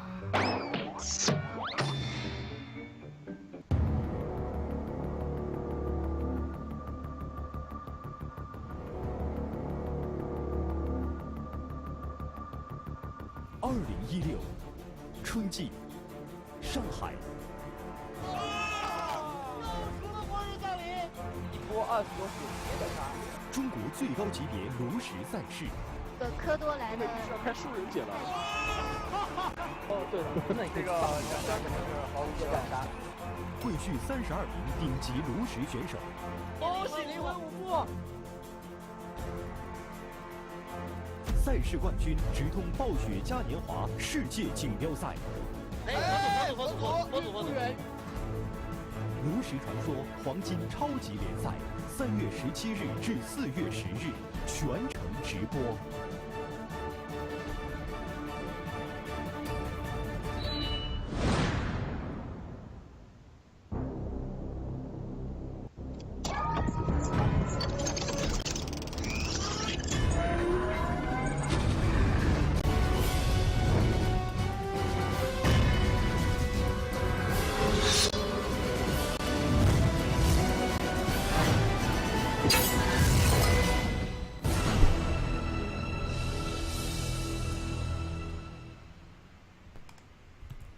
Hey guys, welcome back to Gold Series Spring Championship. I am D2, with me is Shrink. And we're going to what I believe is the last match of the day. It's going to be our first losers match between Jason Zoe and Sleepy Shaman. Jason Zoe coming from Team Vici, and Sleepy Shaman obviously from Team YOLO Miracle. Let's just go over winners for today as we see our players in the room right now. Lovely Chuk, Ray Allen, Love CX, and Bing Chuan have won and moved on to the round of 4. And okay, it looks like we're not going to just talk about anything. We're just going to get right into it. They want to finish this cast apparently. And it looks like the bans are on the Warrior of Sleepy Shaman and the Druid of Jason Zoe. Jason Zoe never gets to play as Druid today, feels bad, man. But yeah, just to remind you guys who are here or just joining us, the top 8 of this entire tournament, we're basically in one of the 8-man groups. The top 8 for the entire tournament gets to play in the EU versus China Championship. And the first place player from this entire tournament goes to the World Championships at BlizzCon. So definitely a very important tournament. And as one of the people in the chat mentioned, yes, both these players are pretty sleepy. Sleepy Shaman is it's in his name though. But we are starting off with the Secret Paladin versus the Arena Lock here. Yeah, I think this is a good starting hand from the Warlock. Paladin wanted the Secret Keepers but didn't get it. Alright, so we're going to see this Haunted Creeper, and usually you don't deal with a Haunted Creeper. It takes too much effort, right? So we might just see a tap, which means that Jason Zoe's going to get a really good Divine Favor off right here. So 5-card Divine Favor. Yeah, here we go. 5-card Divine Favor seems good. 3 mana, draw 5 cards. You know, why not? Yeah, I don't think Sleep Shaman is too upset about it though, because the problem with it is that you can draw Mysterious Challenger, a bunch of secrets before you can play it. Yeah, fair enough. But it doesn't always happen, as we see right here. And it's just going to be the Keeper of Voldemort trading. Oh, maybe not trading. Yeah, just going face. Okay, fair enough. So, risking the silence, but Jason Zo realizes that there's only one silence in the entire deck, and if you silence too early, then you don't have a silence for something later on. So it definitely makes sense for Jason Zo to go for the aggressive route here. I think he can. Can you tempo? I mean, single defend Argers and get a value trade? The thing is, Sleepy Shaman has no idea what this is, right? He hasn't tested for any secrets at all other than Repentance and Competitive Spirit. So this could be just Get Down, which it is. There we go. I was going to say, what is the secret? But now we find out, and it is going to be the Get Down, which means that the single defender of Argus didn't work out so well. And for Jason Zo, he can, overcommit to the board. Looks like he is going to. But this plays really horribly into Hellfire. Alright, so one knife on this. Okay, that's what he was looking for. He was looking for a knife on the Shredder there, so that he could use his face. Doomsayer would be pretty devastating. But I think you have to use your face here and try to keep your minions alive to kind of sort of play around Hellfire. Because if Hellfire comes out next turn, if you have... Oh, he's going to do this, interestingly enough. Okay. Well, no, but he throws away his 3/4, which is problematic. I felt like he could have played around Hellfire a bit better here. And, yeah, now actually everything just dies. So, So Sleepy Shaman's going to take a couple extra damage here, but he's actually going to clear the entire board right before Dr. Six, which is very important because you don't want your opponent to have a board when the Dr. Six comes out, Mysterious Challenger. But Sleep Shaman doesn't have anything to deal with this Mysterious Challenger, even clear the board. Oh, interesting. I guess. Yeah, I mean, Jason Zo says Muck Mysterious Challenger. And just gets a board back and says, alright, have the Demon Wrath or the Shadow Flame. And this is a Competitive Spirit coming down. Alright, well, that's interesting. And Jason Zo actually has a lot of damage in hand. Well, kind of. He has 4, which is a lot for Paladin. But if, say Sleepy Shaman just does nothing here, right? Then Jason Zo has 4, 6, 8, 10, 11, plus the 4 is 15. So, actually, Jason Zo has exact lethal here if Sleepy Shaman does nothing at all. Or he's like Owls or something. So that's why he's reaching for that Reno, because he's like, wait a second, am I just going to die? Actually, Ooze would save him. Ooze would save him. Woods was... I was thinking about Woods into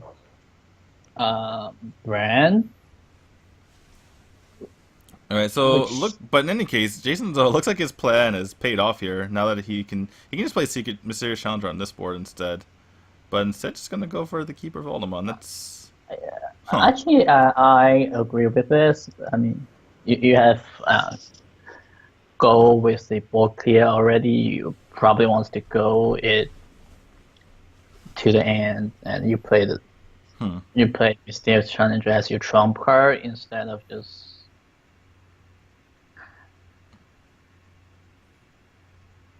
Right. Well, anyway, Jason Zo, he has a lot of damage on the board, but Sleepy Shaman's just gonna say, all right, whatever. I'm just gonna play this Dr. Boom.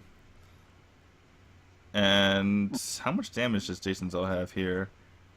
So 4, 6, 8, 12, 13, plus 6 is 19. So Jason Zo has 1 damage off lethal. That is pretty interesting. And you've just seen your opponent play Reno, so I think you just go for it. You buff one of these guys up, You maybe Cog Master as well. That prevents you from putting your opponent at 1, but you do put him at 2, which means he needs to. Yeah, he's just gonna go for this. This definitely makes a lot of sense. And oh, that's interesting. He's just gonna trade. Okay, well that's vulnerable to BGH now. Huh. I'm kind of not liking the amount of trading we're seeing here. I kind of like just putting your opponent at 1 or 2 with, you know, no Drax's potential since he's at 8 health or 8 mana. I think you can only heal bot. Well, this is just going to be 3-2-2 on the board, so he's actually not going to die. 3, 4, 5, 6, 7. If you tap, you go down to 10, which means you die to True Silver. Yeah, that's true. So I think Jason Zoe just kind of lost the game there. I mean, what's your opponent going to do if you go all face? He has to have like brand heal bot essentially, or I mean even just heal bot. You need like heal bot plus BGH. It's really hard to come back. I mean, your opponent has first of all, your opponent has something very specific, whereas in this case, your opponent doesn't have to have much at all. Just kind of a taunt. Yeah, I mean, and you have consecration behind it as well. Like if you get your opponent to 2, he has to heal. And he has to heal while dealing with your port, which is very hard to do. I mean, the speed the speed of his plays makes this look like a ladder game. I mean, yeah. All right. Well, he's still in a good spot because now this is a really intimidating board for Sleepy Shaman to deal with. I think I would like to see Arcane Golem run in before. No, well. Okay, what you could do is Arcane Golem. You could throw your Molten Giant in something, or just whatever, doesn't matter because it's going to be Noble Sacrifice. Then you can Arcane Golem and power it, and then Faceless it, and kill basically all the big things on the board. Or you could Arcane Golem and then, what's it called?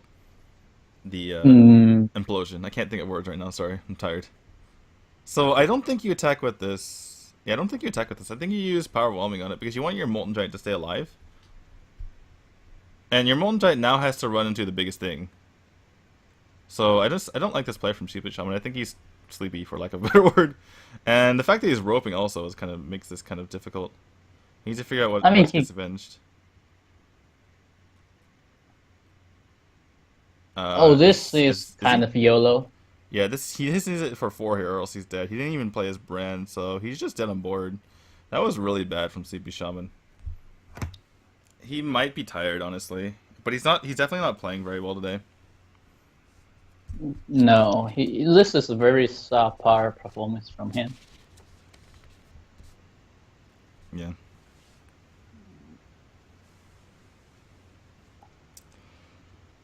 Huh. Well, alright, Jason Zoe takes game number 1 with the Secret Paladin. I feel like both of those players could have played that game much better. Like, Jason Zoe, I mean, obviously we can see both hands, so it's easy for us to say, oh, you should just go face. But, I mean, realistically, with no Reno, if you get your opponent to 2, he can't tap for answers. He can't put up a taunt because you have the Consecration. He needs to kill off your board and find a way to heal up. It's so hard to do. Well, I mean, I guess that just illustrates that they are in the losers bracket for a reason. Yeah, but okay, fine. But CB Shaman is usually pretty good, and he really screwed that up at the end as well. I mean, for a reason, not necessarily say they're bad, but they can be fine. There's a reason they're in the losers bracket today. Yeah. Okay. All right. Anyway, we have this Rogue versus Renalock, and Jason Zoe. We saw him get reverse swept earlier today. He was up 2-0, and his Rogue got 3-0'd, which is definitely unfortunate. Yeah, unfortunately indeed. And they weren't really Rogue counters. They were just kind of reasonably good decks that, you know, Rogue is neither great nor bad against. Alright, looks like Jason's just going to go for a 4/4 Van Cleef here. Just to have a kind of intimidating presence on the board and get maybe a couple extra shots in. Yeah. Sleepy Shaman picks up the Ooze, which is not helpful, at least right now. I think we're just going to see an SI7H in here. I don't see why you would go for a dagger. Your opponent can't Hellfire Mortal Kombat anyway. Really? I don't understand this. I really don't understand this. I guess he's saving the Deadly Poison plus SI for another turn. I mean, it helps now, but if you just had the SI on the table, you could have just seen Teacher Prep Eviscerate and had a ton of pressure. And force your opponent to have an answer. Yeah, I guess so. We could still see Teacher Prep Eviscerate or the well, you would Teacher Prep Eviscerate. You wouldn't Shredder Prep Eviscerate here. Yeah.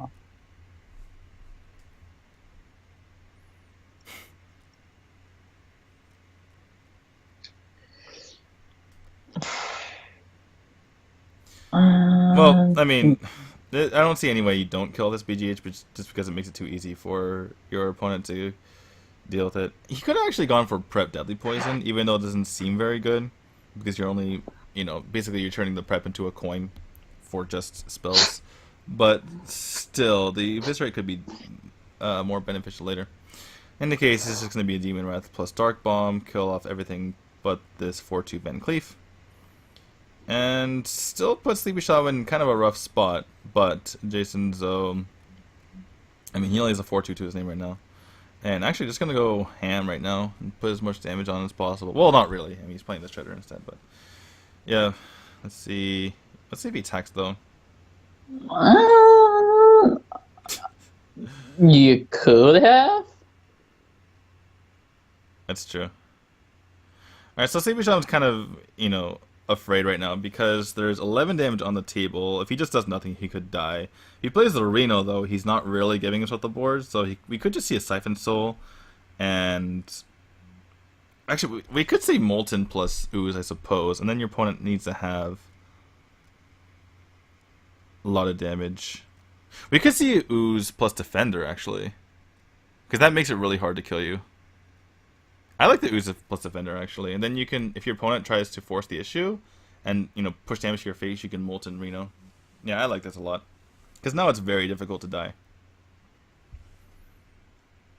Because before your opponent could just have, a Tinkers and kill you. But now that's not possible. Yeah. Backstab is actually really good. Yeah, Backstab is pretty good, but Jason Zone needs to sprint pretty soon. I mean, all good Rogue players draw Spring Onion on turn 7. Don't you know that? That's very true. I suppose you have a point.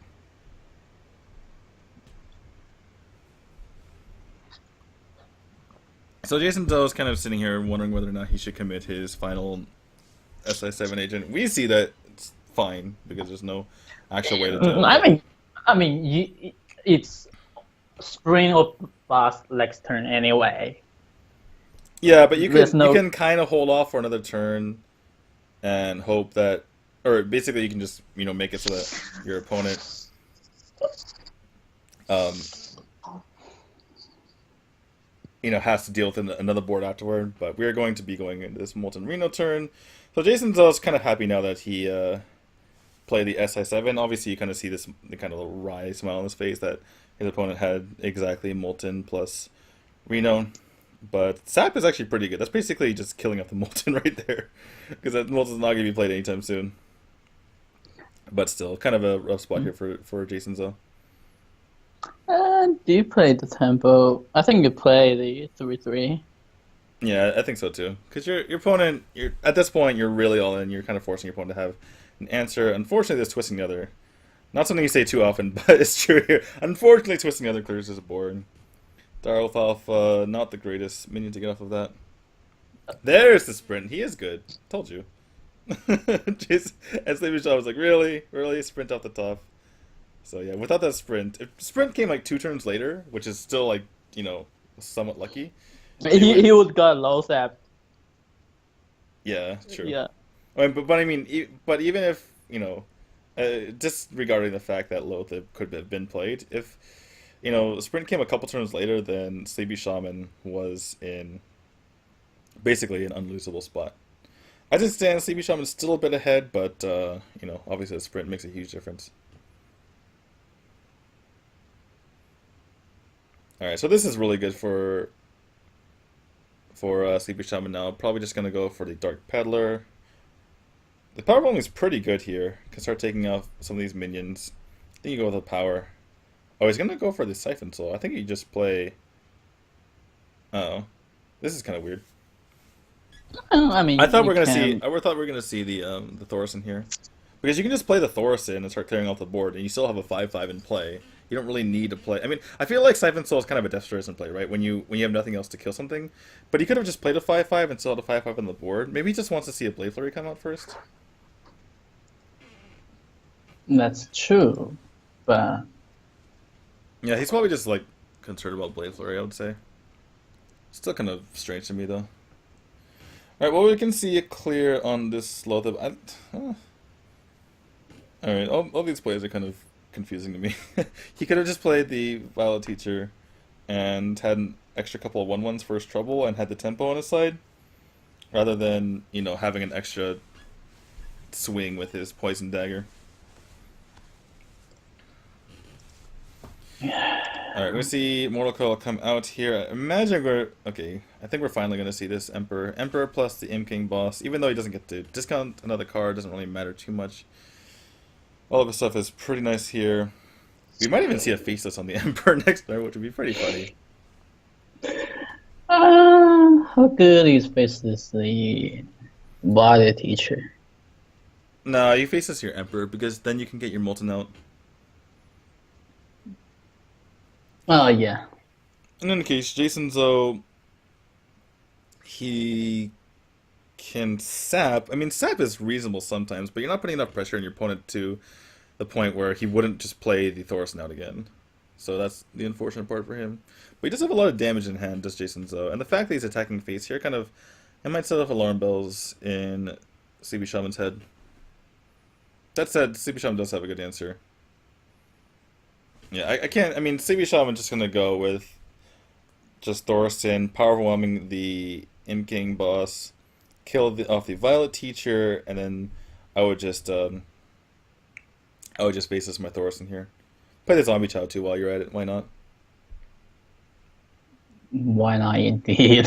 Actually, no. What he could do is, instead of playing the Faceless, he could go with Thorson and then double power, or excuse me, he can double buff the Imp King boss with his Abusive Sergeant. That way the Imp King boss stays alive as a 2/1. And then you can play... I mean, by playing the Brand, sorry. I don't know if I mentioned that. You play the Brand, and then you play the Abusive... This is so weird. I don't know why he's doing this. Okay, he's just gonna... Because... I think play that more. The reason why is your opponent has Violet Teacher, and you don't naturally... Want... Yeah, you don't want the buff to go off. I see. So now this is a 1 in 3 chance that the Tinkers hits it. And even with the Tinkers, it's not going to be enough to kill Sleepy Shaman. Okay, I see what he's doing now. Okay. He just wants to potentially limit the damage. But the 3 damage from the Vile Teacher is already 2 more than the 1/1 anyway, so it's like worst case scenario is 2 less. Alright, well, whatever. It's probably not going to make it a big difference. Jason's looking at this and he's like, what the hell do I have to do to win this game? And the answer is, I don't know. So, prep Tinkers just to get off the buff. It's just going to Tinkers, huh? Interesting. I guess he doesn't want to go for the 1 in 3, it looks like. Gonna facing the Dr. Boom, gonna flurry. Let's see what these boom busts land. And then you could go face or you could heal with the 1/1, doesn't really make too much of a difference. Wow, just those apprentices just got rocked. 4 each. They only have 1 health, they just got rocked. Right, so 2 cards in Jason Zoe's hand. Sleepy Shaman, he doesn't know, but the cards are pretty underwhelming. He can still tap. Maybe he's tapping for... Oh, that's not bad. That's not bad at all. Oh, is that lethal? That is lethal. Okay, that's just lethal. Never mind. I was like, oh, he can just kill out the Vile Teacher. Oh, he can also just win the game. Alright, there we go. 9 damage overkill. Seems good. And Sleepy Shaman, he wins game number 2, I want to say. Mm-hmm. And it's 1/1. It is 1/1. Jason's 0-4 with his rogue deck. Feels bad, man. I saw it coming. I mean, he hasn't done anything disastrous. Honestly, I feel like he played the Secret Paladin game worse than he's played any of these rogue games. I mean, there's just been nothing he can really do, which I guess goes to your point that sometimes rogue can be kind of poor. But, I mean, again, Amnesiac, America's champion. Though I guess it's different meta. It's different meta, though, right? Because, I mean, this is kind of like the mind games with the Chinese meta, right? People are playing... You play rogue because you're worried about aggressive decks, but there's not many aggressive decks in this tournament. It's like Zoo, which rogue is okay at, but it can still lose to. You know, there's Secret Paladin, which is okay, but rogue can still lose to. It's just like, it's not like rogue gets an automatic win, and then when you don't go against that lineup, it's really bad. So I kind of had to agree with you. But in any case, we're going to be seeing the Zoo versus the Murloc Paladin now. Yeah. This hand is actually very... this is actually very good for... Yeah, this is an amazing hand for Sleepy Shaman. He has all the early stuff that he wants. Oh, double juggler may change things a bit. This is going to be Doomsayer here. There's no reason not to Doomsayer. Unless you're waiting for, Pyro quality and then Doomsayer afterward. This can get taken care of with the Power Overwhelming. Jason though really wants this knife to hit so he doesn't have to waste 2 damage? Yeah, 2 damage. I think it's more than 2 damage because of the knives, No, because I mean this specific turn, he either he's going to Power Overwhelming the Abusive, right, and throw it into Doomsayer, and if the knife hits from the second Knife Juggler, then he can go face for 3. If the knife hits the face, then he has to kill the Doomsayer, and either hit 3 for face or hit 1 for face. So he's missing 2 damage this turn if the Power Overwhelming doesn't hit. Yeah. I don't think you can play the Flame Imp. It's just not. There's no way. Yeah. Okay. I guess we point out that it could have been the Flame Imp, but there's no way you Flame Imp here. I mean, even if you had hit the first knife and you had a 75% chance, you still don't do it. I don't think. Just because you're giving up potentially 2 knives or 2 knife jugglers for a 75% chance. Anyway, so that consecration was pretty painful. A lot of times you don't want to give up your quality activators, but in this case, it's just you're killing out 2 knife jugglers. I mean, come on. All right, so we have this Flame Imp hitting the board. You could go for Aldor. You could go for the Muster of Battle. It's actually going to be the Muster of Battle just to get more stuff on the board. Makes sense. Having double Aldor is really nice just to put on a couple guys. And Leroy in hand means that Jason Zoe is playing an interesting style of deck. But not going to go for the Loatheb. Makes sense. I mean, you might as well just get as much damage to the board as possible. And this is actually pretty annoying. Basically a Wormus agent. I think you use face here. No, maybe not. Oh, okay, you can install in Vigil. Okay. And Acolyte of Pain. That's kind of nice. Or more like War Leader. Yeah, just get the power on the board. Although, if you play the Acolyte, you're more likely to draw it into Equality and Equality Activator, so it's kind of close there.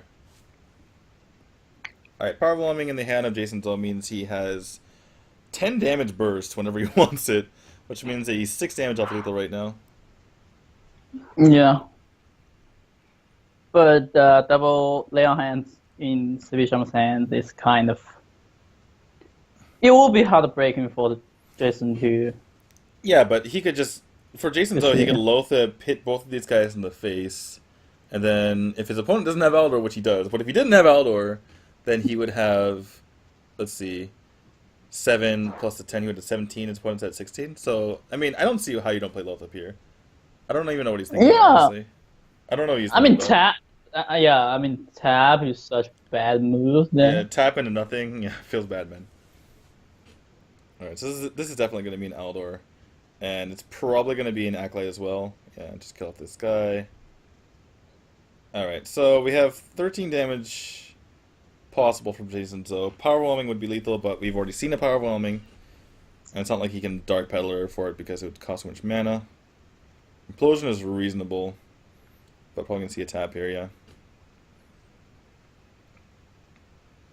So Implosion onto the Aldor for 4, which is very nice. And to the face means that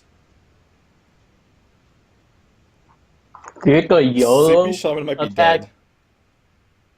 Oh my goodness, the consecration. Yeah, I was going to say this. I mean, do you go... Oh, I guess it's okay. He's as still well. alive. He's still alive versus Leroy Power. But, yeah, that would be pretty YOLO of him to do that. And he doesn't know that this is coming up next. I think I would play the Doomsayer. Yeah, you play the Doomsayer. You're coming up on Lay on Hands. You definitely play the Doomsayer. Even though you're throwing away a card drop, but you're picking up 3 cards the next turn. You'll be fine on cards, and you have healing. Oh, we still have a way to win the game. Oh, 1 damage off lethal. 1 damage. I wasn't thinking about the abusive, but yeah, abusive would have been lethal there. Nah, like this. Is he just gonna You play YOLO? the... He's just gonna YOLO it. 1 damage off. Okay, this is interesting. I was thinking about playing Dr. Boom. You get guaranteed boom bars into face. That is true. That is true. So, well, we do see that Dr. Boom wouldn't have been lethal anyway, just because the boom must go for maximum 8. But, yeah, tap into Dr. Boom. This turn is not so bad. Are we going to see a power equality on a single Dr. Boom? It could happen, especially with the heal bot. Yeah, I think we're going to see it. Yeah, Power equality on a yeah. single Dr. Boom. Oh my goodness, Dr. Boom's so good. It requires a power equality response by itself. 1-1. Oh no. 1-1. Feels bad. It feels so bad. We've seen 1 Murloc this game. But yeah, this is just so bad. Let's see. 3-1. So 8-7. Yeah, he can actually play his whole hand. Jason's okay, never mind, just kidding. He could have just played the Sea Giant this turn. But I guess it's unlikely that your opponent doesn't have some sort of answer for it. Alright, if you're a Sleepy Shaman, do you just go for Lay on Hands, or do you start playing out these Murlocs? You could do both, actually. You could go for Lay on Hands into Bluegill, and you can Lay on Hands first without overdrawing. I would play Pyromancer into Lay on Hands and kill the Amps and the game boss. This is interesting. That's his second Aldor, by the way, so it's not going to be too happy about this. But it's going to clear off everything but the Amp King boss, and he's not going to die to anything crazy. He's already seen 2 power whelming, so this is kind of reasonable. The only problem is he doesn't have any answer for Sea Giant coming up next turn. Alright, so yeah, Jason Zo can once again play his whole hand. Oh, he's just going to concede. Huh. He's not even going to try to play the Sea Giant. Oh, no, he's dead. He's dead. He was? He's dead. He's very low. Was he very low? He was like 15, wasn't he? Yeah, but your opponent has already drew too many cards. And yeah, fair enough. So either he has clear, or he has healing, or he has any fin. So I guess that makes sense. Yeah, you're right. Still, I mean, I would have at least played it out, especially because this tournament's really important. In any case, maybe he didn't want to slow Sea Giant. Maybe he's like, this game is so over that unless something crazy happens, yeah, I think he just didn't want to slow Sea Giant. Which I guess he didn't show in a previous match. He didn't. Alright, well, we're going to see the Druid for the first time from Sleepy Shaman. And going to go against... my god. Wow, Living Roots into Wild Growth is kind of the dream. Although he doesn't have a 4-drop quite yet. Why? No, but Living Roots just makes this... Living Roots makes any, matchup against an aggressive deck so much different. Although Jason still has a pretty good answer for it in this Haunted Creeper. It does prevent a more aggressive opening from Jason's though. Yeah. Sleepy Shaman, you can't hero power on the same turn that you want to go with, unfortunately. It's not like Nourish. That would be amazing, though. Alright, so Sleepy Shaman really wants a 4-drop right now. Keeper would be a godsend. But Shredder would be obviously pretty nice as well. Although I think it would take anything that he could play. 3-drop, even Wild Growth, I think he would take. Swipe is alright. I think you used it. Yeah, you might as well. You're not guaranteed to get a good swipe later. And if you don't swipe now, you're leaving a 2-2 and a 1-1 on the board. And it can snowball really quick. Even just 1-2-2 and 1-1 on the board. Like, now look at your opponent's board. It's just, like, pretty pathetic. And you can kind of just get away with doing this. He's going to go on curve, even though he drew that keeper, which he could have used to silence that egg. I mean, basically, a keeper can just kill off a 4-4 right here. Well, kind of. I mean, there's no good answers from except for this. Yeah, except for this amazing answer right here. This is like the dream for a Nerubian egg. Oh, just kill off a Drew the Claw, no problem. Alright. Well, there's a BGH, which is really nice for CB Shaman's sake. He doesn't know it yet. BGH is amazing for him. And more tech cards. Not so much. The good thing for Sleepy Shaman, though, is that he just saw 2 buff cards, and he has Ancient Lore coming up next turn, which he can just do with impunity, right? He can just play out his Ancient Lore, not really have to worry about. Yeah, and he's on 20. Dying. Yeah. Alright, so finally some pressure coming out of Jason Zhou here. As we see the double Void Walker come out. Oh, never mind, just kidding. Just Dr. Boo. Just kidding. Alright, this does allow the Sea Giant to come out, but I don't think that's going to be an issue for Sleepy Shaman. Yes. Defender. He can actually play the 3rd Void Walker and the Sea Giant here. The funny thing is, Big Game Hunter takes it out, but Big Game Hunter, like, strangely enough, actually costs 2 more mana than the Sea Giant. I mean, Chewie will have said the fact it's not free Sea Giant. I don't know why he's trading here. Do you know why he's trading? He just missed 3 damage or 5 damage on his opponent's face. And I don't see... Because, I don't know, maybe he's seeing some sort of trading society. I mean, Druid famously doesn't have any AoE clear. So they need to do everything, like, manually. I don't understand, like, you just get 5 damage. And you have Leroy in your hand. Just get the 5 damage to face. I think Jason Zhou trades way too much, honestly. Playing against Meteor Shower. Meteor Shower? Oh, what's that called? It the 5 mana Starfall. Oh, Starfall. Yeah.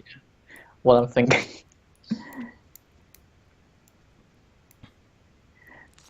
Well, you can Leroy into the Dr. Boom, but that's kind of painful. It's not the worst. It's not really the worst though. I mean, because if maybe your opponent has a dead hand, you know, maybe it's like Wild Growth something, Innervate something. I don't know. But Leroy into Dr. Boom wouldn't be the worst thing here. You can kill off one of the 1/1s, kill off the BGH. The alternative here is just play out the Flame Imp and the other dude. Kill the BGH, go to the face with the 1/2. Yeah, you silence that Dr. Boom. Yeah, he's so quiet now. Alright, well... Yeah, if you're Sleepy Shaman... Oh, he's like, gonna go for healing. That's actually kind of interesting. I mean, yes, you're in a so much lead that you don't actually need 2 hertz. And you can get another 2 hertz next turn anyway. Yeah, and you have... I mean, basically, you could just play a 5/5 and a 5/4 next turn. And that's bigger than most of the stuff you're going to see in your opponent's deck. Finally, the BGH comes out from Jason Zhou. So that's kind of... Though, I mean, that's kind of like, you know, having Implosion in instance anyway. But, ooh, that's a nice card. Wait, why didn't he just play the Keeper? That doesn't make any sense. He's like, wait a second. Alright, so now he's counting 4, 5, 6, 7. There's no way your opponent can power whelming. You already seen one power whelming anyway. I mean, this is what I talk about. I mean, you saw your mana syndrome. Use all your mana syndrome. It's kind of funny. You can honestly just hit face here. I don't really see why not. Double power overwhelming. You've already seen 1 power, and you just played Lothab, so your opponent can't double power. Oh yeah. Like, if you hit face, your opponent has to trade with everything here. Now Jason Zhou can kind of play it risky. It might be. Your opponent, Jason Zhou, can play it risky now and just kill up the ancient lore and just. It might be some consequence of playing too much arena, so I don't know. You're so brutal. Oh my god. Alright, Nitric or Leroy, go. Nitric or Leroy, snipe off the ancient lore, rest of face. Easy game. Yeah, I mean, it's not. You actually have a lot of. You actually have a lot of things to hit here with the whelps. Guess the whelp. All right, and then to the face. All right, seems good. Seems good. Roar is not enough, so that's 10 damage. I think it's. So 2 damage. Draw cards first. Yeah, you might as well draw cards. You just saw Leroy. There's Force. So yeah, now just. Oh, there's there's Living Roots. There's Living Roots. Everything. Just clear every single thing because your opponent's at 14 and you have combo in hand. You have 2/5/5. There's just no taunt big enough in the Zoo arsenal to block you now. So yeah. The funny thing is Jason still sees that and he's actually more scary the fact that Sleepy Shaman's trading for everything because that tells him that he just has combo in hand. And that's going to be game. In fact, Roar by itself, Force by itself, all of those are lethal. Yeah, Roar into Force of Nature is never mind. Max BM. Or you could Roar into Keeper one of the boom bots and it kills your Harrison Jones and you just extended turn BM. It's like over several turns. That's kind of risky. Alright, anyway. That is Sleepy Shaman surviving today. And if you're Jason Zhou, it feels bad, man. I mean, you're up 2-0 versus Lovely Chook. You get 0-3'd with your Rogue. And then you lose with your Rogue. And then you switch decks and you still lose. So, not too good for him. But Sleepy Shaman moves on. And, okay, we see the bracket right here. So, Lovely Chook against Ray Allen tomorrow. As well as Love CX versus Bing Xuan. And the winner moves on, as you can see there. The characters on the right says that they move on to the final 8. And in addition to being able to compete for a spot at BlizzCon, they will be automatically qualified for the EU versus CN championships. And here's a look at the lower bracket. We just saw Sleepy Shaman take out Jason Zhou. So Jason Zhou is out. He went 0-2 today. Then we're going to have Nightwalk versus Baizi. And as you can see on the screen there, basically the loser would be out, the winner moves on, and we determine our final 4 players of this group. Yeah, but